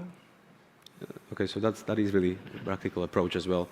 And thanks for sharing the example. And I mean, if anyone has more examples like that, I think it's really important to share to showcase some of the good things happening already. And if I may add something, please. Julian, I think the other thing is also important, and it concerns all of us in kind of role models, let's call it, to go out and talk to women. My colleague was doing it in a conference for women in tech. Next week I will talk on a conference which is celebrating women leaders. And then there's a kind of award for female entrepreneurs. I took over Bartosh. So we are trying to engage in this and to promoting this through awareness as well. And I think it's also an important part. If I can add to that, I think it's absolutely important, these role models, because these female entrepreneurs, even if they are already successful, they quite often have low self-confidence. Yes. They don't dare to try more than they have. And they need this encouragement from the outside to actually try for higher goals that they even want to achieve, but they are not feeling confident. And I'll give you an example of one lady that we were trying to invest in that didn't work out at the end. But she had a services company and was selling a distribution business. And she always dreamed of having her own production. But she's in her almost 60s. And she said, like, I'm not going to start a business. Now I should think of succession. And we spoke about an example of some entrepreneur in Slovakia who started a construction company when he was over 50 and built it into a huge business, exited successfully. And then a few months later, she started that. And she said, you know, when you told me the guy, I looked him up and I realized he was not that much younger than me. And yeah, I can do it. So she actually went for it. And yes, it was a male role model, but even for her, it was the age limit that she had. But for a lot of women, it's like they don't have other successful female founders in their circle, so they don't know to who to compare their everyday life and how they're going to manage. And it's much more difficult. So I think connecting these women, building a network around them, and giving them access to other women who are in similar situation makes a huge, huge difference. Definitely huge impact. There's also, and we will actually explore some of these, whether there are any fora or any platforms like that, because, I mean, even for me, this is something I'm learning more about. And but for my, maybe like a quick, not even anecdote, but it actually very much resonates what you're saying, Emilia, because in my previous job, I was working for a big investment company, international and global, and I was in this unique position where my direct, immediate manager was a very capable female leader, her boss as well, and also the head of the entire department sitting in New York was actually also incredibly capable woman. And it was quite interesting to see what was the impact, or maybe probably direct and indirect impact as well on all my female colleagues. It was basically like an inspiration and mentor on daily basis they could see. And they also saw them progressing, right, from when they were, let's say, mid-managers to actually progressing to the director roles. So definitely these examples in different situations are, I think, one of the most powerful, in my opinion, one of the most powerful role models and supports. But maybe, Trajan, to go to you, because incubator. So you actually have startups as members trying to, as I said, support them in innovations, but actually build them or maybe help them with the business case and so on. So what does it actually look like in practice here? When you want to, what can you actually do as the director of incubator, practically? I'm not trying to make sure to ensure the gender balance, but to use it as an opportunity. And also maybe on top of that, because we keep talking about startups and founders and the company level, but let's also talk about the product level. How that gender diversity can actually be reflected in products and services these companies create. Yeah. So I think I will continue what was told here. So I think a very important thing to support this diversity is to offer, for example, targeted calls, or to open it with clear target for some group of people which can have some disadvantage in the market or something. So make it like accessible for them, and give them the resources. Give them the resources, or it can be the network. It can be also mentoring programs. Support to grow and other activities. They can open them the door for the next steps. After, of course, for us, it's very important to provide them funding for the project or for the ideas to develop this idea. Because if you don't have access to the money, or resources generally, it's impossible almost to develop what you dream of. And the third thing, I would say, to foster an inclusive and supportive environment, because if you don't do that, so it's very difficult for women to perhaps do this next step and to grow. We heard the examples just mentioned. We have many of them. So I would say if you prepare the environment, if to foster the women to do something, I think you are helping them to make the step, and you are showing the way and the fact that it's possible for them. And regarding to the, you were asking about the products, etc. So I think the design thinking, inclusive thinking, thinking about the product and services from different perspectives to involve different patterns in the products and the service. It's also one of the aim of the diverse teams. So I think if you have the diverse team, you have much more easier way to achieve this design or alternative design thinking on the products and services. Mm-hmm. That's exactly what I was trying to go at as well, is that it's interesting how it can be reflected, because those products, I mean, there's certain bias as well if it's designed by, for example, only men, how it can actually be used. Okay, good. And now going to full circle now to close with EIB, but to the point that Emilia mentioned, by the way, because one of the benefits for you is that you are a small fund, and I think maybe for Silke as well. So you are more flexible, and you can actually engage so well, with your portfolio companies, and you can have these discussions, maybe in smaller groups. But for EIB, that's a big organization. There are probably some bigger policies or approaches on how to tackle some of these topics.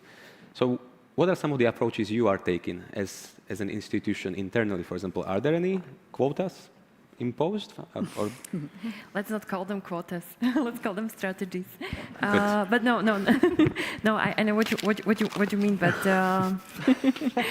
first of all, we are speaking now about the EIB, but also both on the EIF, which is most relevant for the VC discussion here.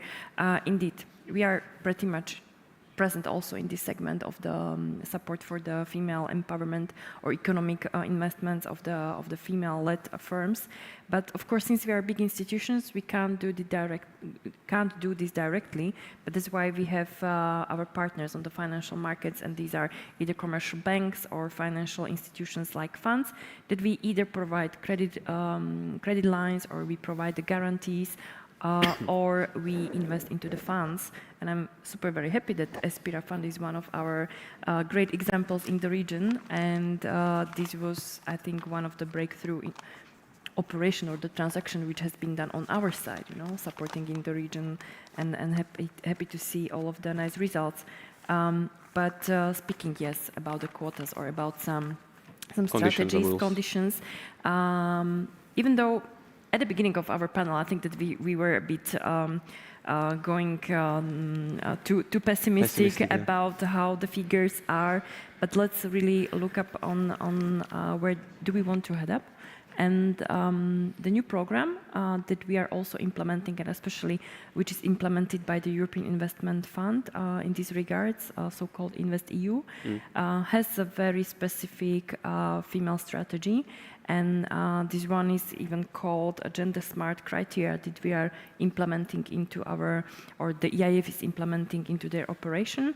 And this is the way how you would basically implement all the way how you want to see the environment to be in the future. And there are basically two conditions that we are, or the EIF is assessing these investments. One of them is that at least 1/3 of the management board should be represented by female representative, and the other one is that either investment committee or senior investment team should be at least 40% represented by women. And we are not setting these targets or the ratios just because to make the artificial quotas, but because there is really like strong evidence behind that within this diversity approach, for instance, female partners or investment committee members, they can assess much better, for instance, on the green agenda. We learned that female-led teams or female representatives can much better go with their decisions on the just transition or on the energy savings. You know, there would be certain elements which are at the end of the day helping on the quality decisions of the investment as such. So it's not only artificial to put or to achieve some quality rules, but it's really about creating the impact. And I think that I would stop here to Interesting. So this is a very powerful research, by the way. And I really encourage all of you who are interested in the topic to go either on the EIB or EIF webpage to learn a bit more, because I was myself surprised to go through these nice and interesting conclusions and recommendations. I would maybe add to it, because when we were raising the fund, to some people it might have seemed like some social initiative, but it was never social initiative. Like, of course, we like to support women, and that's something what maybe personally drives us in what we do every day. But behind that is an absolutely commercial interest, and that is based on the fact that we're sourcing the companies that other funds that don't have female investment professionals don't approach, because they don't have access to them, they don't have network, they don't know of them. So we're using this kind of competitive advantage of having a different network for sourcing deals. So the assumption was we will find companies the others don't see. And then also, we know that this diversity works in practice. So we're already going into companies that have this diversity and are therefore in a good position to achieve better than average results. So it's absolutely purely commercially based. Yeah. There's nothing kind of it's just like a charity kind of a fund or something like that. Yeah. That's actually essentially what I'm trying to point out as well, because I mean same for EIF, but you are still investors. I mean, value-based investors. I mean, yes, and looking for impact, but still with certain vision to make some returns. And so essentially we are trying to, what we're describing here or highlighting is the business case of this. Good, but let's actually now look at some practical solutions. Also, I would just remind you that there's Slido. If I can get a Slido QR on the screen. No, but hey, listen, there is, sorry. Good. But also there's a microphone here. I think Linda can check it back now to people. So if there's any questions here, please feel free to ask anytime now. I'm looking at Ciprian because I asked a question at your panel. And wow, no pressure. Naturally. Yes, please. Anyone wants this mic? Oh. I have a question for Silke. You mentioned a bit about how impact investment works, etc. Would you consider, not just you, but the impact investment ecosystem, investing more into businesses that, or NGOs even, that work at the basis of educating a new generation of not just women leaders, but a new generation of entrepreneurs in the end. Because what happens, not just in Romania, but I think across the board, is that companies that don't really offer the good numbers, especially in education, rarely get investment. So can we get to what is the next level, and how much more risk could you put in such an investment? Well, thank you for a question, because I actually wanted to come up with this point. When we are talking about measures, I think we have to look at different levels, and that starts much earlier than the girls becoming women and have all these problems with self-confidence and all this stuff. There is a long way before that, and I think we have to look at education. And independent of gender, I think if we bring in the schools, or not only schools, but in a general education system, much more this technology approach, STEM education, business-oriented orientation, and don't make it so much a difference between genders. I think that will help a lot. So I think educating the future females, not only females, of course, but bring them close to tech at an early stage helps a lot to overcome all the barriers we are working with right now. So I think it's crucial, and it's one of our investment pillars, columns, and we go willingly into education. Of course, business models around this is difficult to find, but we did, as I mentioned the example before, which is early child education, bringing all these values in. And just one point, we wouldn't go into NGOs. We would still look for growing businesses. So looking for working business models in the field of education, but very important to resolve diversity in the future. And Ryan, you want to react as well? The education is very important, and this is why EIT Urban Mobility, we are not just focusing on the startups, but we are also cooperating with very high-level universities in all Europe, and we are co-financing master program schools, PhD programs, and we have also Competence Hub, which is financing the courses for professionals. So the education and the knowledge, it's very important in our ecosystem, and this is something what we see a lot of connected with the startups, but also with the big businesses and also with the cities, because we need to take together the KTH triangle to be successful. Very good. So already exploring some of the solutions and some of the things that we could be doing. And I saw, Tomáš, you had a question. I don't know if it works, yeah. It should be working. I think it does, yeah. Hello, Tomáš Boháček, Verdian Consulting. I was wondering about your opinion about the following. There's now an initiative, it's called Žebříček udržitelnosti. It aims to popularize ESG in Czechia. It's organized by Economia and the Confederation of Industry and Trade. And we've been going through ESG reports and strategies of companies in Czechia, and I realized something I felt before, but I realized materially only now, that in most of the companies that send their strategies and reports, it is women that are in charge of ESG agenda in those companies. And I was wondering about your opinion, whether this is a positive sign or a negative one. How do you feel about it? I have mixed feelings about it. I know it doesn't directly concern with investment, but I think it has to do with our ability to grasp the complexity of ESG matters. Is this a positive sign of involving women that may have in some ways better ability to grasp the complexities, or is it a negative sign, meaning that they are in charge of agenda that is still not impactful enough in the organizations? How would you see it? Thank you. Who wants to take it proactively? I would just echo that if the mic is working. Can you hear me? Okay, sorry. I didn't hear myself properly.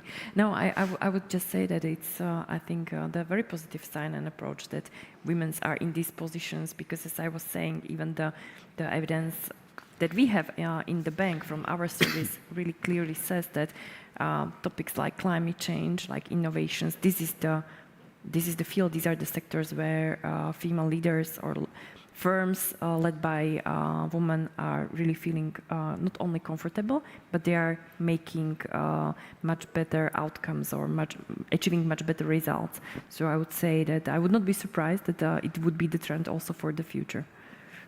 I don't know what the rest of the panel believes. Anyone wants to add anything? Maybe it's not surprising, because I think maybe it's a little bit of a stereotype, but it is statistically probably significant that women more often are more community-oriented and more caring about the education of the children, about what's happening in the society. That was also seen in Africa with a lot of microfinance loans, where women who obtained this microfinance were able to develop whole community, send the kids to school, and basically uplift the whole village through that.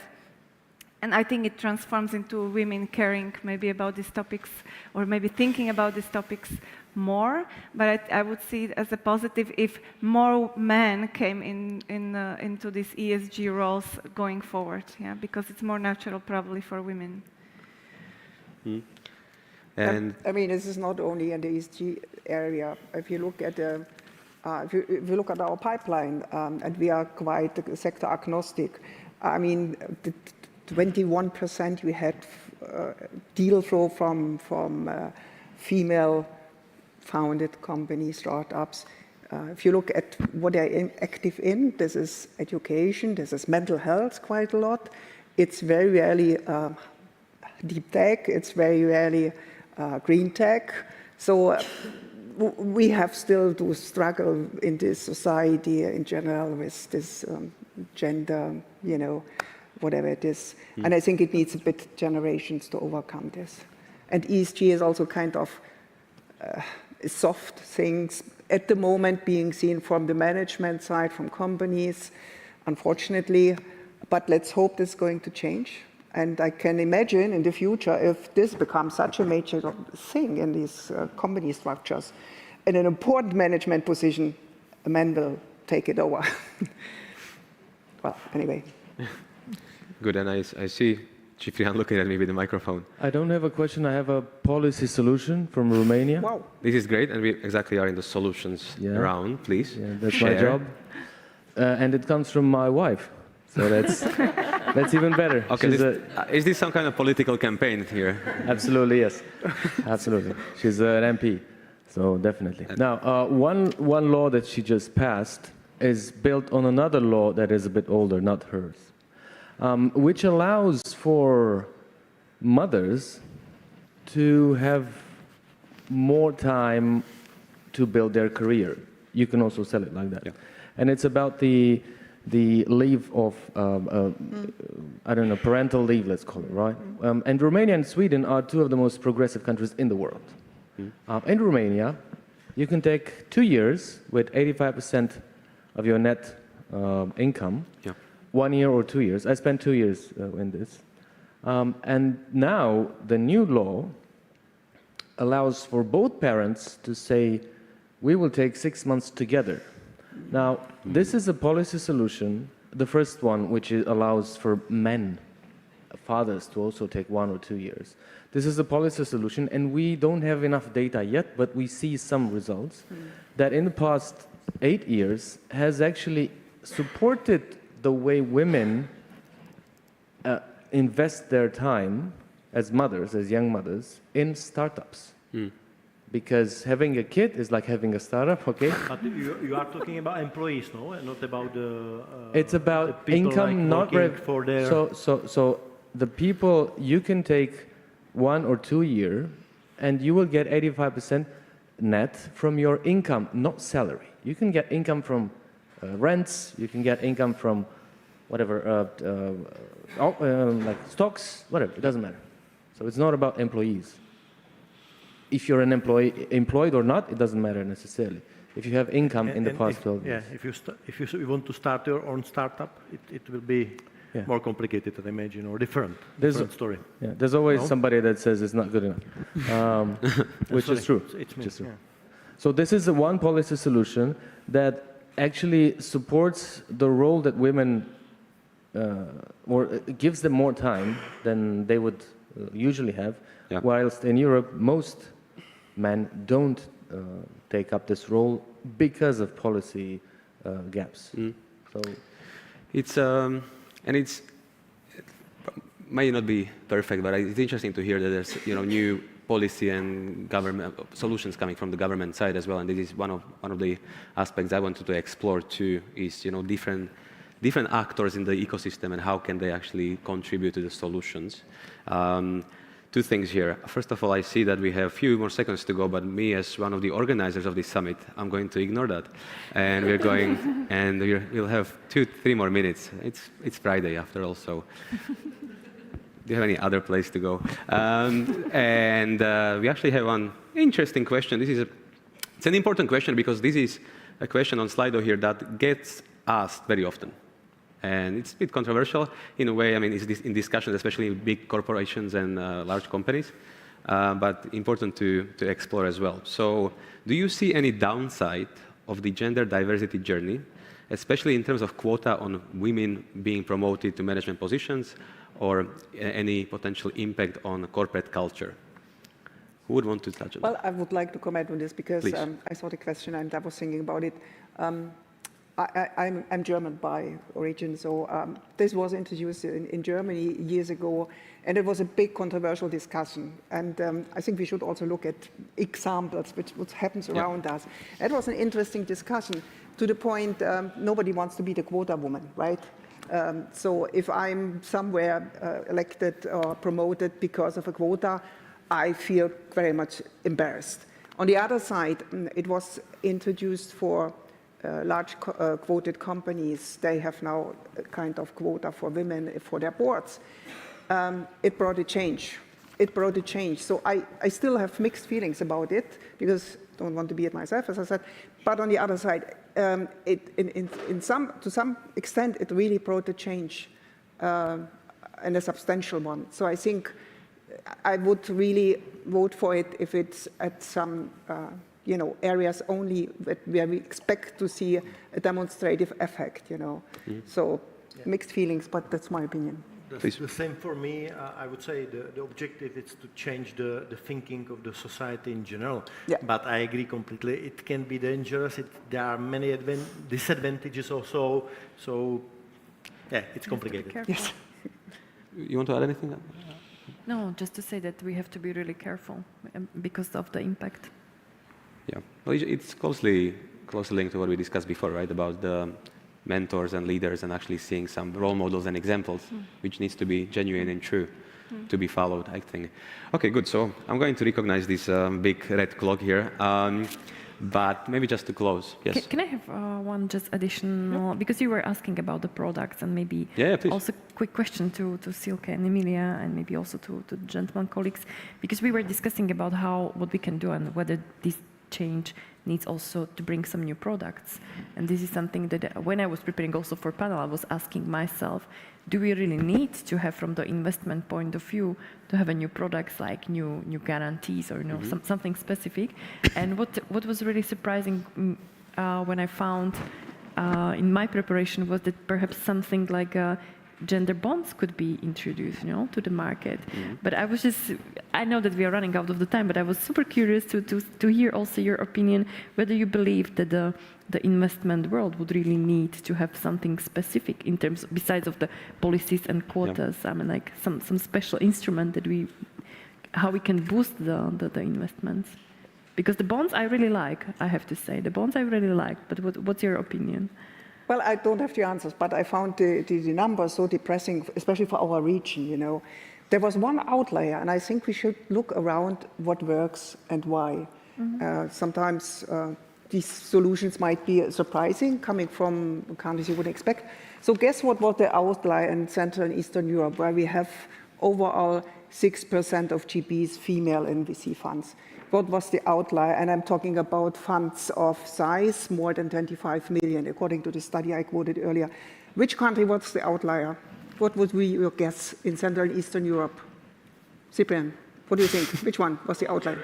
Bulgaria, exactly. Yes. Who would expect it? They have 27% of GPs and funds talking about size, more than 25 million under management, 27% female. So they must do something different than we. So let's have a look at this. They have also a vibrant IT system, IT startup system where female are more represented than in other countries. So I would add one example of what has shown to work in private equity community, because in private equity, around 10% of decision makers, senior investment professionals, are women, which is a very low number. And a few years ago, like 4 years ago, it was only 6%. But there is already a growth from 6 to 10. These are specifically data for UK. And the kind of credit goes a lot to Level 20, which is like an organization started by 12 very senior private equity women based in UK in funds, private equity funds. And they developed a community around whole Europe. So there's Level 20 organization in many Western European countries. In Central Europe, unfortunately, only in Poland. They have currently 4,000 members. And what they do is they actually mentor junior women in private equity by more senior women. They organize networking events. Basically, it's giving them a career path, giving them role models of other women in the same industry, which is not very typical for women. And they have achieved already, thanks to that, probably there are other factors as well, but it's quite a significant progress from 6 to 10, 11% in the UK at the moment. Yeah. So, but coming back to your question, I think it needs really extra money, public money to support female-founded funds. And having male mentors for junior female like investment professionals has worked also very positively for these senior private equity people, because they see what these women are going through in a different level, because it's a mentoring kind of a intimate setting. It's not like being in a meeting where there's 10 other people. So they understand what the issues are with the culture, with the working time, with the home office and all of this stuff, and they can think from different perspective when they run their private equity business. So these women don't drop out from the junior mid-level positions, but they really get to a more senior role in the organization. Yeah, and it's very direct mentorship as well, as in very like one-to-one support.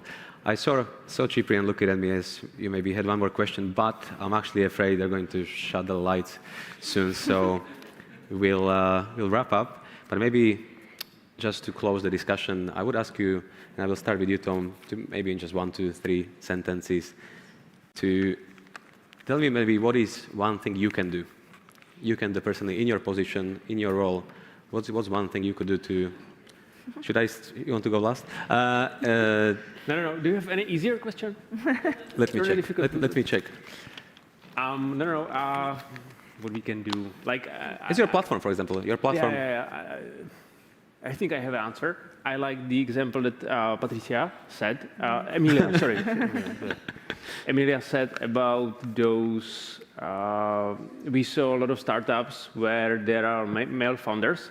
However, on these COO roles, there are this type of woman who takes care of everything, and there are actually those who are running the business, running the job. Yep. It's like if you saw a MASH, TV show MASH, they are the radar of the startup. And what would help really, and what we are trying to do with Startup Kitchen, is to change the policy here, or to bring ESOP here into Czech Republic, because then the VC fund doesn't have to look necessarily only onto the female founders, however, on the ESOP policy of the startup, because if there are these COO positions that kind of can't leave the startup, then they deserve equity as well, and then we have kind of female founder as well. So that would be my closing remarks. Really good. Thank you so much. Yeah. We can maybe go one by one, if that's okay. 2 sentences, Emilia. You in your role, what you can do. I think we're already doing on so many different fronts things. So sure. I think maybe figuring out a way to scale it, because it's still on a micro level. So finding a model where you can reach out to more people. Such as, for example, using big platforms. like Tom's, which is already has so many innovators. Because we have certain know-how we accumulated through work with these companies, but it's still this limited number of companies we can spend time with. So I agree completely. Scaling up, really good, really important point. Silke, to you. Yes, I mean, we are looking for solutions to invest in, so business model based. And that is in education, and that is in women empowerment. That's what I would say. That's good. Thank you. Trajan? I think support generally and provide good information, because I have very good experience, for example, from Israel. They don't think locally, the Israeli startup. So it means in Czech Republic or in Slovakia or in the region, basically, when somebody is founding the startups, he's thinking, we have this market, Prague, or a little bit cities around. But I think speaking with them and trying to motivate them to see the world, to see at least the Europe, I think it's very important. Thank you. And Speaking class is always very difficult because everything was said, but on my personal note, I think that connecting the dots, it's the most important, because there are so many things happening with us in our headquarters and so many amazing things happening here in the market. And sometimes, the community or the other way around doesn't know the information, what is happening. So I think my personal role would be to maybe help even much better to mitigate this gap. Yep. Thank you very much. Good. So only 10 minutes over. I mean, come on. This is a really important topic which deserves even more time. And so I'm glad we left it for the end for a very important closure here. So good. Thank you so much, all the panelists. Thank you, Tom, Emilia, Silke, Trajan, Andrea. Thank you to all of you here in the audience and for asking questions. And should I wrap up the whole thing? So maybe if you just give me quick minute. So this is the last panel of not only of today, but of the 5-day summit, as you noticed. And so I would like to thank, I mean, this is going to be a bit cliche, I guess, but I mean, I think that is the most important thing to say here is thank you. But thank you to every single one of you here, the audience, people online, people in our team as well, panelists, speakers, people who presented, even the hotel staff here who have been looking after us over the 5 years, 5 days. 5 years would be incredibly expensive.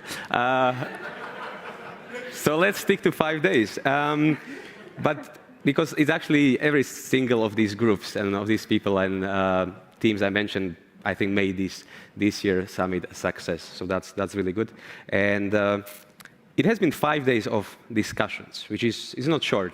I'm personally pretty tired, to be honest, but in a good way. And it has been panel discussions, roundtables, presentations, networking, and everything. And to be honest, I mean, it just shows you how much there is to talk about sustainable finance. And I'm glad that we can spend 5 days of having discussions about these topics and different angles. And that's exactly what we try to do with this summit. Some of you came here for more days, maybe for 1, some came for 4. And the pattern, or what we try to do, is to explore sustainable finance from different angles, to do like a 360 big picture view from innovation, energy, banking, and different sides. And so I really hope you learned new things. I hope you met some interesting people. I hope you, same as us, recognize the importance and urgency of these topics. And there's one thing maybe you notice here in this summit. And the thing is that there's actually no tickets, because this is not a commercial project. We're not really trying to make money. Actually, it's costing money as well. And that's fine, because this is a passion project. This is something we, as ISFC, International Sustainable Finance Center, that's exactly why we exist, why we started with Linda, is to support this discourse, this discussion, create opportunities for people to meet, to share knowledge, to accelerate this discussion, but to accelerate practice of sustainability in business, finance, innovation, and so on. And one more cliche to say here, because this is such a big event and so much organization, and because it is not a commercial project, it would not be possible without the partners. And I mentioned that in the beginning on Monday. I'd like to say it again. But I'd like to say one thing here, because when we say partners, you've all seen these logos, big banks and big companies supporting the summit. But we don't talk to companies. We talk to people at these companies. We talk to our partners we know personally, we have relationships with. And that's, to me, by the way, this is something amazing to see the direct support of these people. And I'm looking, for example, Gabriel Maroshi from Erste. Not only that you joined the discussion, you actually had so many questions during panel discussions. You've been here for a couple of days supporting us directly. Same thing for many, many other partners from Andrea, from EIB as well. And I could go probably through all of them, but let's not spend too much time on this. But we are very, very grateful for these relationships, for the support you've been showing also. And it's very clearly we have these synergies, and also we share the values and that vision that we actually want to improve this region. So I hope we also contributed to that. And one equally important group to thank is our colleagues from ISFC. So I would like to maybe now actually name every single one of them, if that's okay with you. So this is a pretty big endeavor, by the way, to organize this summit. Also before, to plan it, and also to be here during and make sure that everything is running quite well. So first of all, I'd like to thank Linda Zaylin, our CEO, for the leadership, ambition,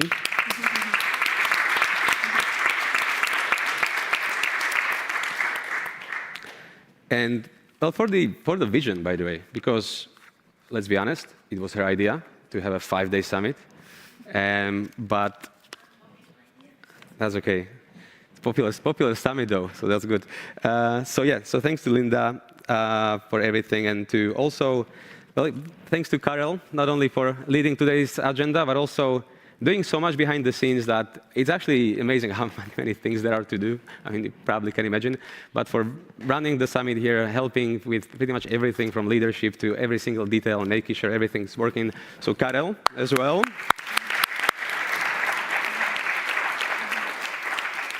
Very good. Then I really hope you liked our, are you telling me the names? I have all the names.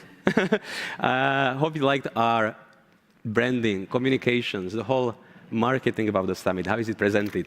Because that's all thanks to our Lucia at the back as well. Lucy, thank you so much. Our head of communications. I'm so glad you're clapping, by the way. I didn't prepare that, but it's amazing. You're going with this. That's great. No worries. This is, by the way, just the last page I have, but I want to go through everything I have written down today.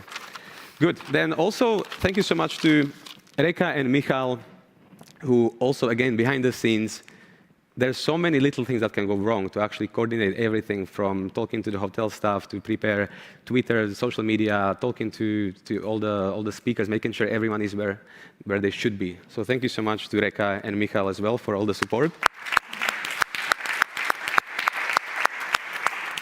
Very good. Then thank you to Paula. Paula, where are you? Good. So Paula, our colleague as well, who came from Bratislava to be here for 5 days to help with everything from moderation to running a roundtable discussion and pretty much every other aspect, spending so much time here with us. So thank you so much, Paula, as well. Very good. And Jan Dobiasz, who's head of the summit, and who, is Jan here? Jan? Yes, nice. I mean, sitting at the back.